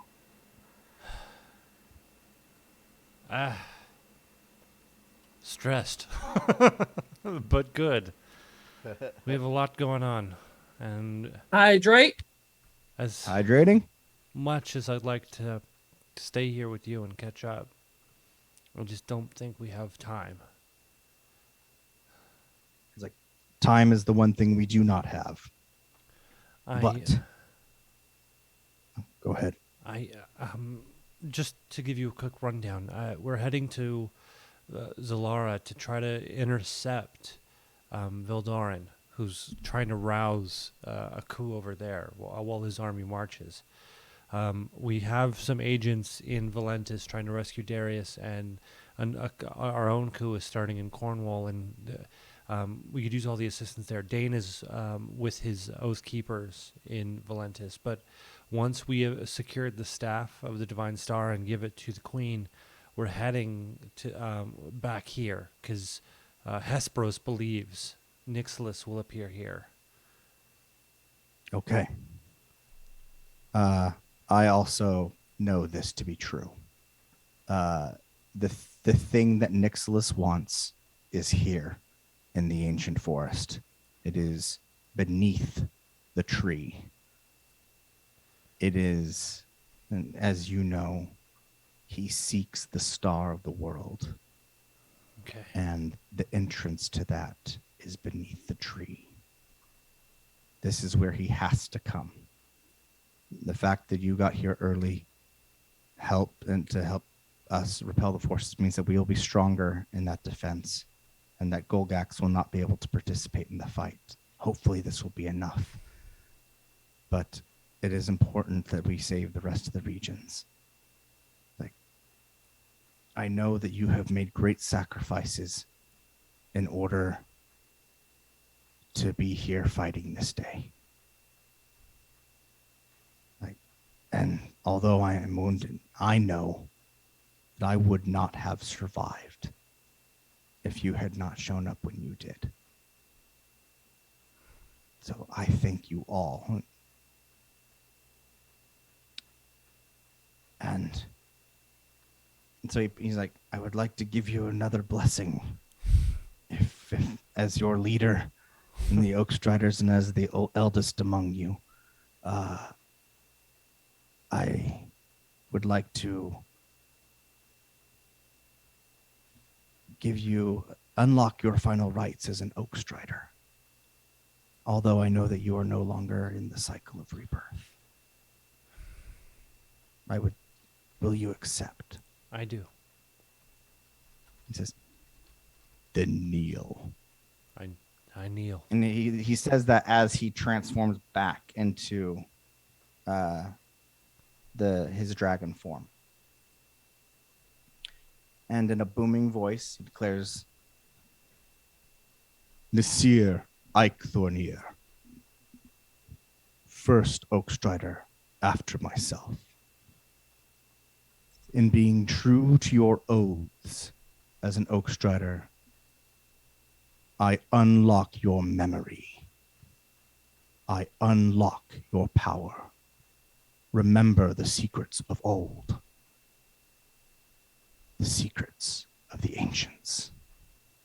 And he breathes his breath weapon on you, but it's a green magic fire. And as he does, you are reforged. And you had broken your oath. It was necessary. You had broken your oath on purpose and with consent of your god in order to break the cycle of rebirth, in order to be reborn, and in order to be here in order to resurrect and be the force that they needed. And so now, with this, your oath is restored, and you are no longer an Oathbreaker paladin. But you, I think you have chosen your oath is under the Order of the Ancients, correct? Or the Oath of the Ancients? Correct. Yeah. So you may now swap out your Oathbreaker features with your Order of the Ancients, or with the Oath of the Ancients feature. Cool. Got so many ancient stuff, right? Ancient dragons, Order of the Ancients, Oath of the Ancients, lots of ancients. And he looks at you proudly. Go. Do what you're here to do. And know that my blessing goes with you. I ride. All right. And Dave, you're back from your break? Yes. Okay. I'm glad you. So your chieftain George, he approaches you, having tree stride back from the battle after kind of getting you guys here, and says, "Hi, Grogok, my dear boy. I did not imagine when we sent you on your pilgrimage, performing the rite of the dance, and casting you into the void, and into the warp circle, as we do all of our young ones. So Yeah, that they about may, that. That was a swift kick in the ass, man. It was a little harsh, man. Come on, man. Well, that's why we gave you lots of drink beforehand. Yeah. It was a He party. chuckles. But it is always important to us to send our youth away so that they may know what life is like outside of the Wandering Wood, and so that they may have the choice if they want to travel with us or not. And I hope, now that you have made it back and you have proven yourself such a worthy young man, I want you to know that should you choose, your pilgrimage is over, and you may walk with the Wandering Wood once again as soon as you are ready. Well, I've been around, and what I find is that the pilgrimage is never over when you wander with the Wandering Wood. And so with that in mind, I think I'd like to continue wandering, as I always have, as we always have, as we always will. Then you have learned the true test of the pilgrimage, and it gladdens my heart to hear it. And now that it is safe, right? Your whole tribe walks out of the wood and gathers themselves around you in the rite of returning. And you know that when you left, everyone, there's this kind of giant group hug and this dance and this party, and there's a magic spell that's cast during that ritual where they push you out and you're warped to somewhere randomly in the world, and then you'll be found. Only the elder knows where you're at, and then they would find you again at the end of your pilgrimage. And now in the rite of returning, the entire wandering wood, starting with the chieftain, grab you in a hug. And then each one adds, each Furbolg and Treant and even the awakened trees, they all join into this giant circle that spirals out with you at its center, all of them hugging you. And that same love and energy that you communicate to other people, that you radiate and give to others, they radiate back to you, and you feel this love on another, like I feel that sense of belonging and love and family that you were lucky to grow up with, and now returning as an adult, you feel again. And with that, you can see that your staff of the wildland, your staff of the woodlands, blooms even brighter. And while you hold it, you can always come home.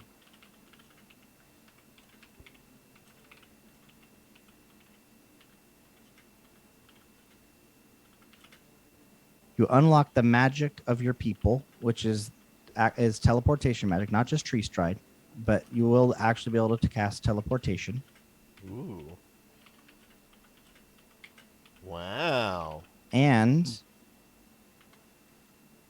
whenever you use your wild shape while attuned to the staff of the woodlands, you gain 20 extra hit points. Ooh. While in your wild shape. I gain. Wow, super tanky. Mm-hmm. Thank you, DM, and thank you. I shall use it to our advantage to protect the sanctity of Arvoluthel. Hi, welcome home. And they're all, everybody's crying. Your mom has missed you severely, and she's just, wah! She's just like can't let you go. But she knows she has to, right? Yeah. She's like, you're looking thin. You better eat more. Been doing too much walking. Such as we do, my dear mother. He says, and, he holds her hand and he holds her close and he looks his mother in the eye and he gives her a big old Firbolg hug and basks in the embrace for a while. Awesome. As you exit this embrace, there is suddenly the ground shakes as you have never felt before. There is everyone is knocked to their feet as the sky darkens far to the south and a swirling dark cloud appears above it. And you see bright, like you see the ley lines of magic in the world light up. And you see the ancient forest glow like a beacon. The very roots and branches and leaves of the tree itself start to glow brightly. The mountains shimmer like gold on the horizon, the Rocktooth Mountains. You see far, far, far off to the west. You see the light lights up the sky like an aurora borealis, and that aurora borealis, or it's the land that lights up like the aurora borealis, and it reflects that light into the sky, so the sky also looks like an aurora borealis. And most of it is bright. Everywhere where you guys had cleansed a temple in all of the regions, those ley lines are pure, and the magic of Arvoluthel has been restored. But far to the south in the Badlands, that magic is dark and it is evil, and this earthquake continues. And in a moment, you see light, dark purple necrotic energy following the ley lines of magic shoot up and out of the ground like fissures into the sky, and the bottom just the land like a few miles south of you, south of the ancient forest, breaks off.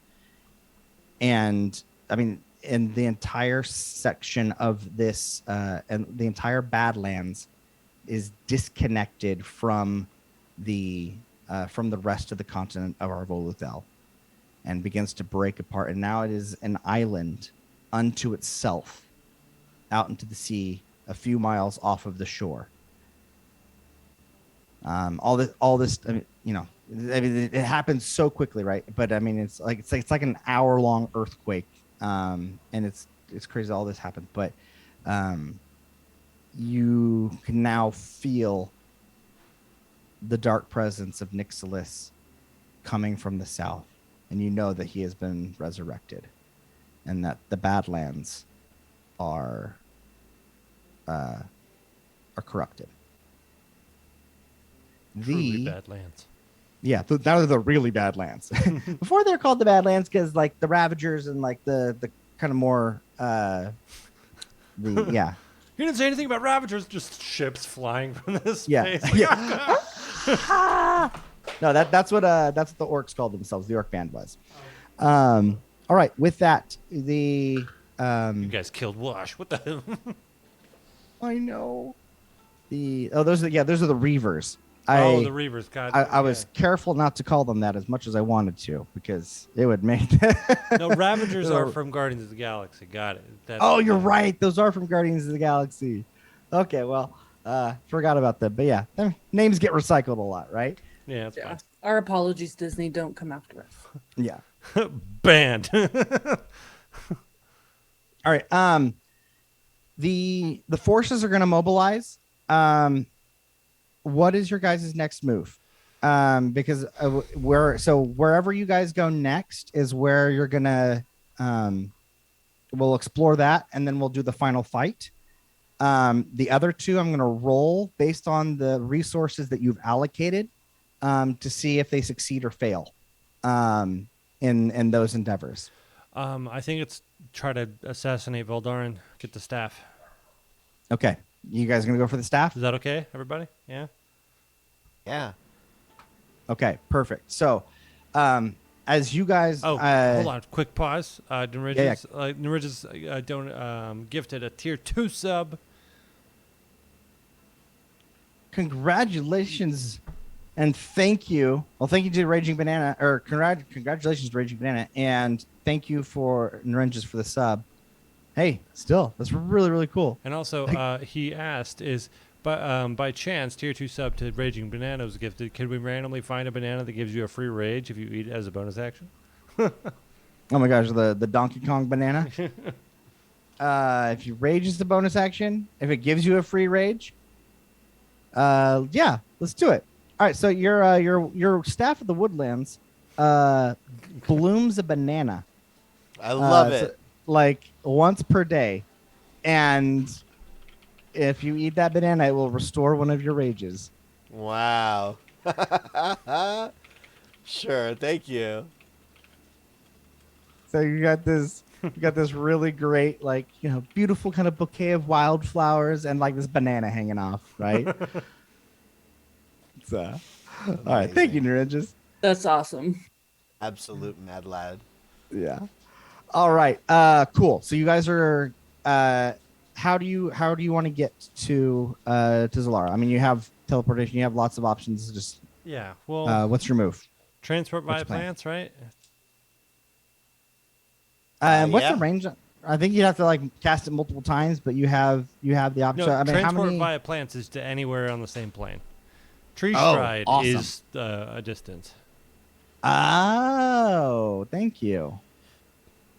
All right, yeah. Transport via plants. It's good I didn't burn my 6th level spell slot because I've only got one of them.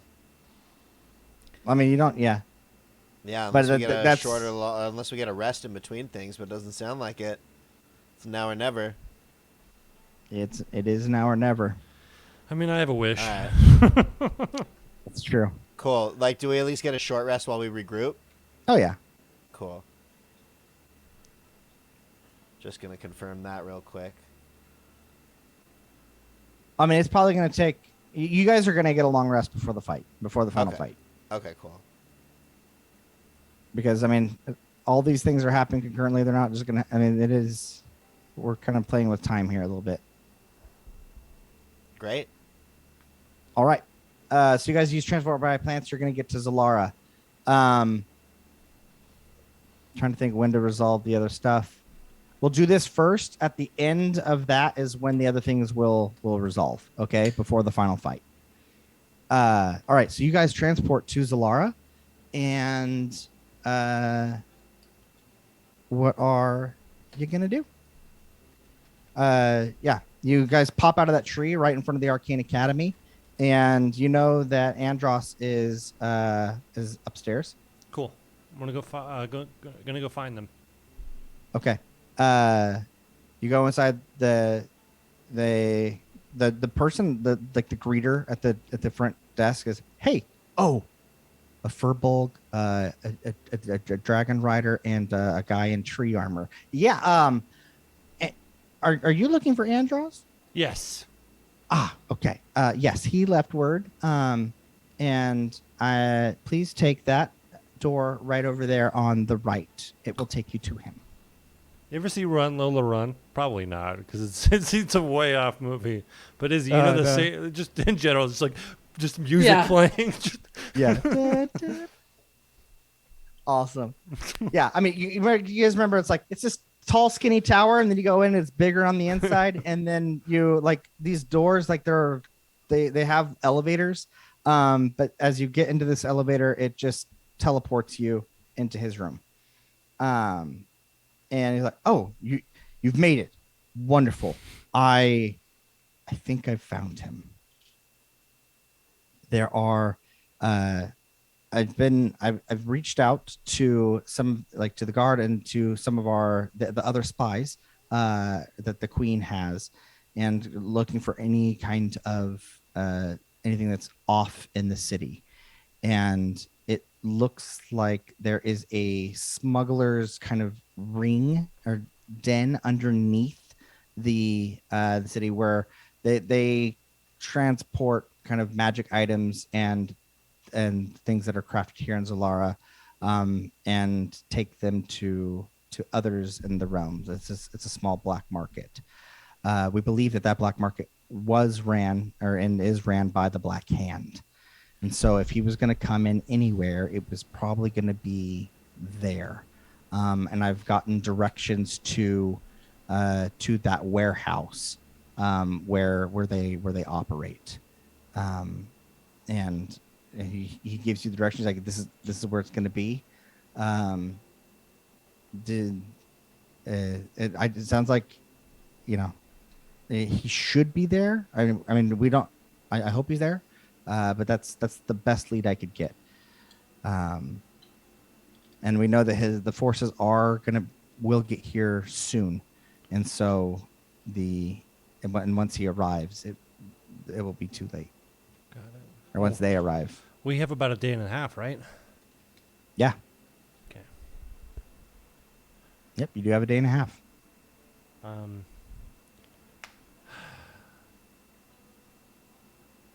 gonna try to scry that room. Okay. Using the star, it is possible. That's what I'm gonna There do. is magic that protects it, but it is possible. So you will have to make a roll for this one. Remember, you get to double your proficiency bonus for it. Cool. But so yeah, please roll. What's the roll again? It's It's I think it's a special scrying roll. Here, I'll just look it up.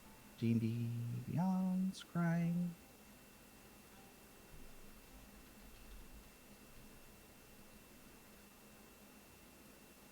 I think normally it adds like a bonus and stuff, but It's what a wisdom is- saving throw.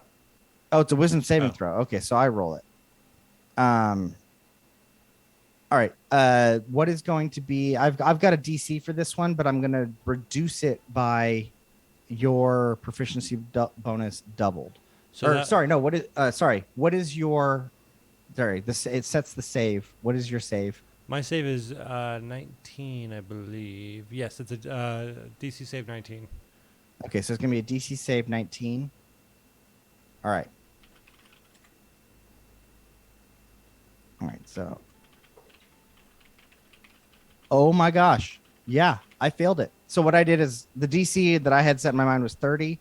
So I took your 19 and then I subtracted that to get the 11. So I rolled a 5 plus the 11 is a 16, which is less than your 19.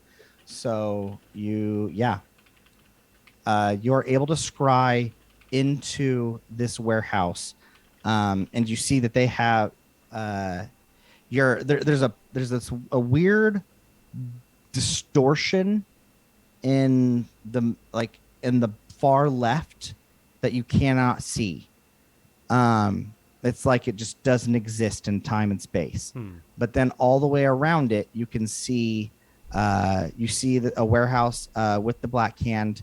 They're kind of you can hear them like chattering about how Aberoth is it true that Aberoth was destroyed? Like we haven't heard anything from the base. Like we haven't heard from Randall Stagg either. Like what is going on? And then you look and you hear, like you don't hear anything, but you can see that they seem to be hearing something and reacting to it, but they don't know. But they all kind of come to attention and kind of get back to work. Cool. Probably Veldarn. Do I notice any plants? Any plants?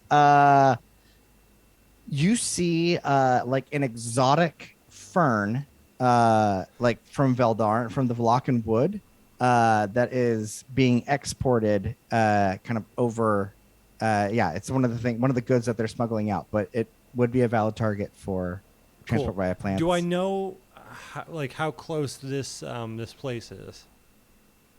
How close that place is? Yeah. I mean, Andros gave you the directions, so you know that it is going to be like it's just a couple miles away. Like it's here in Zalara. Okay. It's on the port side. Shoot. Greg, by any chance, did you pick up any seeds from the Vlachen wood? Do we have a... There's probably a good chance Greg did that. Yeah, He's because you always actually established constantly early just- on you're constantly picking Constantly stuff just, up. look at this. What's this? Just finding shit All right, that I might be there's a able to rare use. fern in that office. We need it now. Like it's... Can I describe the fern? Yeah. And It's got like it looks like a green like fan. Like it's got long, like large flat leaves that fan out. Oh, I think I have just the thing. And he actually like pulls a little like baggie of it out of his bandana and hands it over to Nasir. cool. I'm gonna look at Andros. Do you have like a pot or anything? Yeah. Of course. What's? Oh, yes. He just looks at you like, okay, and goes and grabs. He's like, I'm here to help. Okay, cool. And I grab the seed, throw it in the pot, and then immediately cast plant growth. And- gotcha. And it immediately just grows into the plant. And I'm like, okay. Oh my gosh. We got to get within 500 feet of the base. I love that. All right, take an inspiration point for it. Thank you. And in fact, everybody take an inspiration point because you guys have just been so freaking on fire. And yeah, happy to see Okay, it. now knowing the location, Andros, are you a caster by any chance? Yes. Yes. I know that's a dumb question. I'm sorry. We need to get over to that base quickly. Can you teleport us, or help us run faster? Oh, yes. Yeah, I can cast teleport. Cool. We just need to get within 500 feet of that base. Oh, I see. Of course. Yes. Come with me. Uh, he's like, he's like, circle up, Cool. and you all hold hands, put the pot in the middle, and then he casts teleport, and floop, and you guys end up on the port side of the city. We are within 500 feet of it. I'm gonna. And you're overlooking the ocean. I'm casting Tree Stride, and pulling us into the plant and immediately out of the other plant. Awesome. Okay, yeah, you pop out of the corner in the basement of this warehouse. So top side is a legitimate company, and bottom side is the illegitimate smuggling. And on the bottom side, you see like all of those black hand soldiers all gathered there. They're like, were you like, who are you? What are you doing here? And then as you guys look over, you can see that in that corner, the corner that you couldn't see before, there's a corner like office, right? And there's an open door that's cracked. And from inside of it, you can see just really bright light. Cool. We're gonna be like, hey, we're from the Rocktooth Mountain Base. I got attacked by a giant dragon. Crazy things going on over there. We're gonna go talk to Veldarin right now. Okay, make a deception check. Right. I'm gonna use my inspiration I just got on this Okay. because this has got to work.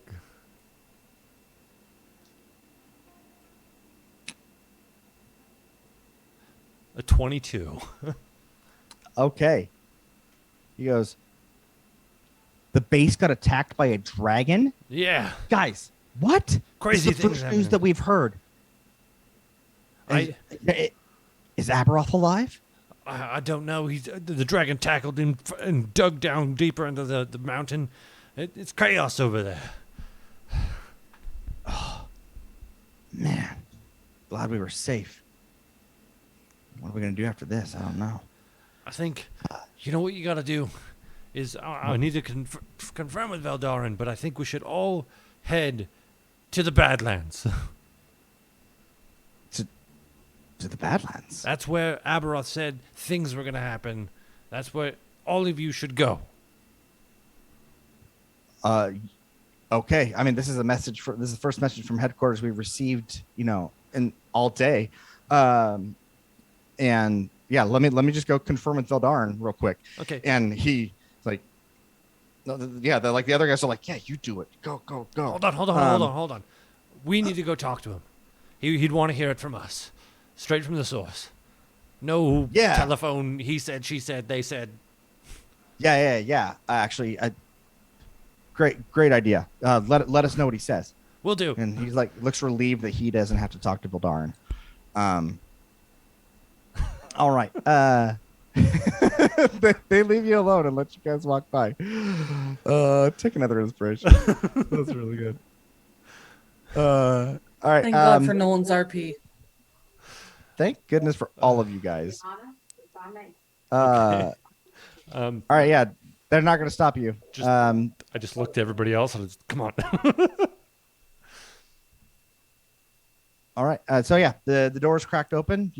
You just walk in. Yeah. And then as soon as everybody else in it, I'm going to close the door. Okay, cool. You close the door.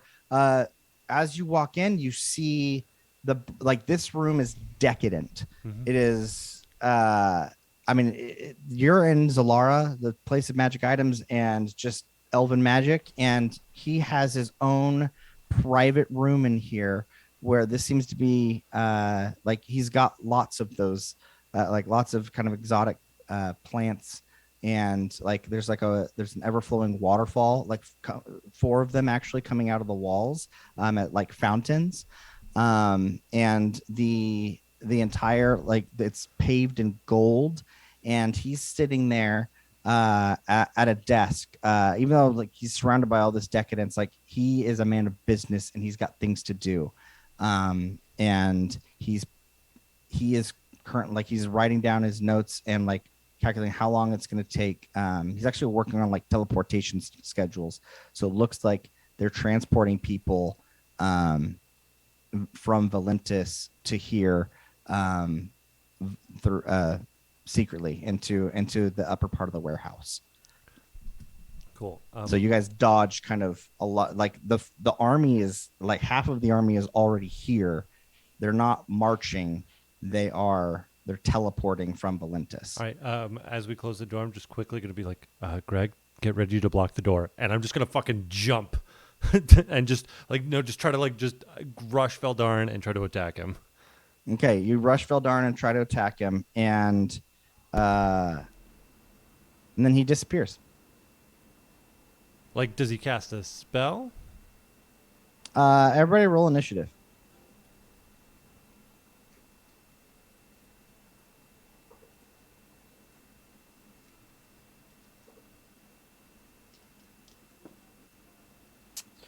Greg is at a 4, and Reggie is at an 18?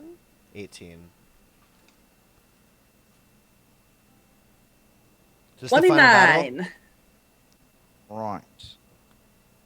Is this it? Is this where the energy starts to pick up? Where the energy starts to pick up? Yeah. Has the energy been down? Well, is this the final battle? Like, we're here now? Like, I'm just wondering if I should bring in the kick drum. Oh, this is not the final battle. No. Okay, The cool. final. Cool. This is your battle with Veldarin. All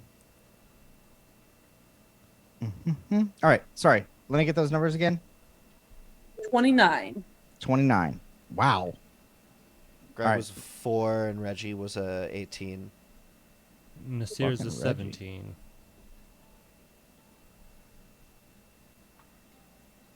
All right.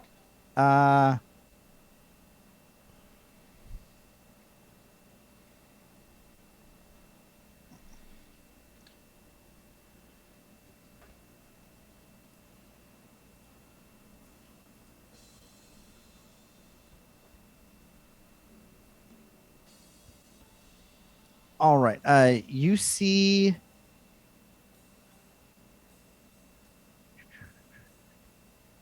All right, we're gonna. He disappears. And then. I do have a question. Okay. With my initiative being so high, would you have allowed me to prepare like a arrow? Here's what I'm thinking. I want to like Bellatrix Lestrange dagger into Dobby's heart. Move. Do you get that Okay. Harry Potter reference? Nah, I forget the scene you're talking about, but I assume you're gonna stab him in the heart real fast. Well, so Dobby teleports, but as Dobby is teleporting, she throws a dagger, and it goes through and teleports with him, and then he gets Okay. hit. All right, I'm gonna have you make a stealth check. The big reason being is because you guys walked into here like under the guise that you were working with the Black Hand, and so if you had knocked an arrow while coming in here, it would have looked suspicious. So Right. I want, but I'll allow you to kind of make a stealth check to do it. This To is see if- 27. Okay, yeah. So you can come in with an arrow knocked. Okay. Like as you got into the door, as you guys turned around and closed the door and turned it, like, bam. All right, so you've knocked the arrow. That's when he disappears, and then he appears behind you, and Nolan, behind Nasir, and you, yeah, and he's suddenly glowing, like there's like magic orbiting all around him. Like you actually don't see him; he's invisible, but there's this magic effect around him that seems to be pushing you out of the way, and you're aware of his presence behind you. Okay, so but while he was behind me, did he cast a spell within 5 feet of me? He cast several spells, but it was during time stop, which you were not aware of because time was frozen for you. Okay. So I guess so you wouldn't have been able to react to them. But if there was do you have like a passive effect? So that stops I him? have Mage Slayer. So when a creature within 5 feet of you casts a spell, you can use your reaction to make a melee weapon attack against that creature. Okay. That will work for future spells, but Okay, not for this cool. one because he used time stop. Good to know. Great job. And yeah. He's going to make an attack against you. With his elven longsword. Cool. This Yes. Or no, sorry, he's going to what brings you here? And how did you get past my forces? All right, I guess we're talking now. Yeah, sorry. He decided not to attack. You feel his elven longsword like at your throat, but you don't see it because it's invisible. Listen, dude, I got a list of chores to do today. So it's kill you, take the staff, and we got past your ding-dong security forces because Black Hand's terrible. Let's just put it straight and simple. You will not stop me from my glorious destiny. I will be emperor. And he makes his attack. Cool. Disadvantage because of my cloak. Oh, thank you for letting me know. And are we not? All right, so Nasir's first in the room. Where are you guys at in relationship to Nasir? I'm behind this here. Right behind him? No, like he ran up and I came back, and I had like how I pictured it is as Nasir was running up, I had gotten the arrow. Gotcha. Okay. So, and you'd close the door behind them, right behind you guys, right? So, I got Nasir. Let's say he's 15 feet in the room. Greg and Blixa, where are you at? He's 15 feet. I'd probably be like 5 feet into the room. So I was like walking with Nasir. So I'm picturing that Valdarin vanished and reappeared between me and Nasir. No, That Valdarin vanished and reappeared. Yes, because yes, he did. appeared behind. So Yes. now we're flanking. Yes. Well, Okay. Remember, you don't get flanking with ranged attacks. You have to be within 5 feet of them to get flanking. Right. But yeah, he is standing behind, like off of Nasir's left shoulder, with his elven longsword at his throat. Okie dokie. With that,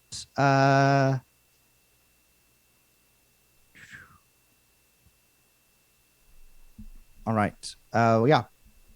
Sorry, he's just gonna make his attacks. I'm trying to figure out, thinking through a bunch of stuff. With disadvantage, the first one he misses. And he crits. Cool. On the second one. I'm gonna lucky Lucky. Okay.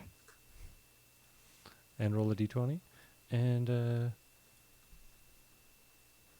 that's a 9 on the dice.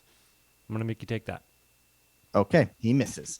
Great job with the lucky feat. And with that, it's the end of his turn. Cool. So now it goes to, we're going to go to top of the round with Blixa. Wonderful. So I have something called feral senses. Okay.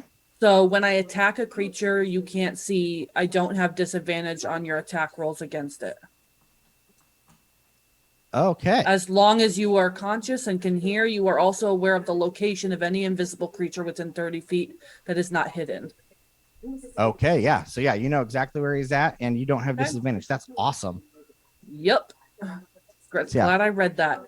So I'm going to shoot him with Do 2 it. arrows. Okay.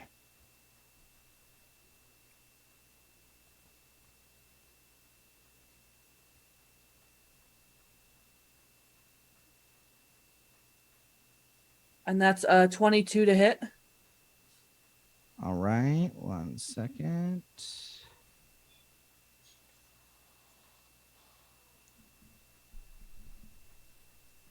And I'm just gonna roll my other hit. Yeah, go for it.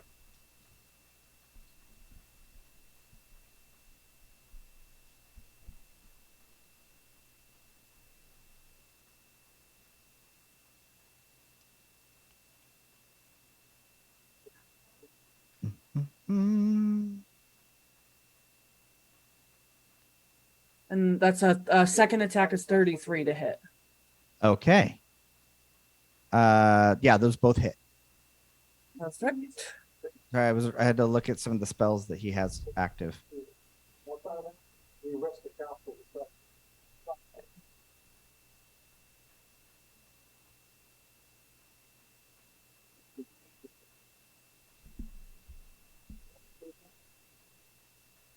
All right. So that is I'm also going to use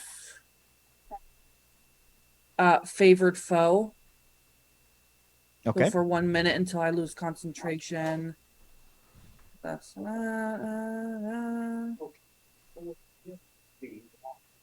38 damage. 38 damage. Okay. Wow. Okay. Yes. And That's for both attacks or just the first one? that's for both attacks. Okay.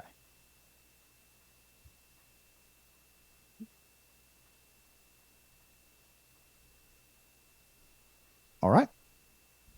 Yes. He seems to actually be really wounded by that. And that is my turn. Has 6 hours passed? I don't know if Lily can fit in this room, but is 6 hours passed? Yeah. Well, since you first cast her, yeah, but you, I guess, can you put her back and then like save some of that time because you guys traveled and whatnot? No, it's fine. That's fine. Because that's fine. Okay. Yes, 6 hours has passed.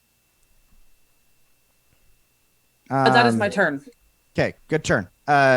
Reggie, then Nasir. Reggie's gonna just bum rush General Veldarin. Awesome. And how much distance do I need to cover to get to him? Like 5 feet. He's right there. Great, then I don't have to really bum rush him. I can just go at him, keeping 5 feet between us, and take my first slash with halberd and oats. Okay. And that is going to be... Oh, we still have bless, right? You do. Okay, great. That didn't roll right. That was weird. Okay. 11 plus 14, 15 plus 1, 6, 11, 25. Yeah. 11 plus 14 is 25, plus 1 is 26 to hit.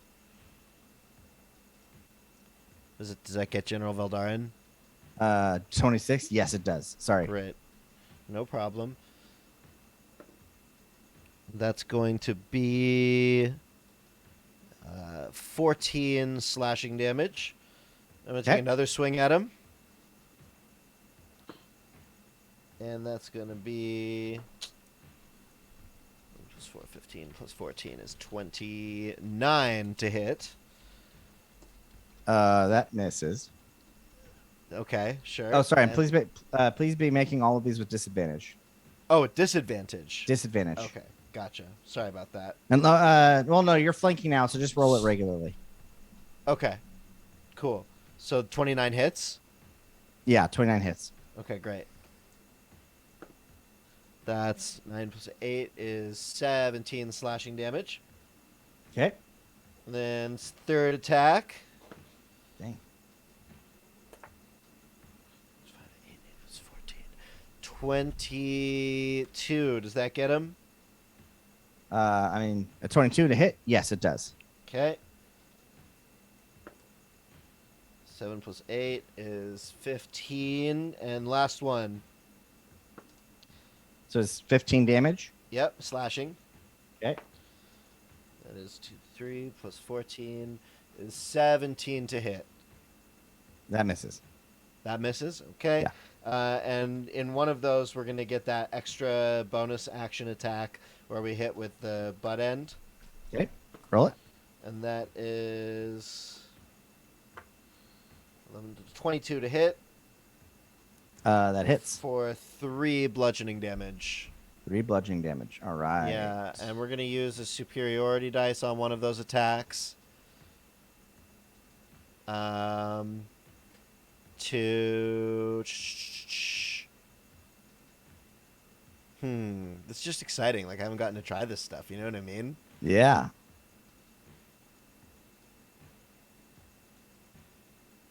You spend one superiority die to make... Has he got anybody close to him or no? No. He's the No, only person in okay. this room besides you guys Oh. that you're aware of. Oh, okay.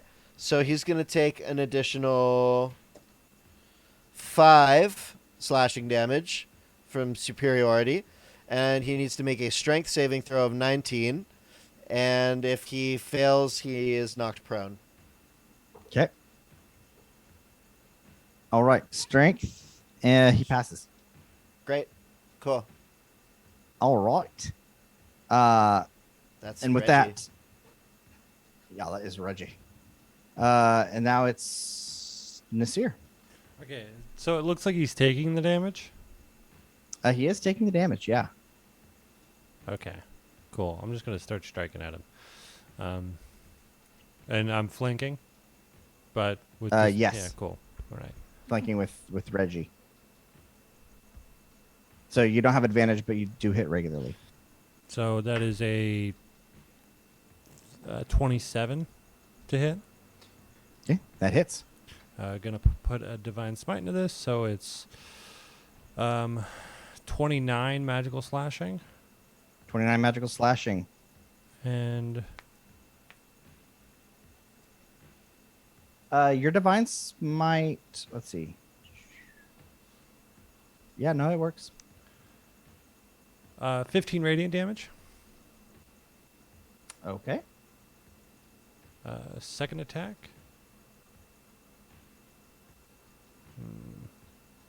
I'll throw the bless just in case, because I want to make sure. Okay, cool. That's 25 to hit. 25 hits. And that is, I want to re-roll that because it's a 2. All right, better. 32 magical slashing and a divine smite on top of it. Okay. With 29 radiant damage. Oh my gosh. On top of that? Yeah, so the 32 plus the 29 radiant. All right. And then still up.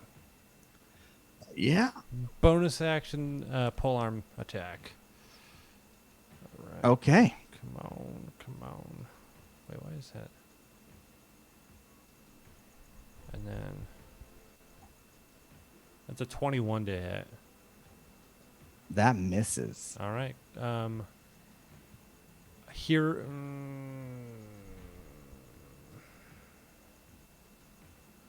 Use the bless. Hero point can make me roll a d6 and add it. Yeah, you could add. Oh yeah, you can add a d6 to your Screw it. Hero hit. point. Extra 5, so that's 26. 26. Okay, that hits. All right. Wow, good use of the hero point. Thank you, Wolfchild. 24 magical bludgeoning and a divine smite. 24 magical bludgeoning, Mm-hmm. and then the divine smite. 22 radiant. Dang. Okay. Yeah. With the halved attack, you hit this invisible figure over your left shoulder, and it doesn't matter how many magic spells he can cast. You caught him in close quarters by himself, and you guys just fucking murked him. Gosh, like I can't create good villains. I'm sorry. Boom. He drops down he drops dead. Well, he drops to the ground. making death saving throws. Um, and so you guys have the option to. He's no longer visible, or he is visible. He's no longer invisible. You see him laid out there. All the spells of cast, and then his longsword clatters to the ground, and the staff of Zoram Cool. clatters out of his other hand. So we're still in combat technically. Yeah, technically. So, Okay. but he is unconscious.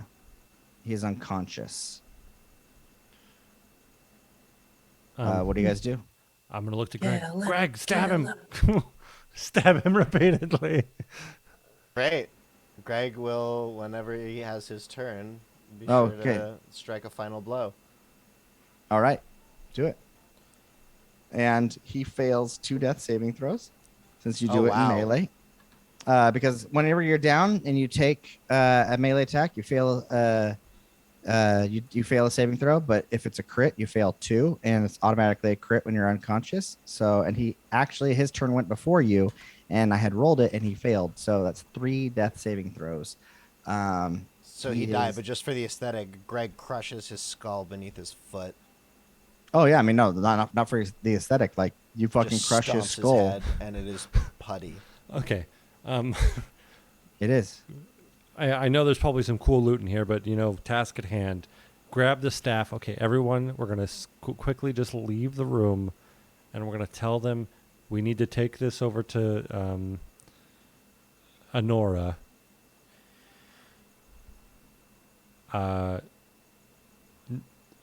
Veldaren doesn't want to be. You hold in your hand the staff of Zoram. You know it's a magical item. You guys are aware of what it does because they told you what it does. And the person who it was attuned to is dead, so their attunement has been broken. Cool.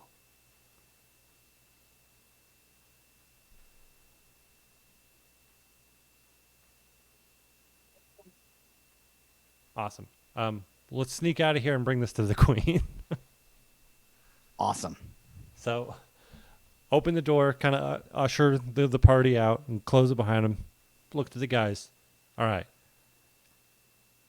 Veldaren actually says we all need to head to that the Valak. Where did he say to go? The Badlands. Yeah, the Badlands. Like you don't look pretty sure yourself. Was Sorry. it the Block and Wood or the Badlands? It's the Badlands. We're taking this to Honora. Oh, okay. All right. And We'll prep the portal. cool. Veldaren doesn't want to be interrupted.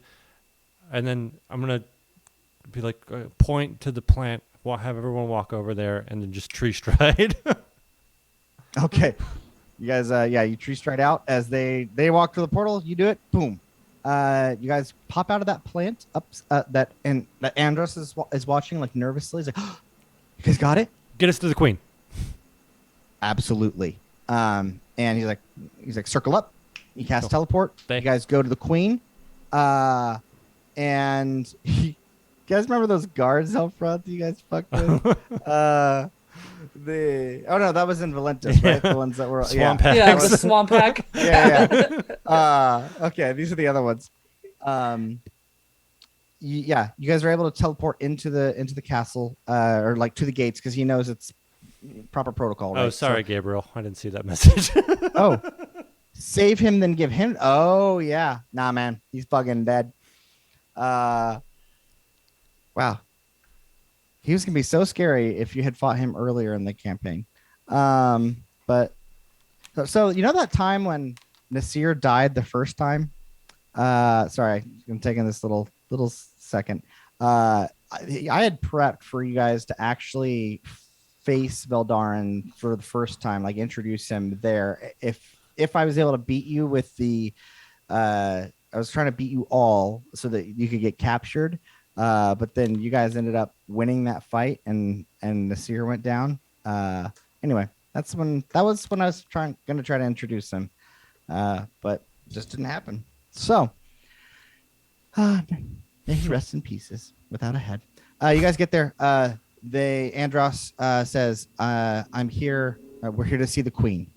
And he whispers into his ear, and they go immediately. They take you into the throne room directly, and Queen Renea is there as her advisors are just going nuts. Like, Veldarin is here. Our spies say that he's in the city. He could attack at any moment. Why do you stall, Queen? We must. Sorry to interrupt, guys. Vildarin's dead. Here's the staff. The queen was doing what she was supposed to do. Like, Queen Renea straightens, like, you can tell she was tired of listening. Like, she'd been listening to this all day. And she stands up gracefully from her floating chair, right? Like 100 feet in the air.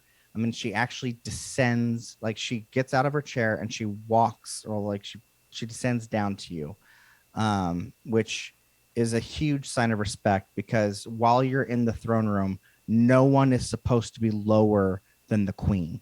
So as she does this, Oh, you mean higher all of than the the queen? other, yeah, sorry, nobody can be higher than the queen.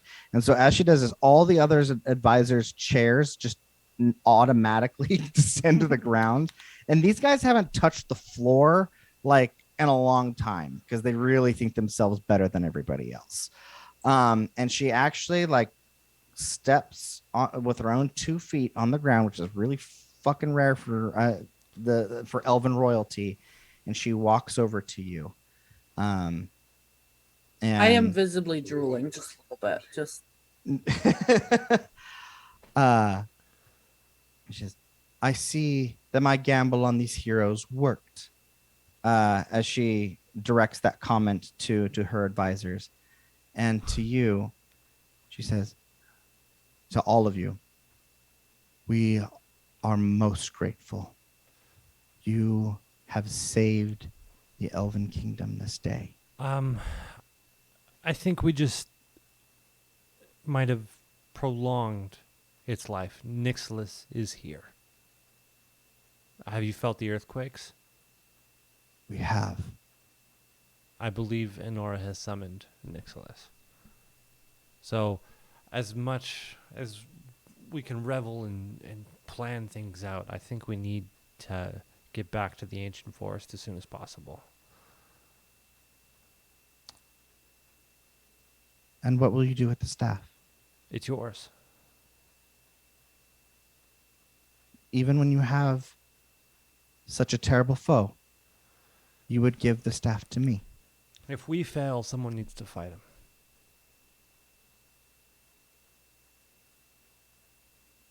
And she, like, I guess, are you holding the staff out to her? Yeah. She accepts it with reverence and respect. And before she takes it, I'm going to channel the star into it from my hand. You do this. The star exits out of your palm, and the staff, which glows like a mithril scepter, that has wings on the side that form kind of the setting.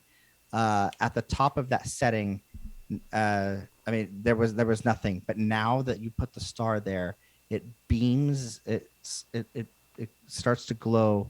I mean, it glows very brightly, but very small at first, and then it grows into the size of, and now it looks like an ever-burning sun in the middle of these wings on this mithril staff. And she you found the star as well. We did. And she holds it up and shows the starlight to all around. Let none challenge the line of Queen Renaya. And then she looks down at you. Says, all of you, please kneel. She does. And she touches you. She knights you, each on all the shoulders with the scepters, and says, from this day forward and unto forever, I declare that you are citizens of Zalara, and you and your line, and that you are always welcome and are friends to the queen. I literally feel like Jiminy Cricket getting blessed by the blue fairy, just like like my pants no longer have holes in them; they're just like shining. And she announces, "It is time that we gave up our airs of superiority among the other races, and that we joined them in brotherhood.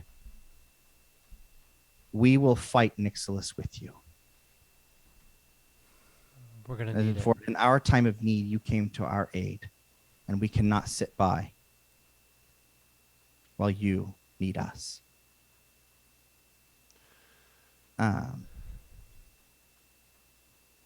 Sorry, I talked over you. What did you say? I know. So I just said we're gonna need it. With that, she's ready the forces, and I will go with you. And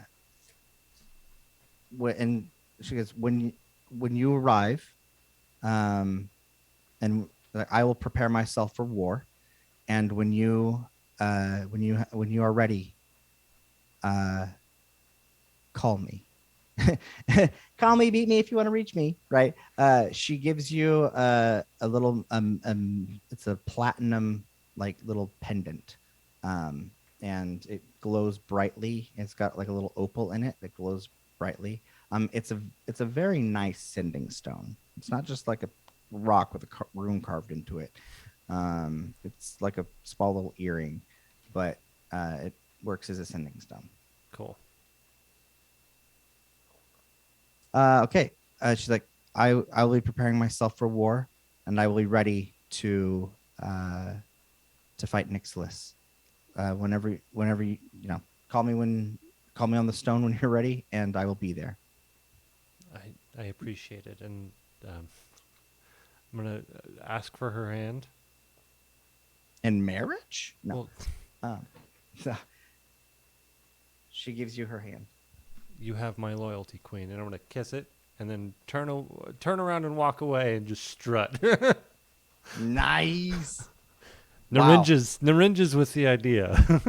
Friggin' oh yeah. Now that I'm gonna live forever, might as well. That's true because you swapped oath of the ancients.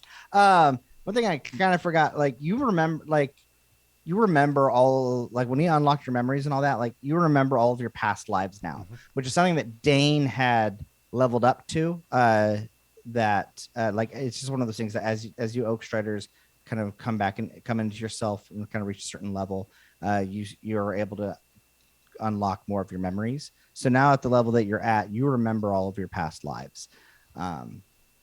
Just FYI. Cool. Okay, with that, you guys are we're now gonna roll to see. You guys are gonna go take your long rest and make any preparations you guys need for the final fight. As you know that Nixilis is returned to the world and is going to be marching on the ancient forest. I'm now going to roll to see how successful the other events were. So, rolling first for actually, you guys should roll. You guys, we're gonna do Valentis first. So Blixa, since Valentis is your hometown, why don't you roll to see what So this is to see if King Darius, if they're able to get him out and save King Darius successfully. You get to add. That's a D20. It's a D20, and you're gonna get to add 10 to the roll. Okay. You can use any of your other abilities, like your hero points and your bless on it as well. If Cool.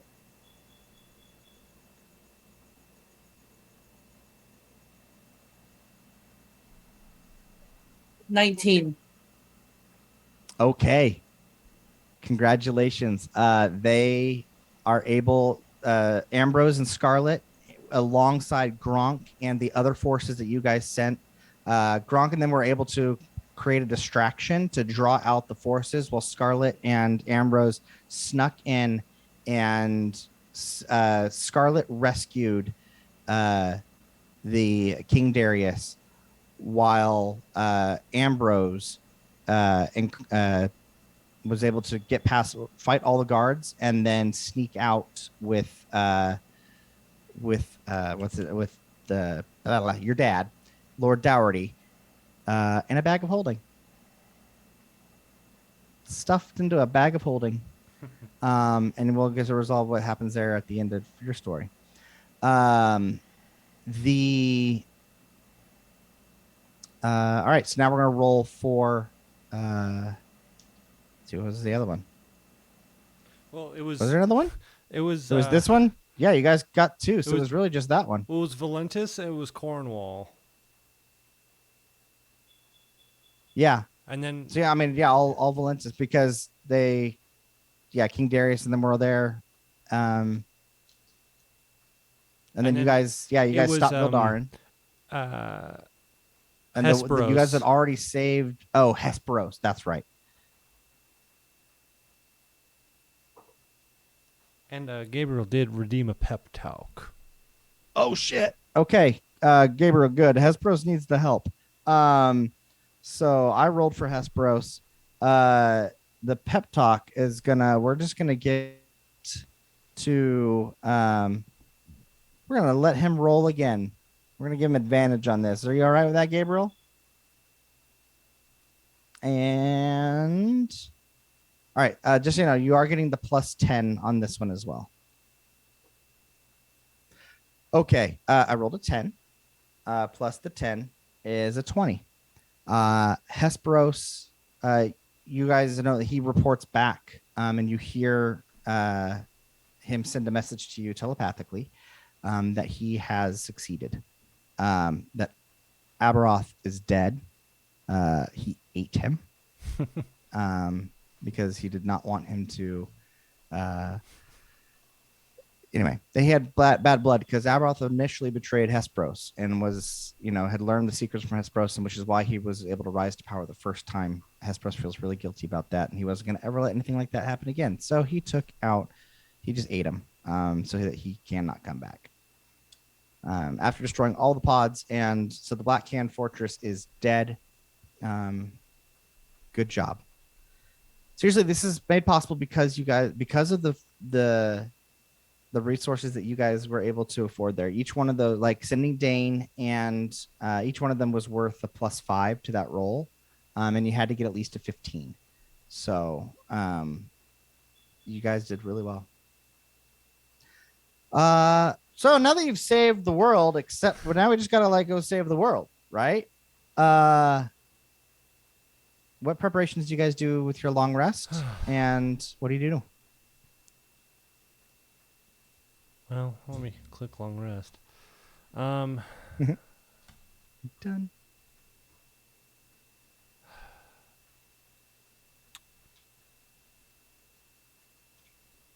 I think I'm just gonna lay down for 8 hours, but probably not. It's been a long day. Does anyone else have anything else they want to do before me? Greg's gonna definitely spend, at least half of his long rest meditating, and just communing potentially one last time with Arvoluthel for all he knows, and holding out. And he's also going to prepare Hero's Feast for the next day. Whoa! Yeah, That's awesome. and Ugh. he'll have a nice read and a nice smoke. I like that. As you're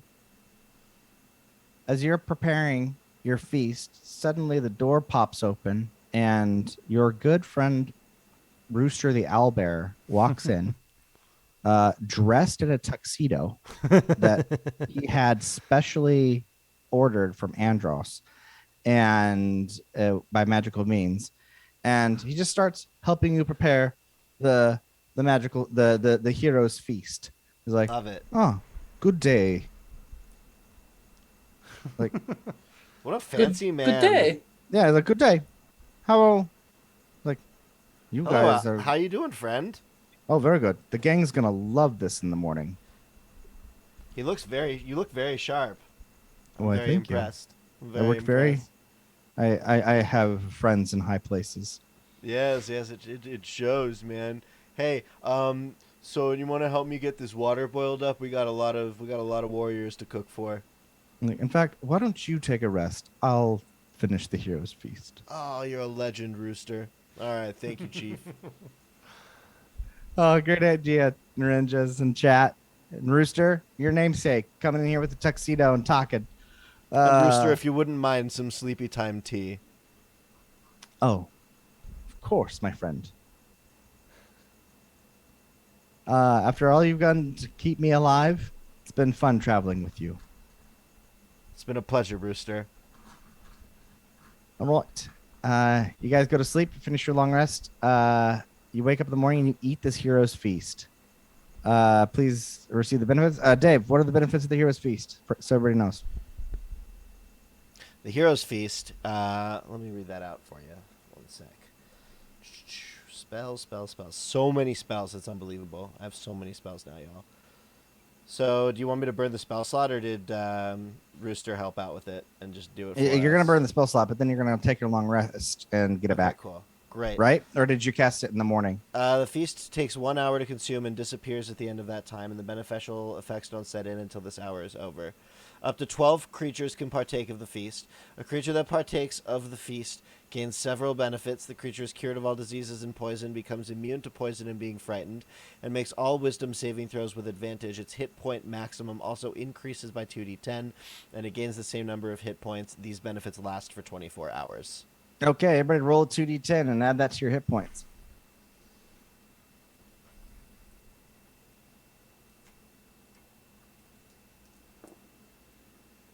And is that temporary or just added? No, it's just added. Your maximum is increased for the time. For the next 24 hours. I'm at 265 now. All right. Wow, 265. Yeah. Like tough feat, 3 con. So it's 100 from con and tough. So. Dang. Yeah, that's really stinking good. Um, And what did we get advantage on for that roll? Or the feast? all wisdom saving throws. Cool. We no longer have bless for the day, though. Just a reminder. Ah. Yep. Good. So delete bless. Okay. Yep. Okay. All right. You wake up in the morning feeling like P. Diddy. Where did you guys take your long? Were you guys in Zalara? I guess that Okay. seems like the place to do it. Yeah. All right. As you guys Yeah. are munching your breakfast, you feel Nasir. You receive a message in your mind from Enoch, and he says, "The time has come. Nixilis is on the horizon." All right. Bring out the sending stone and let her know that we're ready. Okay. She's like, and you hear back, "I'm on my way." I'm moving. On the way. All right. How do you guys get there? Um, You got to get back to the ancient forest. Greg, man. Greg, you want to use the 6th level We spell can, slot? ooh, I don't know. We might need that for literally everything. I don't know how else we're gonna get there, though. Well, then that's how we're getting there. We are going to transport via plants. Okay. Any creature can step in. Yep. Good for a round. Everybody, boop. Boom. All right. What plant are you popping out of? What was your choice? Let's see. We're trying to get to the battlefield, right? of Yeah. where we face off against Nixilis. So, and he's in the Badlands. Well, you guys are actually, you know, he's coming to the ancient forest, so you're just going back to the ancient forest. Okay, great. Well, I guess let's go to the front lines and rally the troops. Okay. Uh, you you guys get there, so you jump out of the front lines. You see that everybody else is already gathered. Enoch has gathered the rest of the survivors, uh, and now because you also from the north, you see the armies of Valentis marching in from the north. Now led by King Darius, who stands at the head of his army with the sword of Alaric that was gifted to him and that was gifted to his great grandfather and passed down their family line after the first usurpation of Aberoth. You see, the Wandering Wood, everyone who's gathered in the ancient forest there, and also you see the wood elves come popping out of the trees of the Valakan wood and moving, marching like they've marched all night to be here, gathered against Nixilis, and also, and then you start seeing, I mean, just like freaking end game, right? You just start seeing like these portals open up and high elves and their gleaming and their shining, gleaming metal armor. Yeah. Popping out with Queen Renaya floating in the air above all of them, holding the staff of the divine star, for all to see. And then on the horizon, that dark cloud that has grown only darker, and there's a storm. I mean, you can't see. It's that dark. So just a couple miles off of this now coastline, because the Badlands separated off from the continent. You see, the shadows reach out across that chasm of water, and materialize into the shape of a humanoid man, and you see Lord Dernst,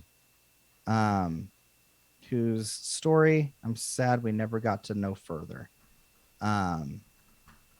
He he was he was always secretly a necromancer, and was the but and was a powerful human and ally that helped the humans take or back before the humans were Valentis, when they were still warring tribes. They all fought each other. He was a powerful mage that brought them together at that time. He also learned like the power of necromancy. Him and his wife are both necromancers, and they just that when you guys died and you heard the chimes of oblivion that welcomed you home, and if you had gone there, you would have given up your souls. If you've chosen, I don't want to go to an afterlife, I don't want to do, I just want to cease to exist. That was the option that he afforded you from the chimes of oblivion that rang from the top of Castle Dernst, and that you guys felt the effect of when you visited him. When he marched south to fight to descend to defend Southwatch, he eventually got a little cocky and kept marching south to kind of push them further into the Badlands, where he was eventually captured. And now he was the material component in the ritual that Honora Dravis concocted, where in the final temple, where at the grave of Anathax, who was Golgax, they murdered 100 people and performed a blood ritual that then bound Nixilis to Lord Dernst. And now his shadow. He comes out of the shadows and lands on the ground in front of you. Behind him, the Badlands are now the abyss, are now a gateway to the abyss. And as he touches his foot on the ground, you see all vegetation, all life just get sucked out of it. And he calls out, "I'm glad you have all gathered here today. It will make killing you all much easier. I've come for the star. You may try to flee, but I will hunt you to the corners of the earth. Welcome to my world." And he just begins walking. He begins walking towards the ancient forest, daring anyone to stop him. And as he starts walking, armies of demons come flying out of the abyss. Demons of all types. So you've got those Chasme, the flies, the shadow demons. They all just start teleporting out of the abyss, out of the Badlands, onto the battlefield, and start running towards the other forces. The high elves and the wood elves and the humans all begin their charge, and those forces meet in the middle as he just continues walking towards the ancient forest. Do you go to meet him in battle? Yes. Yes. All right. Let's go back to roll 20. Get rid of those dragons.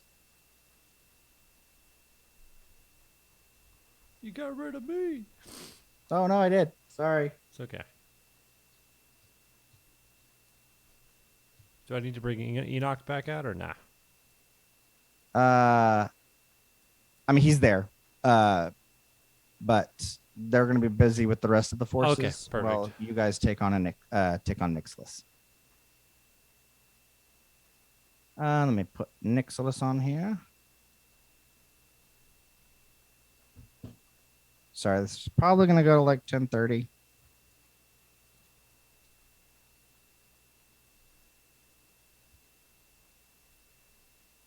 All right.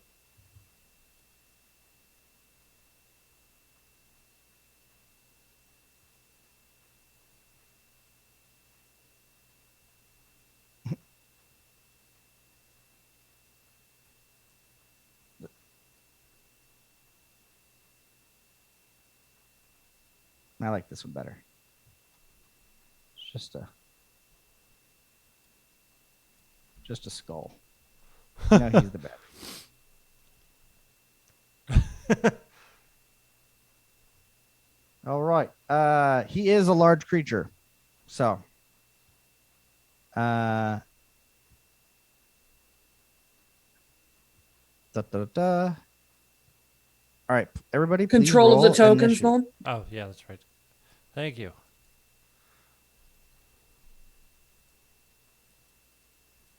And flying in from the side, as he's walking towards the ancient forest, you see a gleam, a flash of light, and you see someone else beats you to him.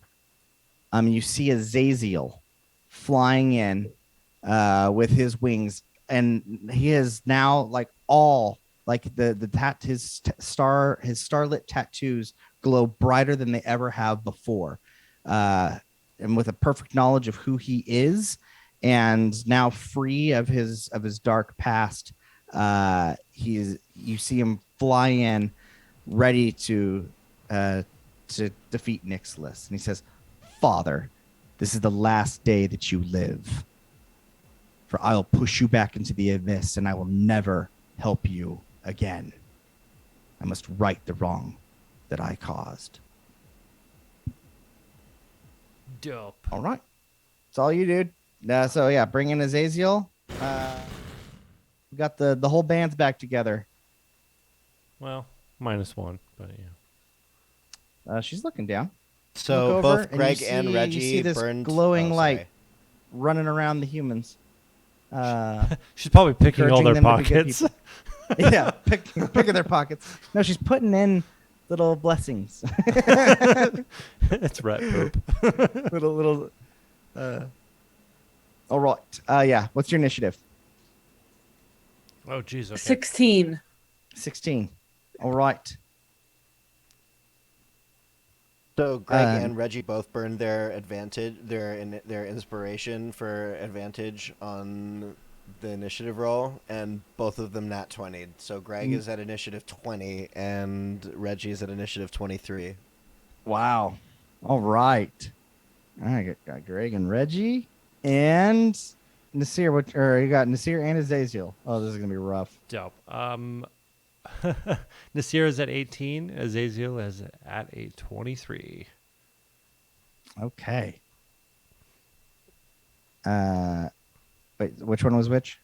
Azaziel 23. Nasir 18. Okay. Who wants to go first? Azaziel or Reggie?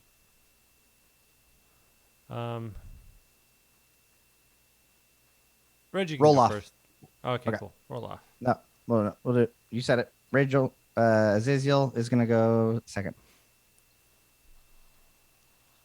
There we go. All right, Reggie, open it up. All right. Reggie is going to charge everything he's got. He's going to just bum rush Nixilis. All right. And He's like- yeah. All He's right, gonna mate. Try I was and like, get what, him. what does he shout anything? Chant like? Or is he just silent as the He's night? just like, oh, I get over here, you fucking cunt! I'll fucking do you. And then You the Benny fucking skits can't fucking kill you. the Benny he Hill just- music starts playing. Yeah. exactly. No, this music keeps playing. As much as Azaziel, as much as Nixilis, as terrifying as he is, this is the weakest he could have come in. You guys were so successful in all the other things, and kind of vanquishing the other regions that I had planned for him to have certain bonuses. He does not have access to those bonuses, so this will be a fun fight. All right, Reggie, what do you do? You Okay, bum this rushing in. He's bum rushing in, and Reggie is going to start his turn with an attack with the halberd and oats. All right. You Can are you get that currently- far? Yeah, can you get that far? Yes. You're currently How like. How far away is he? Are you looking at the roll 20? You're like 130 feet Oh no, away. I'm not. I didn't see it on roll 20. Okay. Well, in that case, Reggie's gonna just dash. Okay. Actually, you know what? No, Reggie's gonna hold his action and bonus action to dash once Greg has turned him into a T-Rex. Okay. Yeah, I think that's how we'll do it. Well, you can't. You can only hold one thing. You can declare kind of. So you can wait till your T-Rex and dash. He'll just dash then. All right. Cool. And right. he'll dash 60 feet. Okay, sounds good. Azaziel, you're up. Cool. Oh, jeez. The power of a level 20 Sorlock. So all of the powers that you had gotten from Shadow before, no longer work because Nixilis was like that was part of your demonic heritage. When you wished that they were separate, all of the light stuff went to Zaziel, all of the dark stuff went to Rekish. So now your abilities and stuff are the same, but their flavor and everything comes from Galena, your mother. Cool. Perfect. All right. I am going to get a little closer. Iggy's just going to be on my shoulder. Just gonna Oh, Iggy. I forgot about Iggy. Iggy and Azaziel. Oh my gosh. All right, cool. Bonus action time. Going to just pull out the deck of many things and start throwing cards out. No. Do it. I dare you. We'll see if it gets to that point. Going to Hexblade Curse, or I guess gonna the Blessing of Galena on Nick's list, Okay. and start fucking attacking. So, boom, just 4 Eldritch Blasts into Boom. homie. Like So- beams of starlight. Yep. First attack is a 28. Rooster body attire, but oh, you're just put a link up. All right, sorry. First attack's 28. Yeah, that hits. A 23. That misses. Ooh, okay. Let me. No, I'll save that. And then so it's a 28 and a 27. The 2 others are lower. So 2 hit. Yeah.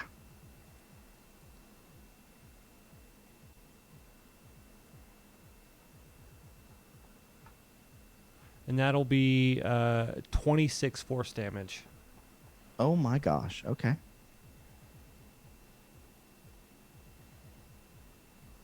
Probably should have lucked that. But whatever. It's okay. And that is Azazel's turn. I got crazier shit to do as I'm closer. I would say, only 26 damage is kind of awesome. I'm used to a lot more than that. Yeah. Okay. At the end of your turn, you see him closes his left hand and summon shadows from the abyss to heal himself. Cool. Okay.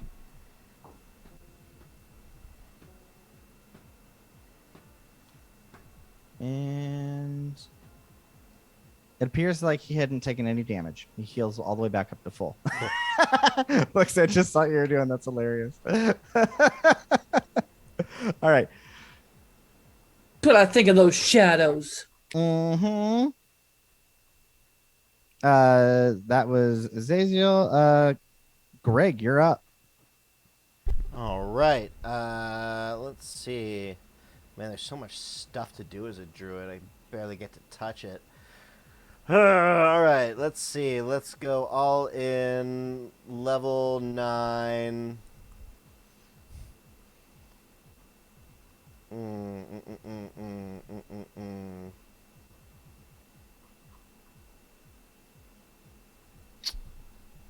Do demons generally tend to be intelligent? Yeah, some of them. Rats. Not all This of one them. probably is. Oh yeah. I mean. Mm-hmm. And not the metagame, but he probably has legendary resistances. So where is an elemental plane that demons go to die? Demons don't go to die in elemental planes. They come from the abyss, which is not an elemental It's plane. like, where's a place where they would? Oh, I see. So I mean, they can so die there's on really any no- plane. They die on any plane. So maybe like the elemental plane of. I'm trying to think, because I was gonna try and hit him with a moonbeam, or not a moonbeam. Sorry, a plane ship. That's very different. I was Totally like, not a Moonbeam, moonbeam. back at it again with the white bands, man. You know, I mean, start off strong. Now let's have some fun with this fight. Gruagach is going to start by casting Summon Fey. Yeah, that sounds like fun. Okay. Summon Fey. So I'm gonna go ahead and cast Summon Fey. What does that do? And let's see. You call forth a Fey spirit. It manifests in an unoccupied space that you can see within range. The corporeal form used of the Fey spirit stat block. When you cast the spell, choose a mood: fuming, mirthful, or tricksy.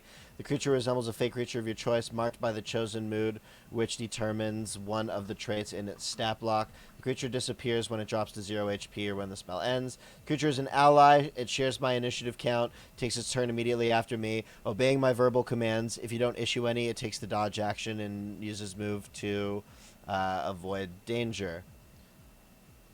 And I'm casting it at an 8th level, so its AC is 20. Cool. Now I gotta write that shit down real quick. So Yeah. Fey Spirit, AC 20.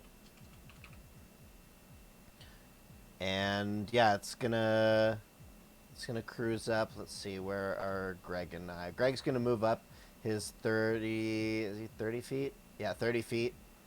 And the Fey Spirit is gonna manifest near him. Okay. So let me just move him. 2, 3, 4, 5, 6. Cool. And the Fey Spirit, if we can get a token for him right here, that'd be great. We're at perfect. Okay. Let me see.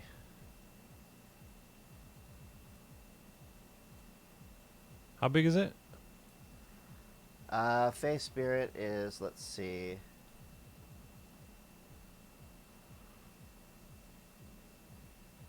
It doesn't say, so I assume it's just like a medium-sized creature. Okay. Oh, it's a small Fey. It's small Fey. Okay. All right. Great. And then for his bonus action, Gruagach is going to use that So he elemental didn't wild polymorph shape Reggie? again. No, he didn't. Okay. No, he decided against it. Okay.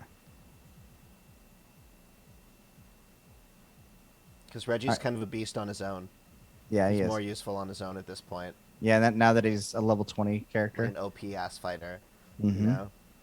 So Alright, so, Reggie, yeah, are- and then are you- bonus are you- action wild shape into a Earth Elemental again. I didn't really get to do any fun.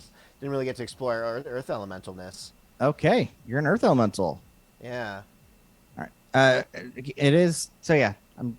Obviously, this is the final fight. We kind of want to enjoy it, but let's try to move as fast as possible because Doing it's my also best. getting late. Yep. And we go. This is a note for me too. Like this is a note for everybody because I know I take forever. I know. I'm waiting for my turn. And I know you and Blix are always fast. It's I hold the game up more than anything. I'm fully aware of that. Combat is my weakness, of one of many. I love combat, but I'm slow at it.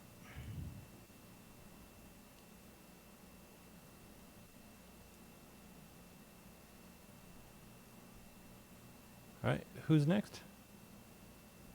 All right, so it's gonna be that was Greg's turn. After Yep. Azazel, it's Nasir and then Well, Blixa. actually, after Greg, it's the Earth Elemental. Sorry. So Earth Oh, Elemental 'cause- is just gonna move. Well, wait. Aren't you the 30 Earth feet. Elemental? Didn't you summon? Oh, didn't right, you right. Oh, become an no, Earth Elemental? Greg is Earth Elemental. Never mind. Sorry, my bad. I thought I summoned something else. I summoned the Fae, and I am the Earth Elemental. My bad. Right. Do the Fae get to go, or is that? The When do Fae they does go? get to go. Yeah, that's what I meant to say. Is the Oh, okay. Fae. So I will try and do this as quickly as I possibly can. No, you're good. I'm excited. I'm excited to see what you do. Me too. But yeah, after Greg, it will be Nasir and then Blixa. Okay. So let's see. The Fae is going to level 8. So the Fae makes 4 short sword attacks. Oh wait, it's got to move first. So the Fae is just gonna use a bonus action to magically teleport 30 feet forward, and then use its action and its speed to move an additional 80 feet. So in total, it's gonna do 80 plus 30 is 110 It can feet get right up on of Nick's movement. list. Yeah. Sorry? It can get right up on Nick's list. Okay, great. Thank you, Nolan, for moving that along, by the way. I appreciate that. Or is that Cello? That was Whoever me. it is, thank you. Appreciate it. All right, cool. So what did I say? 4? But didn't you Because I use? cast it at level 8. But then So we're didn't you using dash? 4 multi-attacks. Sorry? Didn't you dash? Oh, yeah, I did dash, so I do not get to make my attacks. Okay, so they're up here. on Nick's list. So and that's the I'm Fae's going to turn? keep enough distance from Nixilis that, like, I'm not at least within melee range of him. Okay, so how far away do you want to be? Because you can get right give up me on 20 him. feet from him. Okay, so we're gonna move you. All right, there you go. Cool. All right, with that, hey, good turn, Dave. Those Fae are Thank gonna be you. nasty when they hit him. Blixa. Me. No, sorry, Nasir, then It's Cool. here. Immediately casting Spirit Shroud at the 5th level. Mhm. And then Yakul is going to dash, and I'm going to be able to get right up on Nixlis. Okie dokie. And I am going to start attacking. Shoot, I would have done something before the battle. Like, What would you have done? I would have just activated my Elder Champion ability. What is that? That's my level 20 ability. Oh yeah, yeah. I Um, mean, there was enough prep and all that. Yeah, you could use it. Cool. So just so you know, at the start of each of your turns, I regain 10 hit points. I cast Paladin spells as a bonus action instead of an action. And then enemy creatures within 10 feet have disadvantage on saving throws against my Paladin spells and Channel Divinity options. Okay, so they have disadvantage on what? My Paladin spells and Channel Divinity options. Okay, So, cool. cool. I'm going to start attacking. All right. Forced attack. Ooh, I'm gonna lucky that. That's, You did get that long rest. and hero pointed too. Dang, Okay, that's a 24 to hit. that hits. Okay, woo. That was necessary. Because you guys consistently hit 30s and 30 something odd attacks. Cool. I'm going to unleash a divine smite, but do my first attack first. Gonna re-roll that because it's a 2. Going to a 1. That's 24 magical slashing damage. Okay. And then he's a fiend, right? He is a fiend. Cool. That's 53 radiant damage. And more importantly, no more healing until the start of my next turn, and your movement is reduced by 10. Okay. All right. Wow. Cool. Second attack. Okay. That is a Dang. 31. Or, no, not a 31. So what stopped my healing? A Spirit Shroud. Okay. So if you want me to read it. Oh really yeah, quick. that's right. Yeah. And then do I have disadvantage on attacks against you? No, that's not it. Until the spell Okay. ends, I make extra. It's going to be 2d8 because of the spell cast, and any creature that starts their damage takes this damage cannot regain hit points until the start of your next turn. In addition, any creature of your choice that you can see that starts your turn within 10 feet of you has their speed reduced by 10. So that was Okay. a 27 to hit, Yes, it hits. and then it is going to be 31 magical slashing, and a total of 44 radiant damage. And that is my turn. Okay. Wow. You can see that this magic damage is hurting him. He's taking those hits. As you are doing that, he then looks up at you.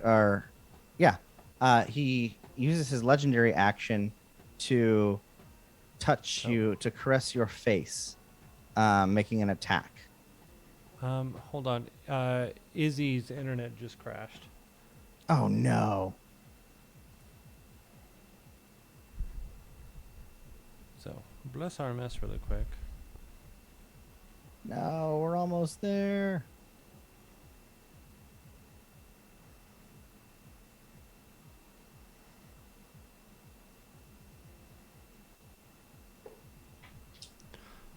Do you want to attack me still? And I'll hear if I can Yeah. hear back from Izzy. Okay. So remember, you have disadvantage on this. Hey, Oh, look, I I'm do have cello. disadvantage on attacks. Or just against. Oh yeah, because you're The cloak. cloak. My bad. All right, it does. Where's that? Okay. It's a 31. That hits. Okay. You know this effect. You take 1 level of exhaustion, but no damage. Oh. Just for everybody who doesn't know, you instantly die at 6 levels of exhaustion.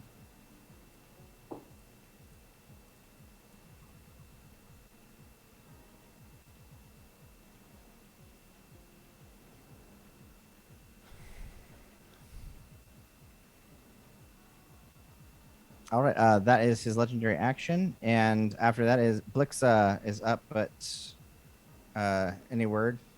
Yeah, hold on. Fuck, this She's sucks. trying right now. I know she is.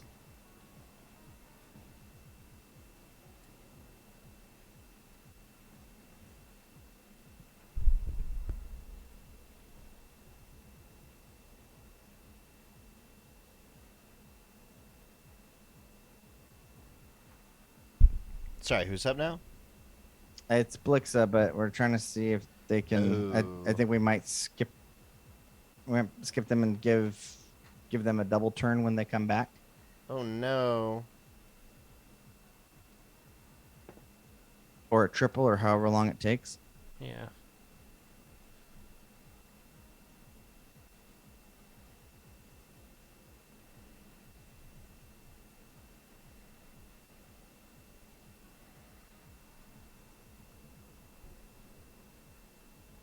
We'll give it till 10:10. If she's not back by then we'll move on without her. I'm asking if Oh. she minds. Oh, there she is. Perfect. Hey! Oh, thank goodness. We all got shuffled though. We're going to reshuffle the videos Yeah. because now I'm the DM. Sorry about that, guys. We win. Hey, it's not your fault. That's what the DM rules. Yeah, it just happened all of a sudden. We're just glad you're back. Man, that sucks. I hate it when. I just went and shuffle it. restarted the router really, really quick. That's a good move.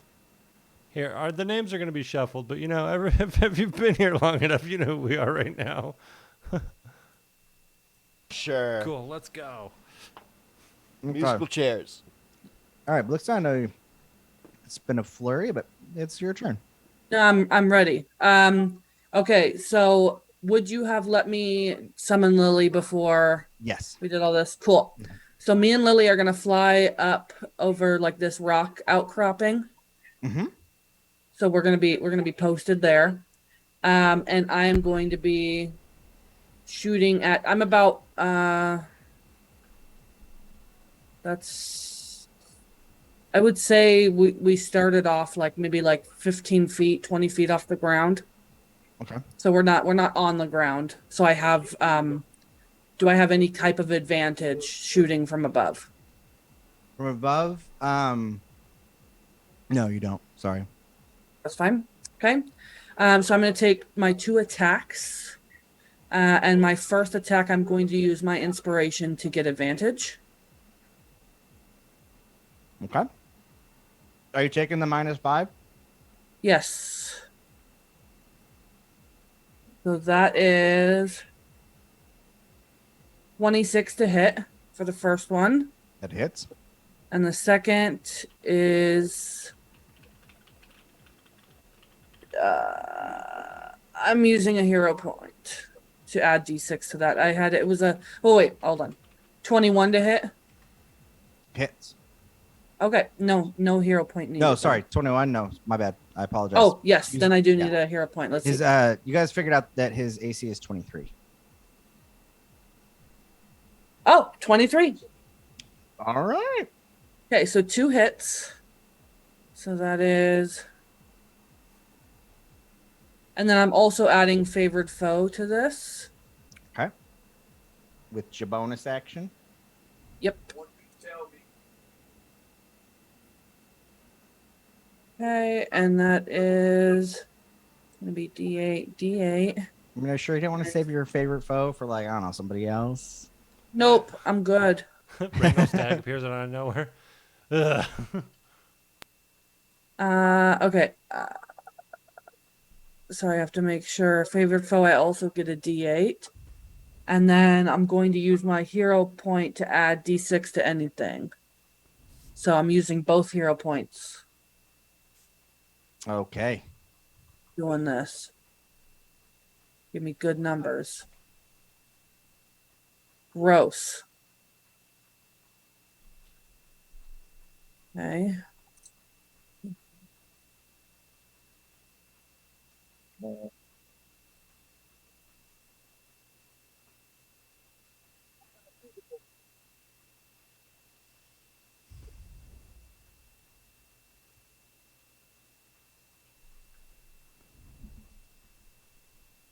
Okay, that is 42 damage. All right. He takes it. And then Lily's bonus action will be to dodge. Okay. And what type of damage was your? It was all magical piercing. Yes. Okay. All right. Very good. Yep. She's gonna dodge, and that was their turn. And so now it is Nixilis. Nixilis is just gonna keep walking forward. He's gonna walk around you, Nasir. Mm-hmm. And as he does, he's just going to continue the caress, but the caress is going to count for 2 attacks. Okay, cool. On his left hand, you see a glowing ring. It's mithril, but it's got a dark energy around it. Cool. You have disadvantage on the first attack. Thank you. It's a 35. I'm gonna roll a lucky. Okay. I rolled a 2 on the dice. Of course you did. Good. All right. It's a 21. That hits. It hits. Okay. Wait, was that the first attack? Like that was with the 2? Yeah, with the 2 Oh is my a 21. All right. So that's a second level of exhaustion. So you have disadvantage on ability checks, and your speed is now halved. Okay. And Blixa, for your warning, because you had blipped out exhaustion, it gets progressively. So he doesn't deal damage when he attacks you. He deals levels of exhaustion, and at 6 levels of exhaustion, you automatically die. Okay. At 2, Do we have any now? Or you did don't. I get one? No. Okay. You're all good. But I'm just letting you know, don't get into melee with him, unless be prepared for this if you get into melee with them. Yeah. So you're gonna... Listen. I'm a ranged fighter. I won't ever be in melee range of him. Thanks. Well, you don't know that. All righty then. That was his action, and he's just gonna keep walking around. There. Kind of moving towards the south of the map. And now within range of your little Fae. All right. We're back to the top of the round with Reggie. Did he move out of my range? No. Okay. He's just walking around you. Got it. All right. All right, Reggie's going to continue the dash. And let me see if there's anything he's got that can let him move a little quicker. Doesn't look like it.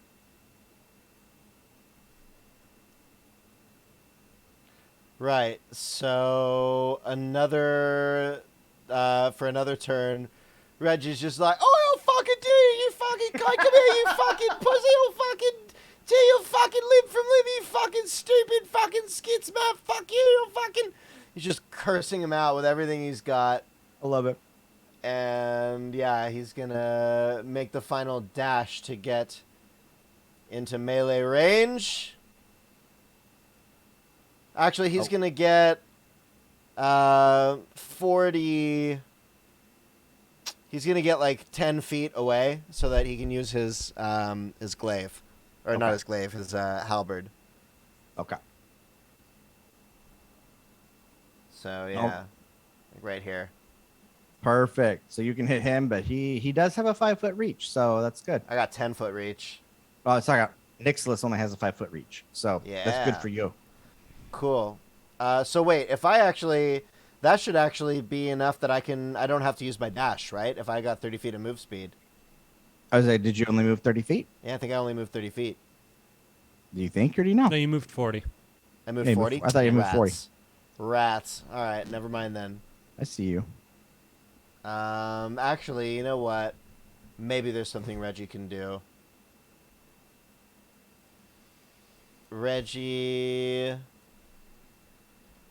is gonna... Yeah, you know what? No, Reggie's just gonna get ready to launch his attack on the next turn. Okay.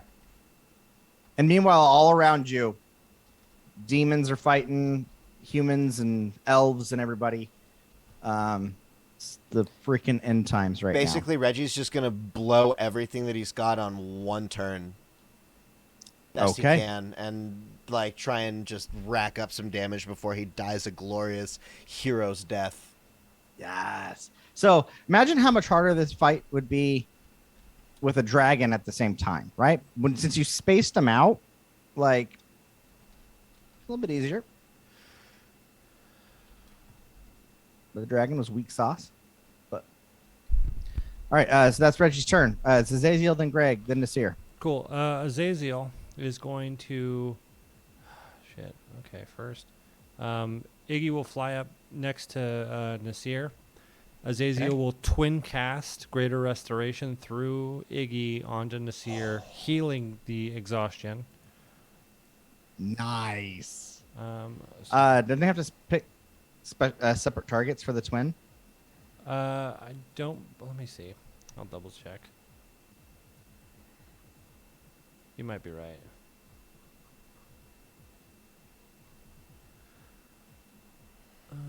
Shit. Where is it?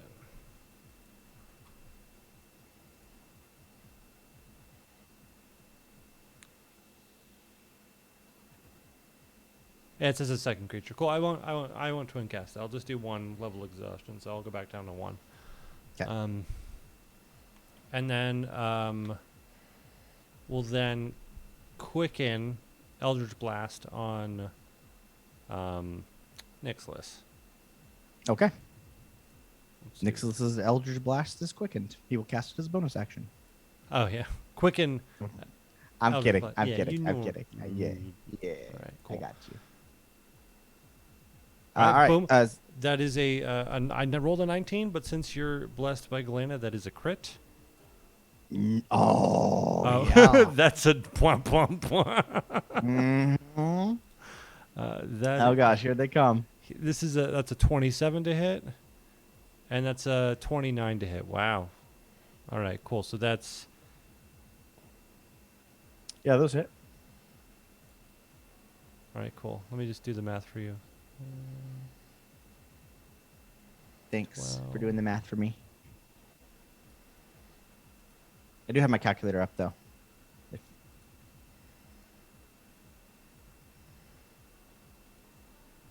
19 plus 16.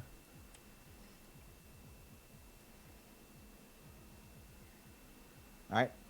Minus 19, minus 16, taking it. Minus 17. Minus another 17. Yeah. Okay. All of them land. He goes, is that a way for you to treat your father? I gave you life. I gave you everything. You fought your way to the top of the order. And I gave you life in the physical realm. The least you could do was give it back to me. The least I could do is end your life.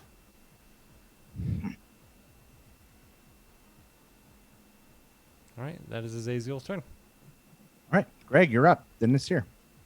Greg is an earth elemental, and the earth elemental is going to. So when it says move 30 feet, burrow 30 feet, does that mean I have 30 feet of move speed and then 30 feet of burrow speed, or it's one or the other? One or the other.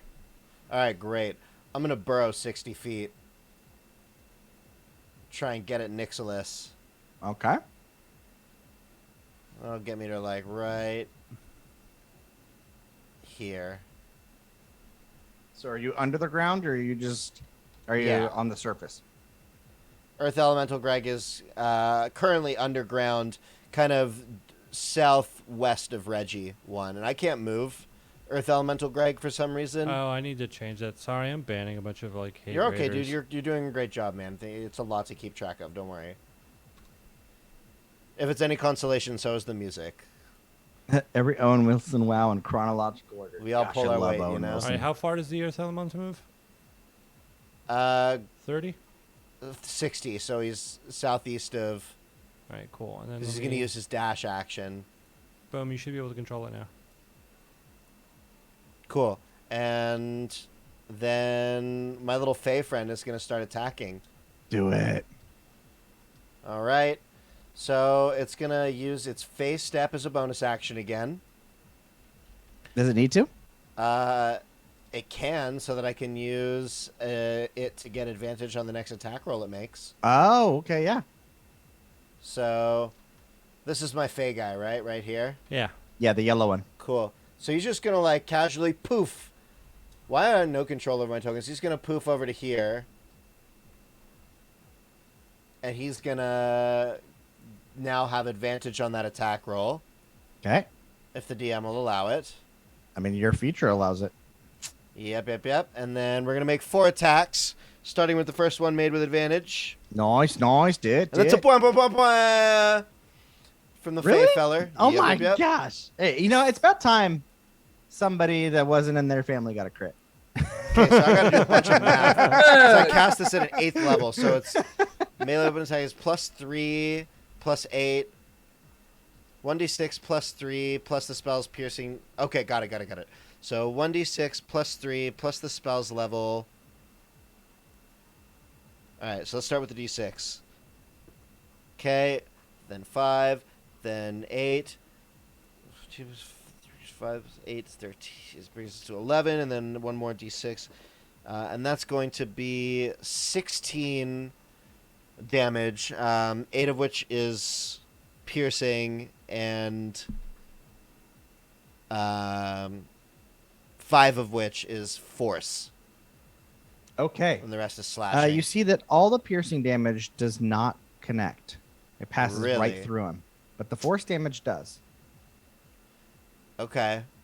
Well, we're going to take 3 more attacks.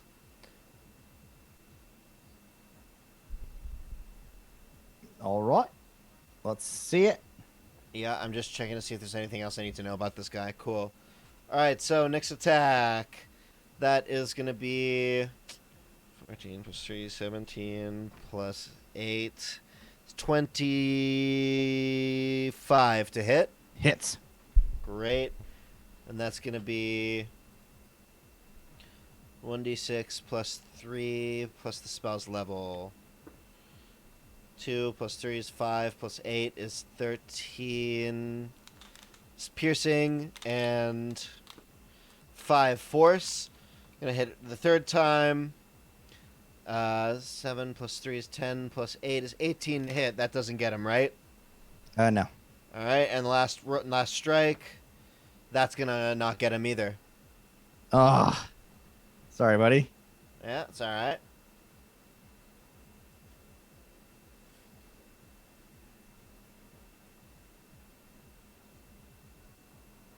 And so that's it for Reggie. Is that it for Greg?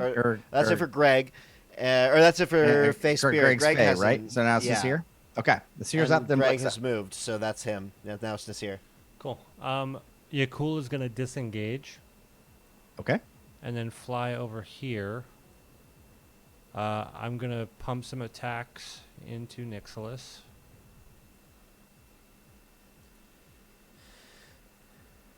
With your 10-foot reach. Yep. There's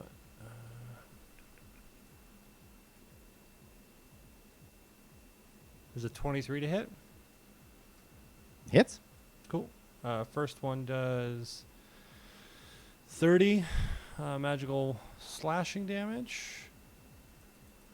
Pump a divine Okay. smite into it. You would. That is 40 radiant damage and no healing for you. Dang it. Second attack. That's a really smart move. Second attack is bwomp bwomp bwomp. Nice. I'm sorry, Cello. No, Like, it's that's why I need okay. to take a break from D&D. It's just absurd. This is why, it's because you're just too good at it. It's time to retire from D&D. I've Hang up won. your jersey. I won. Yeah. I I've won won D&D D&D. and it was advanced. It was 31 magical slashing damage, and then here's the fucking glorious part. Fucking 20 D8.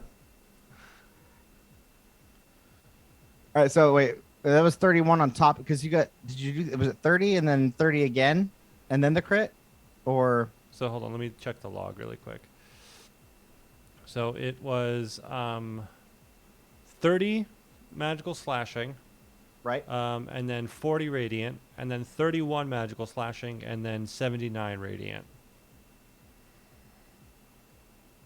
Okay. And then as a bonus action, I am going to cast. What's a good spell? You lay all of these attacks into him, and you see it's actually working. He is beaten down to the ground, and he looks up, and like it's starting to fade. Like the shadow around him is starting to fade, and he's like, "How dare a mortal strike me? How can you do this much damage? I'm no mere mortal. I'm no man." Pulls up. I'm the queen. Yes. Yes, queen. And I think he has like a free revive and everything. What? And I need to make harder bosses. Sorry. No, I don't want to do that because it takes stuff. I could do this. It would just force him to, use one of his legendary resistance. I'm gonna cast Gaius. On him. Yes. Okay. You place magical command on a creature, so it's a Wisdom saving throw, and you have disadvantage on it if you actually roll it. But I know what you're gonna do. Why do I have disadvantage on it? Because of my Elder Champion. Oh. I mean, yeah, I am going to use my legendary. Well, I'll see if I pass it with the disadvantage. So 7. I rolled a 20. It's Wisdom 19, so you pass. Okay. I Um, rolled a 7 on the dice. I have a 13 to wisdom.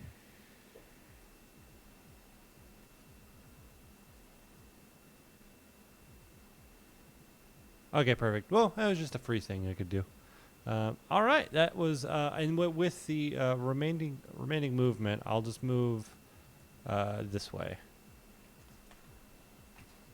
Okay. All right, that is Nasir's turn. Dang. All right, man. Seriously, it sucks that I can't heal. Like that was his thing. Okay. You can blame. Well, one of his things. He's Yeah, got a few different things. They didn't let paladins keep spirit guardians. Instead, they gave them this. So worthy trade-off. Okay, I didn't know they lost spirit guardians. I love spirit guardians. Well, so because in before Tasha's came out, it was like, oh yeah, no, they're gonna get spirit guardians. But no, they made something new. No, that's cool. Good for them. Good for you paladins. All right. When does the rogue get something new? No. Okay. Where are we at? It's Blixa. Blixa. Perfect. I am going to do 2 longbow shots, which is surprising, I know. And I'm going to bonus action. Sorry, I forgot. My bad. I was like, oh, I got lost in my head and talking about D&D instead of playing D&D. He is going to use his legendary action to throw to do an Eldritch Blast at Azazel. All right. Oh shit! Fuck. Is he within range? Damn it, he's not. So just so you know, I have everyone within 30 feet of me is resistant to spell damage. Oh. Does a 21 hit Azazel? Oh shit. No. No? Okay.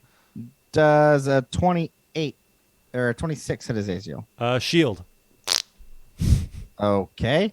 Does a 32 hit Azazel? A 32 does. Okay. Damn. All right. He takes one of these. Shit. You guys are too powerful. What do I do? Disco. All right. You take 12 piercing damage. Or, sorry, not piercing. Force. Force, cool. Okay. Sorry. Please, Blixa, continue with your turn. I just have to use my abilities. Of course you do. If you didn't, this would be too easy. It's already too easy, even when I'm trying. I am going to do 2 longbow shots. Bonus action, Hail of Thorns. So sorry, everybody around there, but I want to use my spells. So, Do it. With that, let's do the 2 shots first. Yes. Mm-hmm. And that is 28 to hit on the first one. Okay. And 21 to hit on the second one. So only 1 hits. Mm-hmm. And that is 2d8. Only the fairy's gonna get the thorn, says Narinja. So that's 23 damage. Okay. And then Takes it. 5th level, Hail of Thorns. Oh my gosh.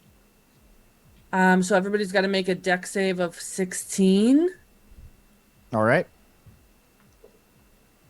And that's within 5 feet. So anyone Okay. within 5 feet. The fairies take it. All right, and that's 32 damage if they fail. 16 if And- they pass. Yeah. Which she did. Okay. And what kind of damage was that? Was it magical piercing? Yeah. Okay. Alrighty then. With that, he doesn't. He's like, meh. He takes it, but it doesn't hurt him as much. And how much was the bow damage on both of those?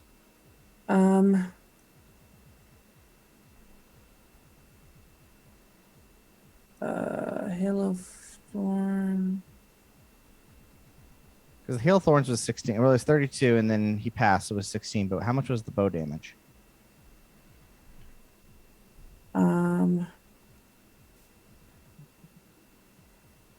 23.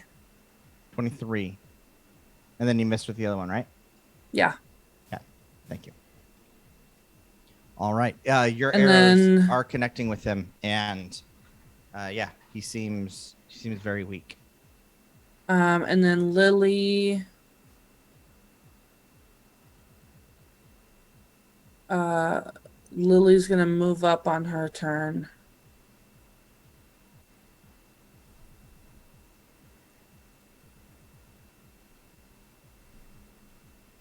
And take the dodge action. Okay. All right. With that, it's his turn. He looks around and curses you all. And he's going to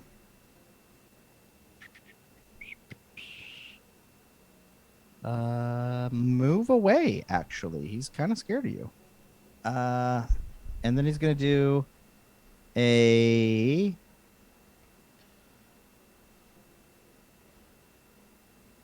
okay. He's going to target this area with it's got the Earth Elemental, Reggie, and Nasir and everybody in it. Is it a spell? So you're yeah. So you see Counterspell. past. Okay. Sorry. Roll it. Roll it. It's an 8th level counterspell. It's an 8th level counterspell. Okay. Yeah. You see him begin casting the spell, and this ethereal necrotic energy kind of pooling around the ground underneath you. And then yeah, you counterspell it, and it fades away. So, yeah. Great turn, Nicholas. Good job, dude. Reggie. I'm sorry. I'm so sorry. No, I'm happy for you. I'm sorry that I'm not challenging you enough. But I'm glad you have really fun abilities you can use. Where's Reggie? There's Reggie. I can move him too. Reggie Bobeji, the soon-to-be veggie, continues like, ah, fuck you, you fucking god, I'll fucking kill you, you fucking son of a bitch, I'll fucking kick your ass, you fucking... And finally, he gets within melee range. And I might understand that Nixilis is like resistant to all. Oh, I guess my weapon is a magical weapon, so it does magical slashing damage, right? Yeah, it does. Okay, great. Yeah, he's immune to non-magical damage. Okay, great. Well, that's helpful. Cool. So Reggie's gonna take his first attack, and let's see if I can give myself advantage using just one of my maneuvers.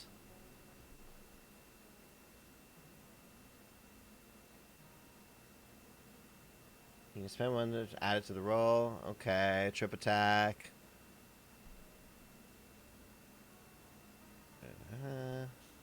Okay, cool. Reggie is going to just start with a regular old attack. Okay. And that is 16 plus 14. That's a 30 to hit. That hits. Great. And I feel like I forgot to add the effects of Hero's Feast, but I think we'll be okay. And that's going to be 1d10 plus 8. That's going to be 16 magical slashing damage. Okay. And he's going to go I'm gonna stop for you another. there. I'm gonna Sorry? stop you there. I'm gonna stop you there. After 3 turns of running and swearing, Reggie lands the final blow on Nixilis.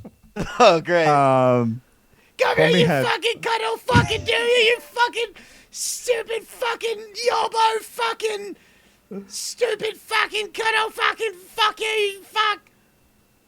His vocabulary is unmatched. Unmatched. He did not roll high on the charisma scale. Man, I was gonna do the No. biggest FU though.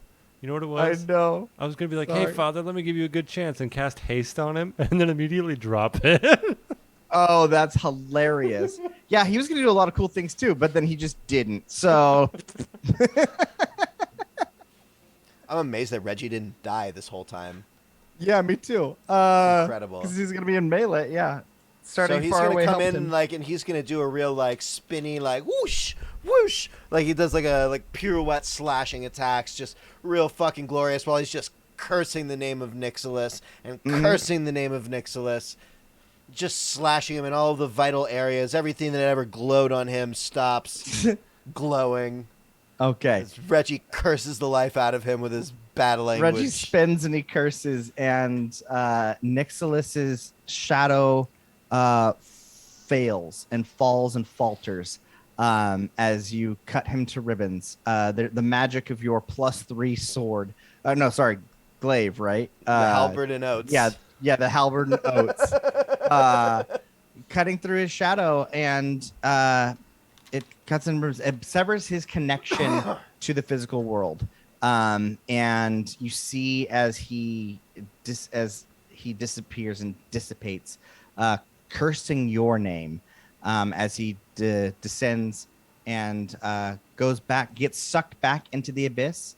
It was his power that was keeping the abyss open. All of the demons around you, the humans and the elves and everything, they're fighting. Many of them have fallen to these demons. But Renaya and Darius and all of them have been fighting valiantly, pushing them back. Those demons now also get sucked back into the abyss. This shadowy wall dissipates and fades, and you can see where off the coast the Badlands still reside a few miles away, now forever detached from the rest of Arvoluthel. But the corruption of Nixilis has passed. The dark magic that even once haunted his tomb there, or the world's grave, the final temple, has been eradicated as he came into the world, and you were able to push him back and destroy his physical form. Lord Dernst collapses to the ground and is also dead. And you see a woman running from out from the lines of the Valentis soldiers, and you recognize it as Lady Dernst, Greg's good friend who taught him how to make wonderful tea and shared with him some secrets of herbalism. And she touches Lord Dernst's face, and and her ring glows, and as she does, you see his soul go back into his body, and he gasps and coming back to life, but withered and weak. And he says, "Take me home, love. I need a nap." And she picks him up, and they hobble back. Just fun. They're just necromancer lovers who have each other's souls, and their phylacteries are each other's wedding rings. And so they always have each other in their hands, in each other's hands, and they take care of one another. So with that, we turn back to our heroes.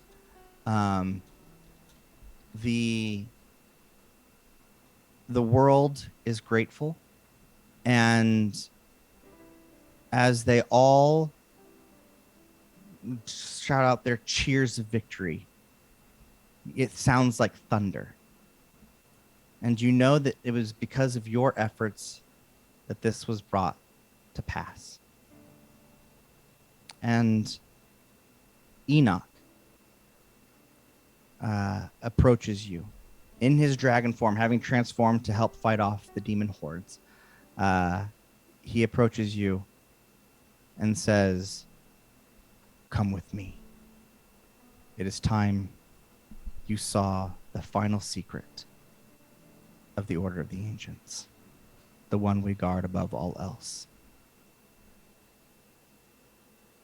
You follow him, and he takes you back to the great tree in the ancient forest. He turns back into a man, or into a dragonborn, and ushers you into his office, where you guys first popped out of that mirror after coming here from the Dragonstone Monastery. And he touches the great tree, and magic emanates from his hand, and you see the tree separate. Its roots separate, and then there is a portal there that glows brightly, and he gestures for you to walk in. I walk in. I walk in. As you all pass through this portal, you walk and you find yourself in a large cavern. And in the middle of this cavern, you see a star of pure white, glowing and forming, constantly in fusion and in flux.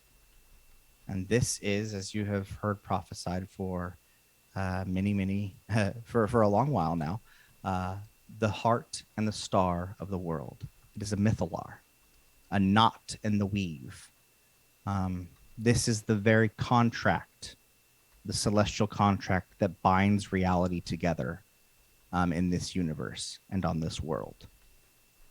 And by interacting with it, you can change anything in existence.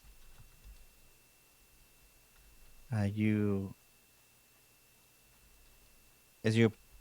you're standing here, kind of in marvel of this mythalar, you notice a man behind you.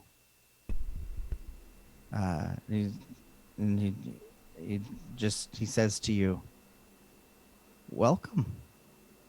Welcome to the star of the world. You have done much to be worthy to enter the gates to get into here."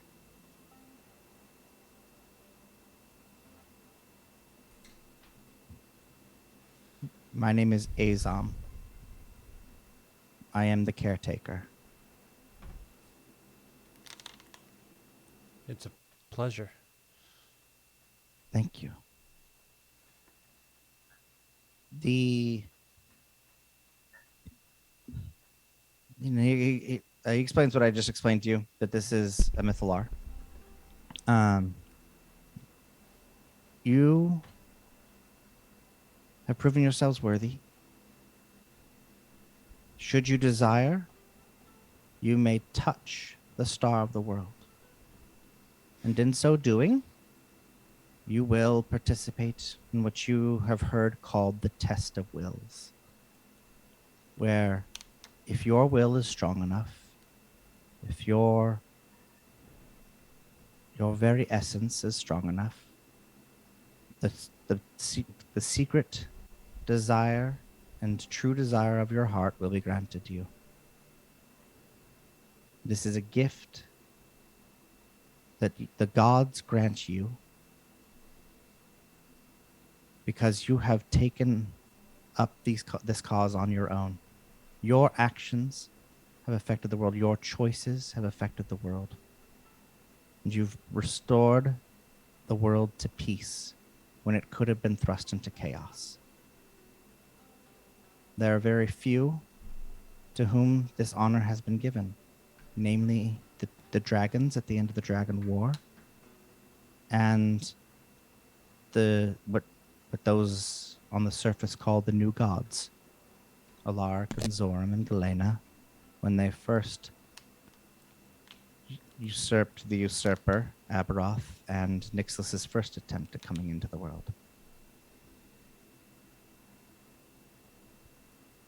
You may choose to turn around now and live your life as a mortal and continue exactly as you have, and know that you have been honored to make this choice. But if you so desire to ascend to something greater, to continue your quest in keeping peace, if you would be a part of the Celestial Order, you may risk your mind and body by touching the star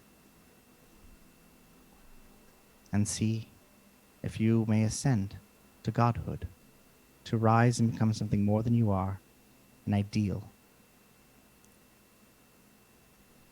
where you'll take your adventures to an even grander stage than this one. The I choice is truly yours. thank you for your offer, but I have business on the mortal plane that only a fellow mortal can handle. So I respectfully decline your offer. As it should be. And It is good that one knows their own heart and knows themselves. And you should know that there is no shame in making your choice. In fact, there is honor in it. And I honor you for it. and And are there any who desire to test their wills and ascend to godhood? I decline as well. I have made an oath to protect Arvoluthel, and I wish to do that as a quote-unquote mortal. Wonderful. And so it is, and so it shall be. Greg casually winks and says, "We'll see when I'm done with this vessel," referring to his body. Okay. And And Reggie's like, "You know what? Fuck, man, that sounds pretty fucking good, man. Yeah, let's go." And Reggie ascends to godhood. Okay, Reggie goes. Or tries to ascend to godhood. Reggie, like, fuck yeah, and he runs over there. You can't fuck you. Let me go. Let me He fucking touches go, the man. Mythalar. And you see, as this white light becomes him and travels through his arm, and Reggie just explodes. He pops like a motherfucker. And he doesn't exist anymore. That's just.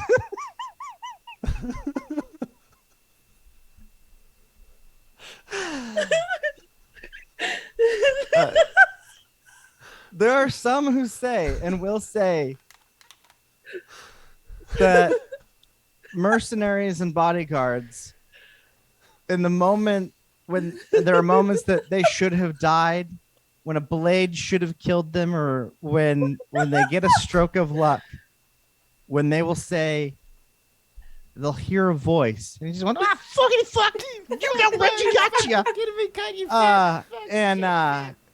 And the story of the Reggie, of the divine Arugula. protector Reggie, spreads amongst the mercenaries, but nobody's really sure if it's real or not. Azazel's gonna be like, I hope that doesn't happen, but thank you all for helping me here. But there's nothing more I'd like to do than just spend some time with my mother. And I think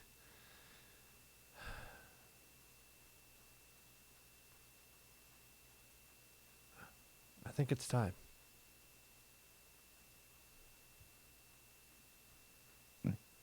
Azam gestures over.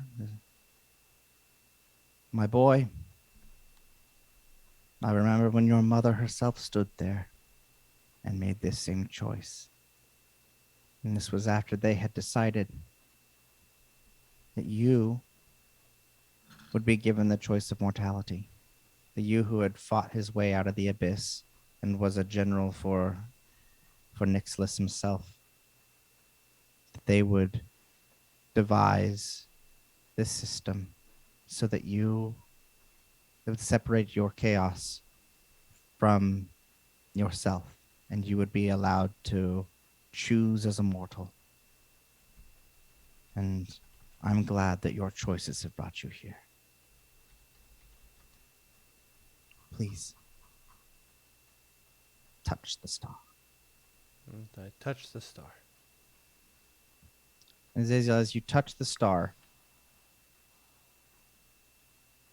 you see, your vision zooms out and you're able to see this Mythalar connected to other Mythalars. You zoom out and you can see that in the center of this, like this world, is this Mythalar. At the center of this world is this Mythalar, and then it is connected to another Mythalar, which is even greater, which is the sun itself. The sun is a Mythalar. These ever-present kind of knots in the weave that allow magic to redefine itself. And you see where from there it scatters out into all these other worlds and galaxies, all connected by these divine Mythalars, each world with its own contract and negotiated by the gods of those worlds, defining what happens in their existence, how the laws of physics work, how everything is brought together. That choice is at the foundation of everything. That it is that the sum of the universe, that the universe itself is the sum of all of the choices and the wills of the intelligences that live there. Even just as a microbe does not understand how, physics or anything that we understand, it just as we cannot understand things on the sphere of the gods. All of our choices ripple out across eternity, and they all affect one another. And now you get to see that you now ascend to a higher plane of existence, where your choices will ripple out and affect a new sphere.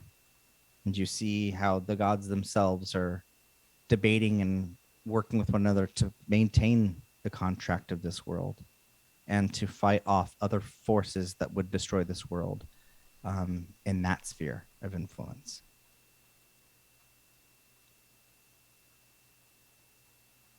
And as you touch it, you hear this question that you've been asked before. What is the vision of the world you would create if it were all up to you?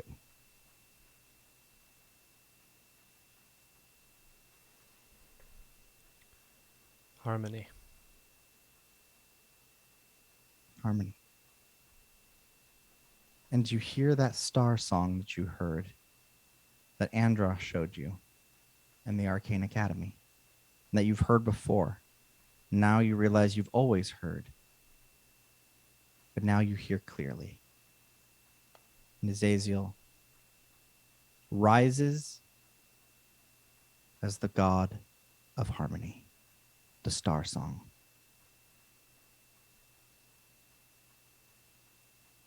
Casters everywhere will learn of you, especially those who are seeking to learn after warlocks and patrons, and those who desire to do good with that power. Many of them will hear from Azazel and how the combination of the arcane can be a boon to them. Those of you who have chose mortal lives are equally as blessed. Blixa, you return home. Well, your home is... So where is home for you? Where's the home that you choose? I would assume that after everything that happened with Lord Dougherty, that I would return to just establish like unify Cornwall and kind of stop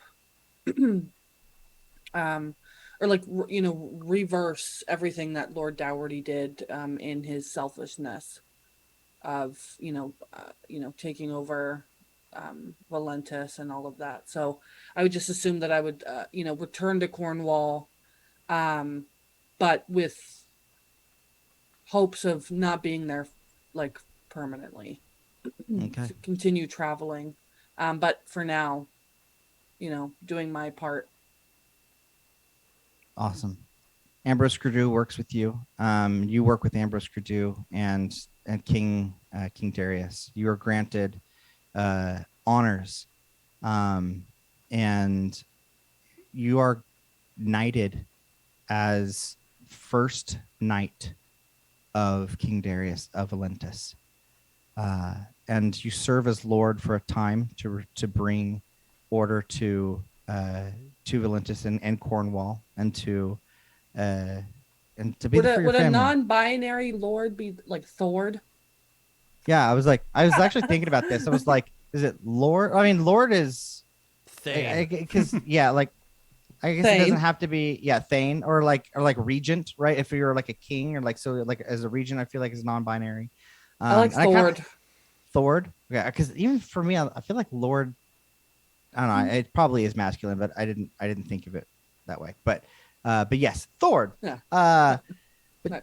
first night, and you are. But yes, you are the ruler of this for a time until, and once you've been able to establish peace, you then continue your journey, and you return to your wanderings to find peace. And Lily always at your side, your faithful daughter.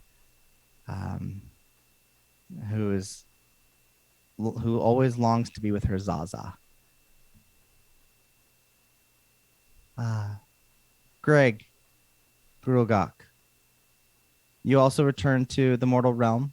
You return to your family, having completed the rite of returning, and you continue wandering with the Wandering Wood.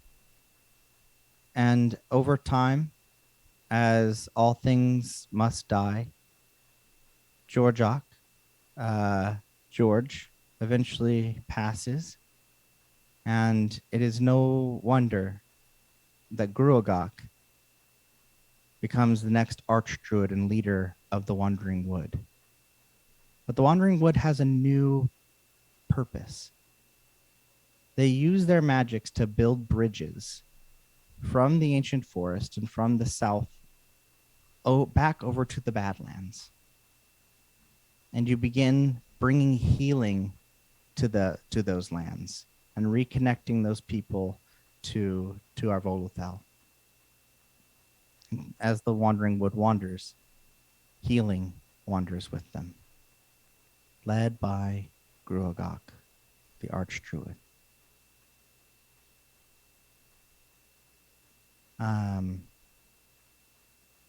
Nasir, Mm-hmm.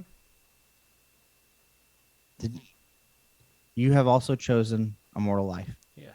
And as you exit, as you leave the portal where the Mythalar, the star in the heart of the world, was, knowing that if Nixilis had accomplished his goals of getting in here and touching that, he would have been able to reshape the world in his image. As you exit, you see your mentor, Enoch, laying in his bed, and he gestures for you to come over. He says, "My son, my wounds are more grave than I wanted to admit.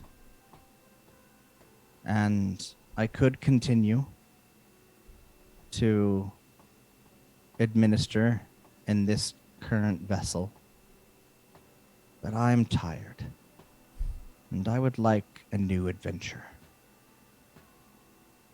So I'm going to pass. I choose to pass, for it has been a long time since I was reborn. Right. But I would like to give you one final blessing." And I I would like- reach out my hand. And he puts his hand, he grabs your hand in his left hand, and he puts his right hand on your head. And he says, "I name you First Oak Strider." And you, he had always called the First Oak Strider after himself, he now names you First Oak Strider. And there's that glowing green light from his hands, and you see scales ripple across your skin, and then disappear.